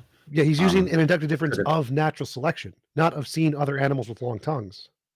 The point is that the mechanism. You definitely could make an inductive inference. You could say you could make an inductive inference here. You could say that creatures generally are very well suited to their environment. Therefore, in the future, when we see something like a flower in which the only way to get their nectar is to have a long beak, then we're probably going to see an animal with a long beak to grab the nectar, right? You definitely can make an inductive inference and not know anything about natural selection and come to that conclusion. The explanation, the mechanism that's being posited as for why that is the case is what natural selection is, right? It's just saying that we know why this happens over and over again. We know why we can predict it. And that's because the traits which are not selected against rise to fixation. So we can do the kind of... Hold on, just let me finish. The kind of work that evolutionary biologists are doing, biologists in general, is reverse engineering the explanation, which of course requires more kinds of theories and investigation than just the natural selection model. But they're predicting it's going to fall within the natural selection model because that's the mechanism that's expected to be found. And over again, we find models like natural selection predict all the particulars which come into play that explain why that particular adaptation works the way that it does. Just saying, oh, it doesn't tell you which trait is selected for is a straw man. So I want to point out that's not exactly what I'm saying. I want to point out that example you listed of the fact that we could use induction in a different sense to come to the same conclusion. That's the problem of underdetermination that I told you were mentioning before. It doesn't make a difference if there are multiple ways. It doesn't make a difference if there are multiple ways to come to the same conclusion. What matters is if you use a hypothesis to come to a conclusion before anybody else does, and you get it right, that's evidence for your hypothesis and nobody else's because you got it right first. That's insane. No, it's rational logic. That's insane. No, that's insane. Look, perfectly rational. Okay, so imagine if I don't know, let's say the Bible said that there's going to be a double helix DNA, that the Earth is 13.8 billion years ago, that Donald Trump will be president. Says do this because God said so. Now, it's not the only possibility, but if it said this, would this be evidence of God? Would it be evidence of God? Yeah. Maybe in some very small way. That would be huge evidence. It would be massive evidence. Everyone on the planet would believe in God if the Bible said that. This is massive evidence. If you don't understand that, you're insane. Well, I don't think so. But then you're delusional. Like literally, if the Bible said all of these scientific facts, everyone would believe the Bible. If you don't understand that, you understand nothing about epistemology. I mean, Well, literally, if the Bible I'm literally saying said, if the Bible said anything about like the theory of germ disease, you imagine how many lives would save from like cholera and dysentery and all of the manageable friggin' pandemics that we've endured. If it literally talked about washing Well, your it just hands comes because it just germs comes down exist, but it never did. It doesn't do that. But if it had done that, wow, because no holy book it makes just mention of comes this. down it just comes down because I think that there are other hypotheses apart from the triomni God that are more reasonable, that fits better with all of those hypotheses. That's the right? problem of underdetermination, which I told you before is wrong. Right, but the What makes one hypothesis better is if meaning it is predicts wrong. the things first, it gets the evidence. So if the Bible predicted these first, the Bible gets the evidence. This is evidence of God. Doesn't matter if you can explain it with other things later. Post hoc rationalization, irrelevant. If it makes novel predictions and gets them right first, it has all the evidence. And so Darwin uses natural selection as a hypothesis to explain the data, and he gets it right every time. I don't care if you can post hoc rationalize it with other explanations. It's garbage. He wins. Okay, so you're saying that if a hypothesis predicts something prior to another hypothesis predicting the same thing, what wins out is the one that predicted it first? Yes, if a hypothesis makes a novel, successful prediction and That's confirms it first, that's evidence of that we open up to hypothesis. so many reductios. What? I mean, imagine if, like, let's say, Well, I can give you an if you and I are actual in a... example. Wait, Newtonian just 1 physics. sec. Newtonian Just 1 physics. second. Well, Wait, I know just exactly what you're going to say. second. I know exactly what you're going to say. You're going to give an What am I example gonna say? of a wrong What am I gonna say? hypothesis that accurately What made am a I gonna prediction. say? What am I gonna say? I'm literally answering. Shut the fuck up. You're going to give an example of a hypothesis that makes a prediction, but overall the hypothesis is wrong. Should we believe the hypothesis? Yes. Yes, we should. Just like we did with Newtonian physics. Newtonian physics made predictions which were correct, but then it was wrong about other things. Were we rationally believing Newtonian physics was correct? Yes, until a new theory came along and made more novel predictions like general relativity. So yes, a new theory that makes successful predictions and gets it right is the only rational theory to accept.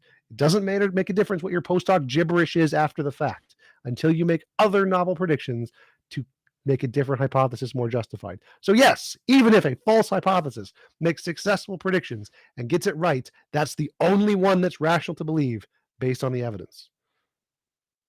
Okay. So let's just say we're both in a store, right? And we know that every time someone walks into the store that makes a ding noise, right?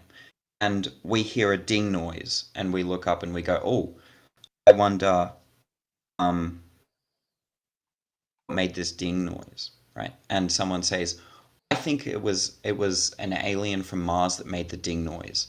And I go, really? I think it was another human that made a ding noise, right? But because you said your hypothesis first, Oh my god. that means it's more likely for it to be an alien from Mars than a human. If a new hypothesis makes novel, testable predictions and gets them right first, so you have to make novel predictions of things we have never seen before and get it right. And if you do that, then that first one that can do that is evidence. So novel, testable predictions. So you Yes. have to predict something that's going to happen in the future, and then you observe that thing. That's we Not don't already post hoc. expect. You don't already I can predict. Yeah, it has to provide new information. I can predict the sun's going to rise Provide tomorrow. new That's not information. novel. Okay, right. So, let's say, okay, let's say that we're in the store and we hear the ding noise and we go, okay, we both say, I think that ding noise means that a person's going to walk through, right? And I say, well, I think, let's say I'm an idealist, right? I think all there is mind, and I have the hypothesis that I was created by God, and all that really exists is my mind, and God is making it appear to me that the world really is like the external world exists, right? I'm not going to see floating chairs or something. God really wants to make it seem as if the external world does exist, even though it doesn't. And on that hypothesis, if I hear a ding noise, and given that I've noticed sort of in the past that people walk through the door. I'm Then going it's to not a novel assume that prediction. someone's going to Well, walk that's through. not a novel prediction. So let me fix your example because that's a stupid It's example. If I'm an idealist and I think that God created my mind and it's just my mind, like a solipsist even, and I think that because I'm a solipsist and God is sending me information, 2,000 years ago, I write down a book. DNA is a double helix. The universe is 13.8 billion years old. Donald Trump will be president in year 2020. And I get those right. That's evidence of idealism. Yes. So it has to be sort of like new information. Yes, that's what novel means. Novel means new. If you predict the things we already expect, Literally just said that. like predicting the things we already expect is just post hoc. Everybody can do that. Everybody can predict the sun's going to rise tomorrow. You just add in whatever you want. Magical leprechauns did it. It's irrelevant. You have to predict something we don't already expect. Predicting things we already know is easy. It's called post hoc rationalization. It's just like the plant, just like the plant predictions. Like if you're in one part of the hemisphere, you observe that insects or birds or whatever feed on plants, and that those plants have their nectar at the top, and that's how the plants pollinate because cross-pollination. And then you go somewhere else where the nectar is included like really, really far down the stem. Then you'd be like, well, if this plant continues to pollinate and all these plants are like this, there must be something that has a long tongue that's able to access the nectar in order to continuously cross-pollinate. And then you look and then you find it. That new information, that new animal, that discovery is new information. So you predicted that it existed, then you went and you found it. That's new information. So yes. So just like the discovery of Uranus because of perturbations in the orbit of Neptune. Didn't someone say that, prior to evolution, and somebody probably has said this, right, that God has sort of inserted creatures to be adapted to a given environment, right? And so given that we see, let's say, this plant with the nectar at the bottom, we would assume that God has created a creature with a long tongue to reach down into that plant. And that's now a novel prediction, and that's evidence of the creator God hypothesis. And then sort of if someone evolution did that, comes along, but that's after the fact, right? So yes, if someone did that, if someone used the God hypothesis to make successful predictions and got them right, that would be evidence of the God hypothesis. Yes. But because it's prior to evolution, that's yes. If there was a prior thing thing to evolution that predicted all the diversity of species before evolution did, it would have all the evidence. Yes. So all I need to. So if we find tomorrow a book that was written before Darwin came out that said, I think that God has created creatures to be perfectly adapted to their environment, and I predict that we'll find, even though we haven't yet, we'll find a creature with its tongue that's going to reach down into this plant with the nectar, then we should throw out evolution. If it accounts for every single novel prediction ever made by evolution, yes. So yeah, if we find a book but 2,000 Darwin years didn't ago, account for every single novel prediction. Right, we've made more since him. So if we can use the hypothesis to make more novel predictions, that's more evidence. And so if we find a book 2,000 years ago that has literally every single novel prediction ever made by evolution, hopefully more, then yes, that would be really great evidence of whatever that hypothesis is. Even if it's magical farting leprechauns, someone would be rational to say, you know what, I think we should take this seriously. Yes. Especially if it made better and more accurate predictions than Darwin's foundational, concepts. Obviously Darwin is over 100 years old, and of course, we've made significant advances in evolutionary biology since then. The concepts of like phylogenetics and stuff like that. But yeah, you'd be correct. Yeah, I just don't understand why the temporality of the predictions matter in any way. Because predicting the future is really, really hard. Post hoc explaining stuff we already know is really, really easy. But someone could predict something like 1 millisecond before somebody else, and the person who predicted it 1 millisecond after doesn't even know about the previous prediction. But because someone predicted something 1 millisecond before the other person, and that person has priority. Yes, it's just insane. If one hypothesis I just don't understand why you would accept that. Because it's really hard to predict the future. And if you already know somebody else who predicted the future and copy them, that's really easy. So if both I'm stipulating. So if two people were independently predicted a fact about the future they didn't know yet, regardless of what times, they are both logically justified. Now, if somebody predicted the Okay. future and someone else copies them, that's irrelevant. But if two independent No. hypotheses, That's not what I'm talking about. That's not what I'm talking about. right? I'm That's saying the that first thing. If there's two two people, hypotheses. two hypotheses, independent of one another, never talked to one another, both made predictions about the same thing, both got it right. They're both justified. Both justified, right? Both. But according to you, if someone made the prediction like 2 days earlier than the other person, No, that part's irrelevant. That's and not that the objection. If they'd both be okay, right. justified if So they were it's not independent. about temporal priority. It's not about temporal. It is about temporal priority. You don't understand.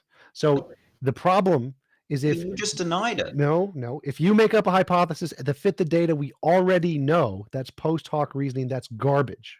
If you genuinely find another hypothesis that makes novel predictions and it gets it right before we knew them, yes, that is a rational thing to believe. Sure, but look, I'm saying that there's two people and they make correct predictions using one theory and another theory, and both of them make the same prediction, but both of them have the same theoretical virtues. Both theories have the same theoretical virtues. Theoretical virtues are irrelevant. You find out that one. That's irrelevant. I have literally answered. It doesn't make a difference. Second, it doesn't make a difference when. It makes a difference when relative to knowing the other hypothesis. So if a person on Papua New Guinea made a hypothesis that God invented animals and he made a prediction that he was going to find the moth and he found the moth, that would be rational for him to believe in the God, even though we know evolution did it before. It's relative to the knowledge of the individual. What is novel to the individual? Okay, so let's say you have some sort of like event you want explained, and someone comes to you with a hypothesis, and it makes a prediction about the event, and you go, oh, okay, and according to you, then it's rational to accept that hypothesis. If it gets it right. And then a day later, you find another person who, with another theory that also predicts the same thing, and according to you, it's more rational to believe the first guy. Yes, because it's really, really easy for somebody to make shit up. Because it's really easy to take something we already know and make up a hypothesis to fit the data. No, the second guy didn't know anything about I the don't first know guy. that. He could have just made it up. So the Let's only just information I stipulate- have is look, this guy it's predicted it stipulated- before. look, Stop I'm talking. stipulating in Stop the talking. Stop hypothetical. talking. The only information I have is that person A predicted something before it happened and got it right. I have really good reason to believe him. If I go to person B and he predicts it, and we already know what happened, well, I don't have any reason to believe person B. He's just making shit up. Person A got it right before it happened. Now, if I go to person A, stop talking. If I go to person A, he predicts something. Then I go to person B, he predicts something. And they both get it right before it happened. They're both justified as far as I know, as long as they never spoke to one another. Okay, so it doesn't matter about temporal priority as long as they don't matter. speak. Relative to the events. As long as No, stop talking. As long as Stop talking. they Mute him now. Mute him now. Mute him now. Mute him now. Get him done. Right? He's done. He's Yeah, done. well, Mute him. we're going to move on to the next guest anyway. You've taken Hey, a lot what- of time. We had a chat. Look, we have only I- 10 minutes I- I remaining. keep We're going to getting speak to somebody interrupted. else. Yes. So That's okay, because we're going to move on to the next person. Sounds good. So you're an idiot. Temporality does matter. I literally explained this. It's not temporality relative to you learning about the hypothesis. That's irrelevant. That's an irrelevant No, garbage that's that not you what don't I'm matter. It's talking literally about. what you're asking. It literally Not doesn't what- matter. that's- What Can matters. I just finish what I was No, saying? I don't please? care because you're an idiot. We don't need to hear more about it because we're going to move on. Thanks, Lols. Look, Like this is not hard to understand. If there is a hypothesis and it predicts the future and it gets it right, you're justified in believing the hypothesis. It's that simple. Very simple.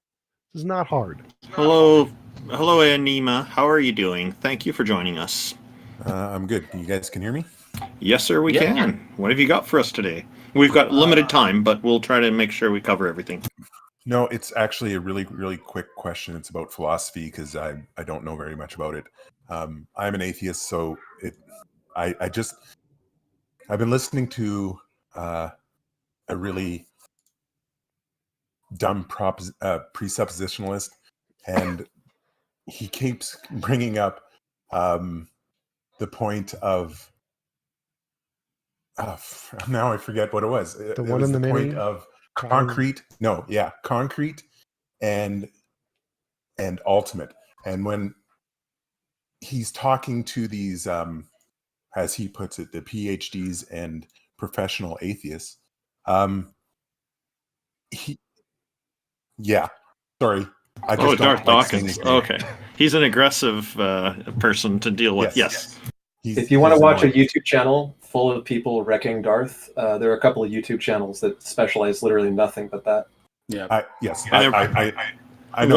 One of the really good ones is Jefferson Spatchcock's channel. But go ahead. Yes. What's the argument?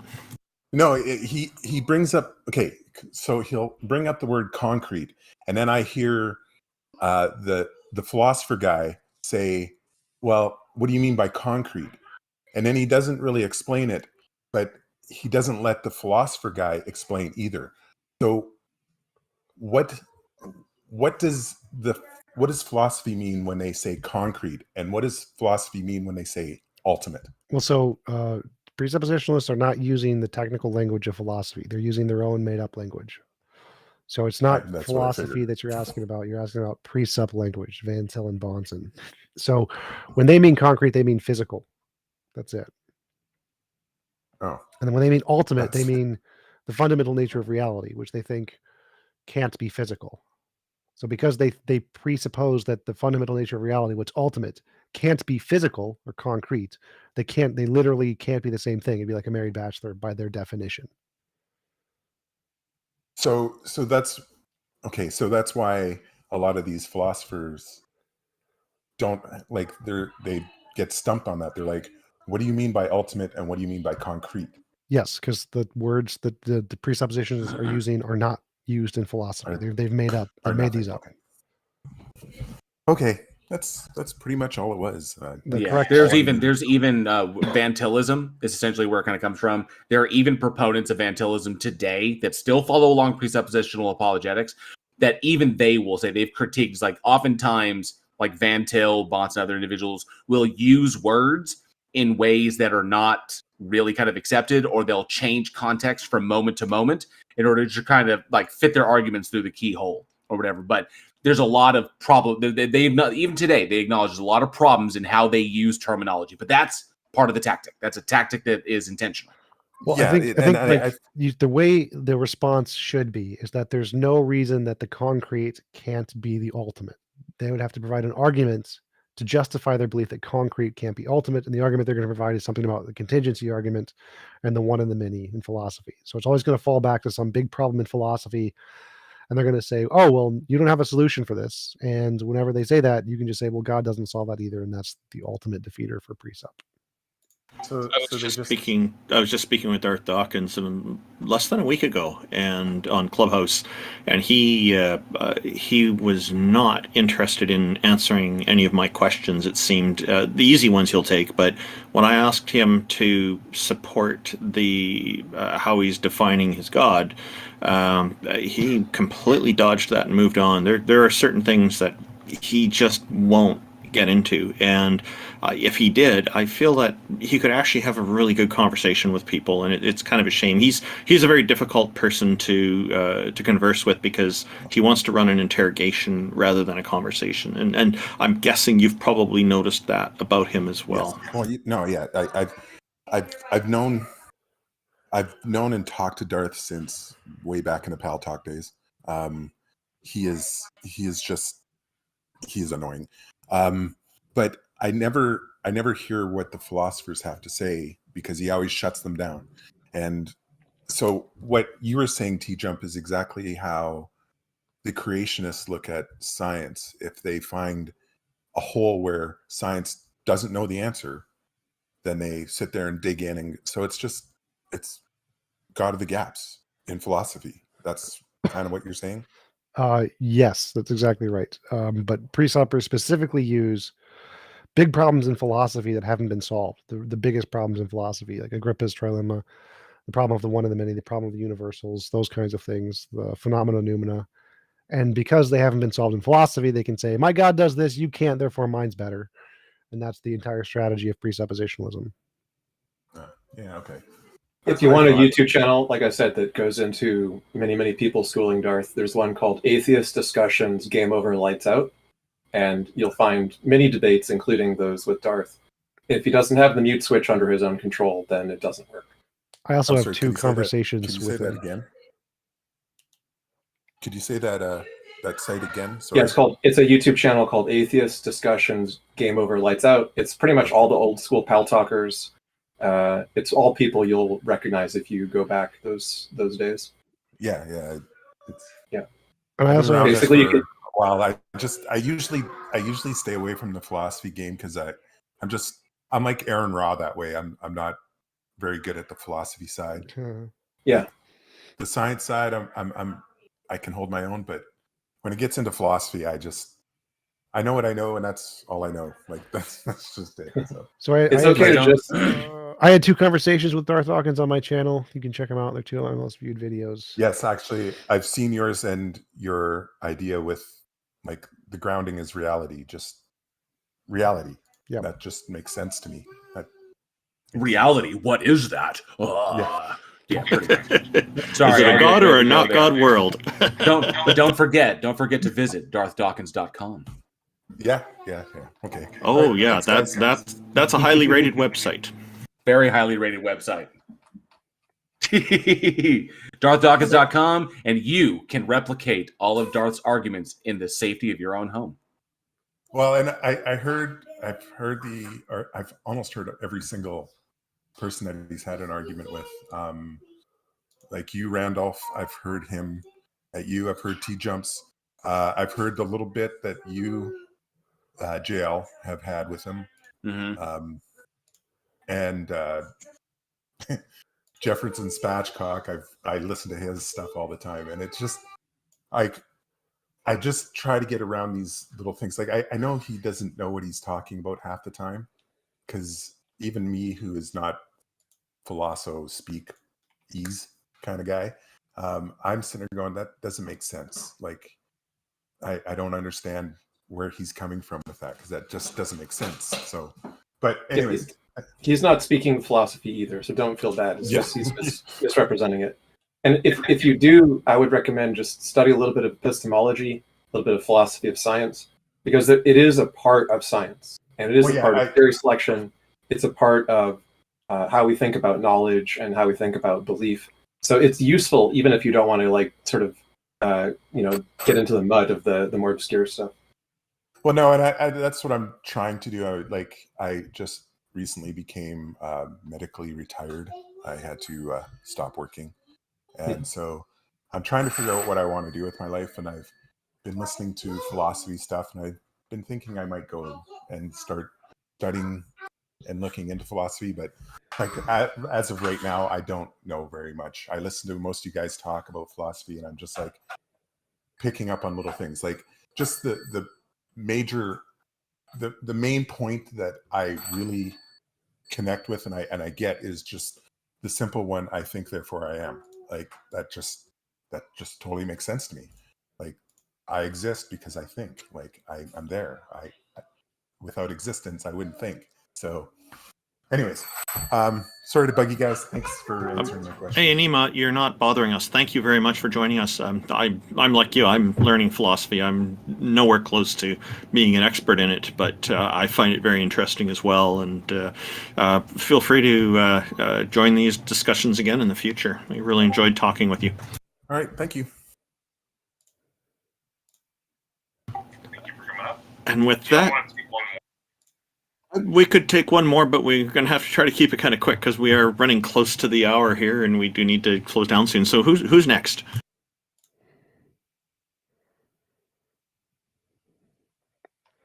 Octopus guy.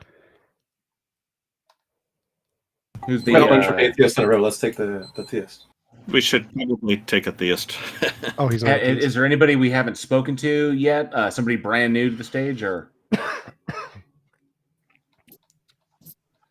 Hello, children of Satan offender. Welcome. Thank you for joining us. How are you? Yeah, I'm doing well today.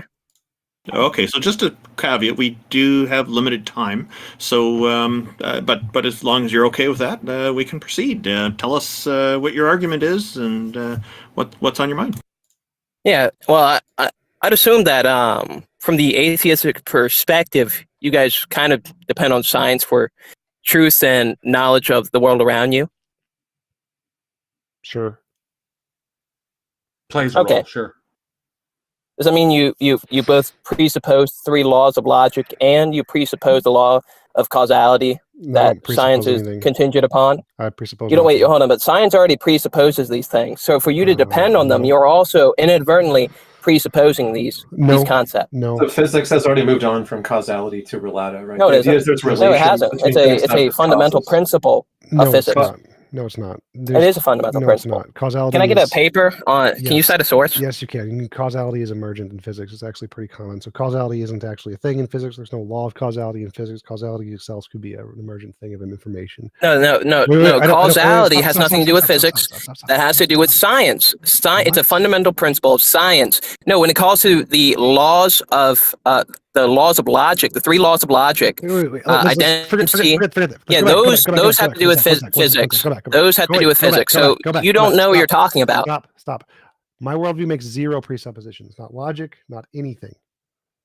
Yeah, but for you to accept science, you would accept its presuppositional lines as well. No, I can get to So you science. you don't accept science as Stop. So if I make like an argument, Socrates is a man or whatever, that presupposes English. Does that mean English is some intrinsic feature of the argument that must be true? No, it's just how I express the argument.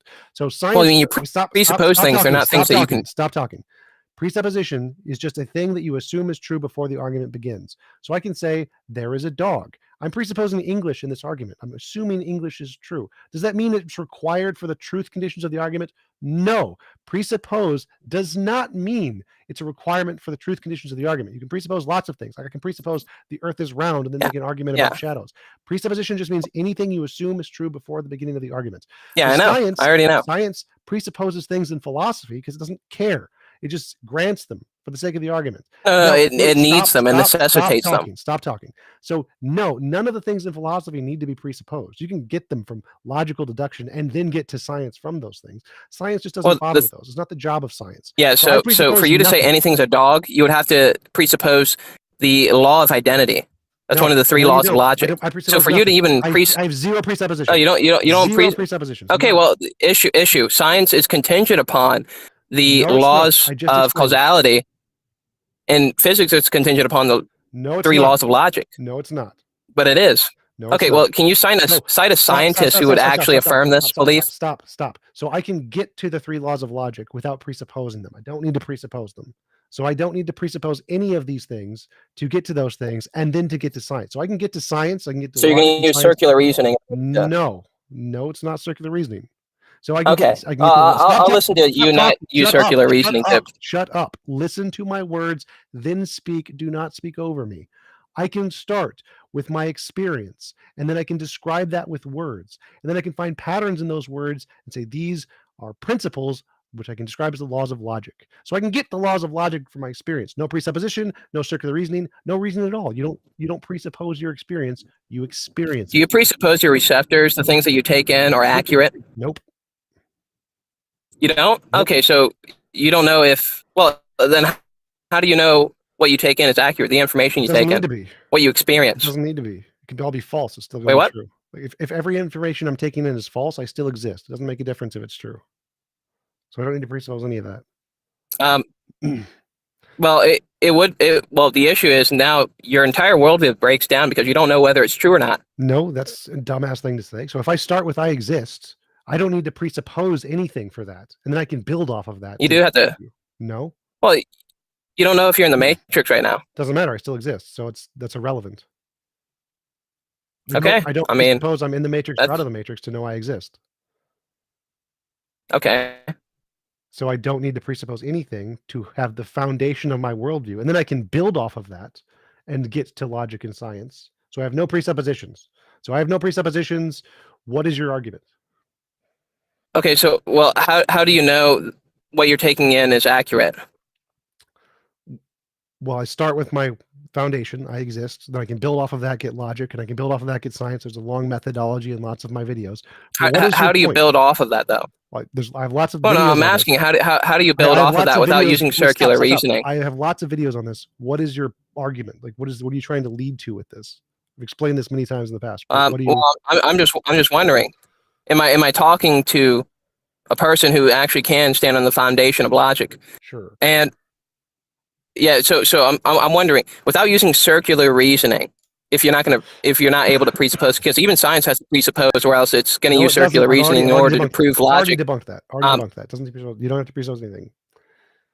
So. Okay. Well, I mean, like, so you didn't debunk it at all. You just said you don't presuppose. No, I've debunked it many times in many videos. So I start with the cogito. I think therefore. Oh, okay.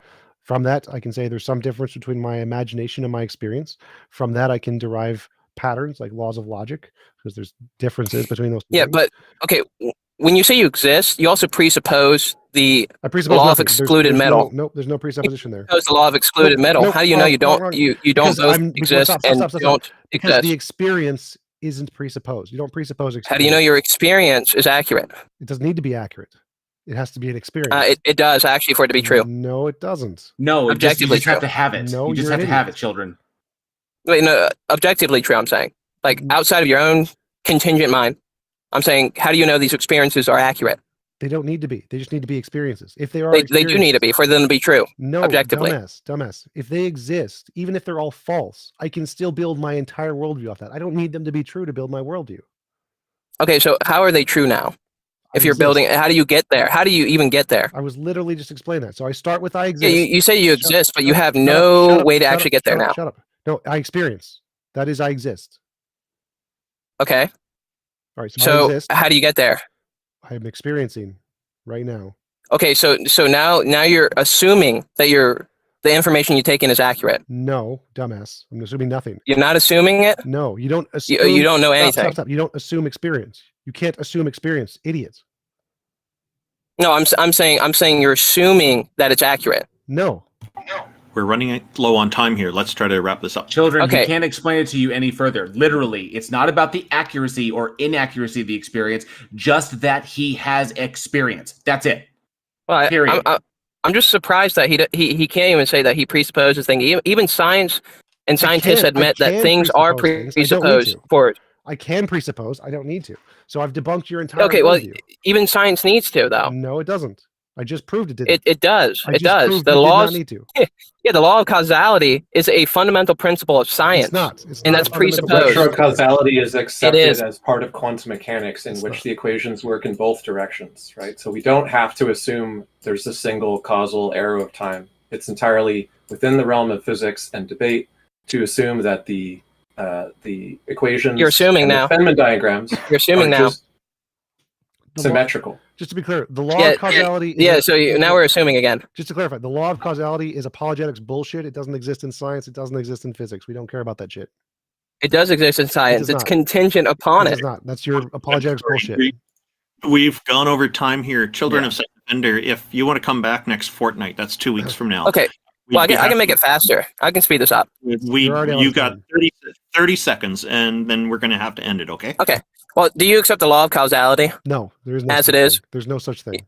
There's no such thing as a law of causality. No, Google the law of causality. It doesn't exist in physics. It doesn't exist in science. This is an apologetics bullshit. It doesn't exist. Yeah, it's not about physics. 3 laws of logic exist within physics. It does not exist in physics. It does not exist in science. It does not. Yeah, exist but you're in mixing them academia. up. It exists in science general because it requires it. No, it does not. Google law of causality. Nothing comes up in science. Apologetics bullshit comes up. Science does not come up. There is no law of causality in science. Yeah. Okay. Children of Satan. Wait.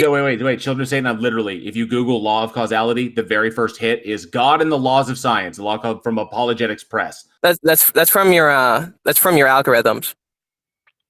You try it. I search incognito. Open a new incognito. Yeah, no, incognito doesn't make a difference. Yes, it does. Literally does. It doesn't. No, Google tracks everything. No, it does. Oh my God, you're a moron. I can open a VPN and do the same thing, get the exact same results.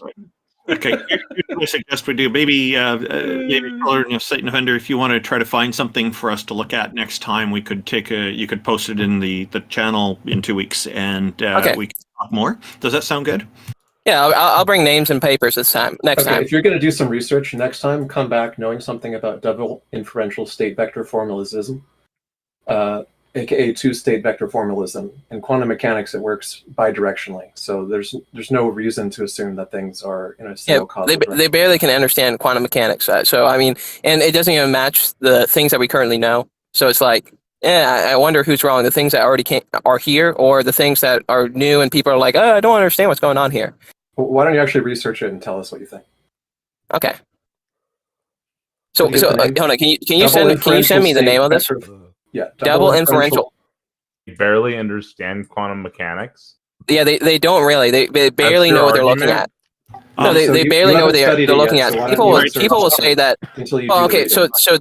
so here's the issue. Retrocausality. So I do electrical engineering. When it comes to electrical engineering, yeah. So the people that don't understand what's going on here, they'll say quantum mechanics breaks Ohm's law. It really doesn't. It's just they don't know what they're looking at. They don't know what information that they're actually taking in here. So like. Okay. We have a very simple thing to look into for next time. Double inferential state vector formalism.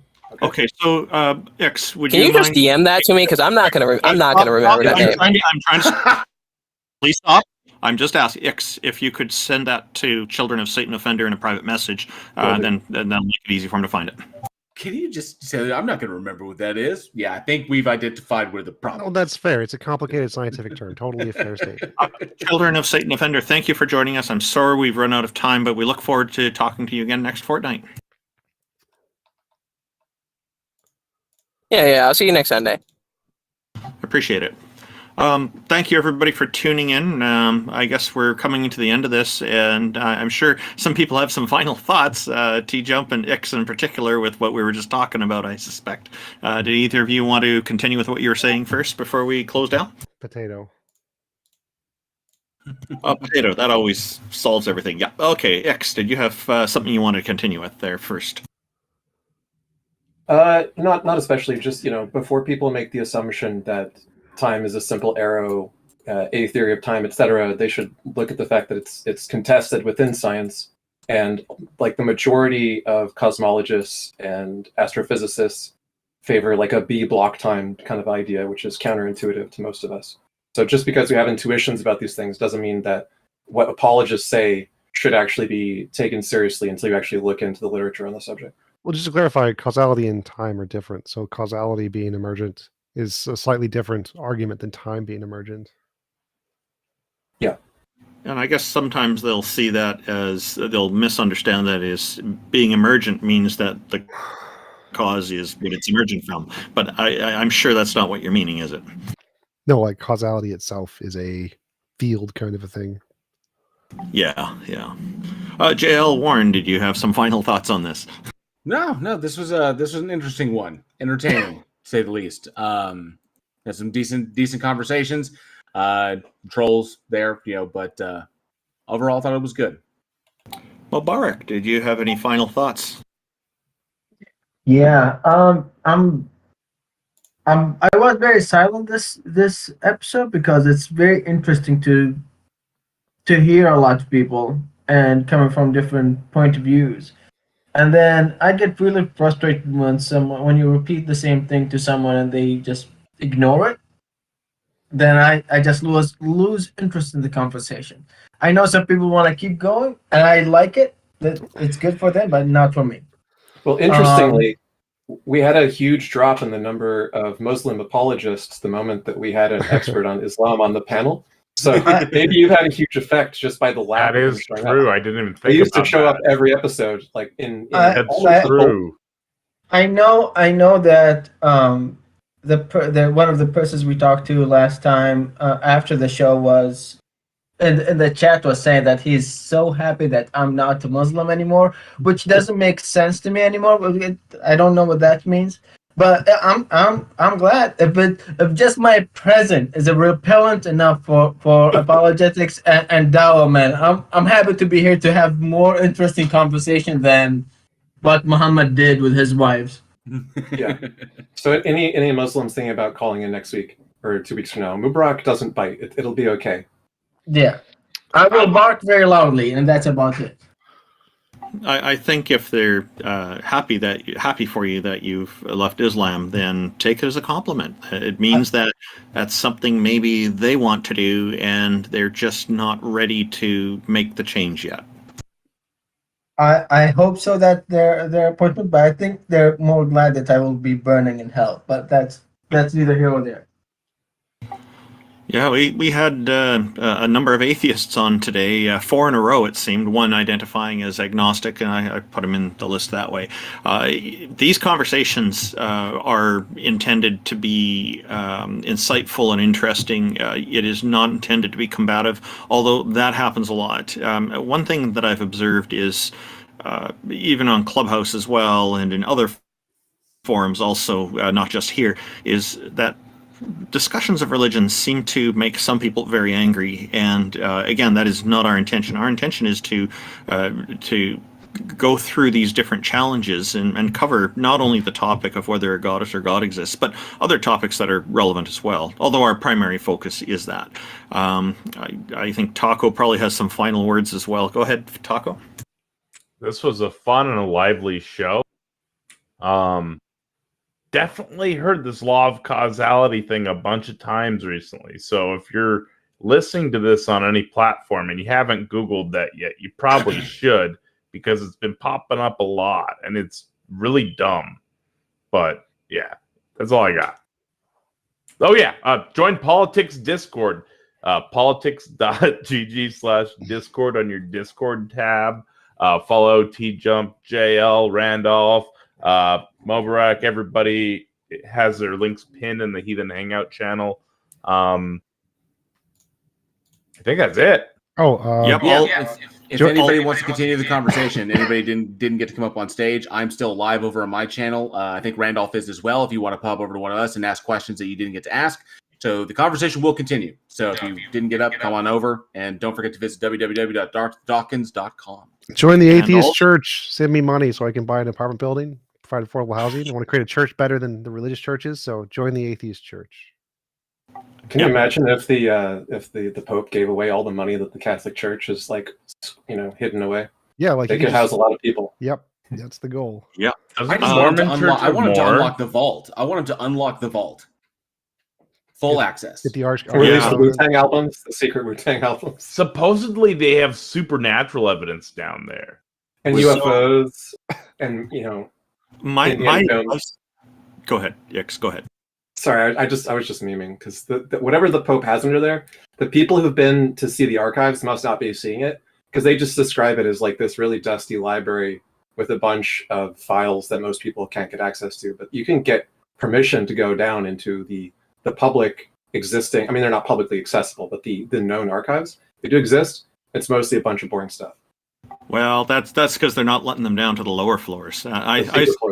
My suggestion to anybody who goes down there in the way J.L. Warren's suggesting is that you take an Indiana Jones approach to it and be very careful of traps they might have set.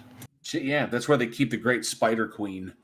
And the Q stores. So I want to know where I want to know what they got locked up down there, or maybe there's nothing. Bones maybe of it's Jesus. nothing they've propagated a whole mythology. That's bullshit.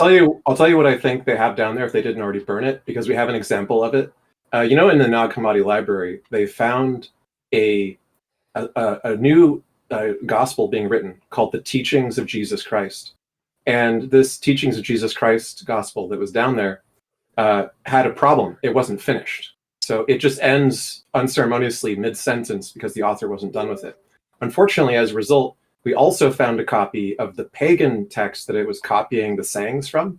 So there's an unmodified, complete pagan text where they were cribbing all of the philosophical ideas that the great Jesus Christ was espousing. And we know this because they got caught, because their evidence was left unfinished. Now, if they had burned the original pagan text, we would never know that it existed, and we would think that the secret teachings of Jesus Christ was an authentic gospel, perhaps. That's the kind of stuff I bet they have hidden. That is very interesting. I'm very sorry we've run out of the time here, but I'd love to hear you speak more on this, Ix. Maybe next time we can get into it at the beginning of the show, if you want to cover more of that to kick things off. Religions are deceptive? Say it ain't so. Now, for people who are looking for all the links to all our hosts here, including TJump's effort and the darthdawkins.com and other websites and resources, including the helplines that Ix often recommends, please take a look at our website at theisthelpline.com, and you can find it under a number of the subsections of the website. Again, thank you everybody for a great show today. A special appreciation goes to everybody in our audience who tunes in and participates in various ways, not necessarily just up on stage, but also in the text chat audiences. Take care, everybody, and have a wonderful day. Woohoo.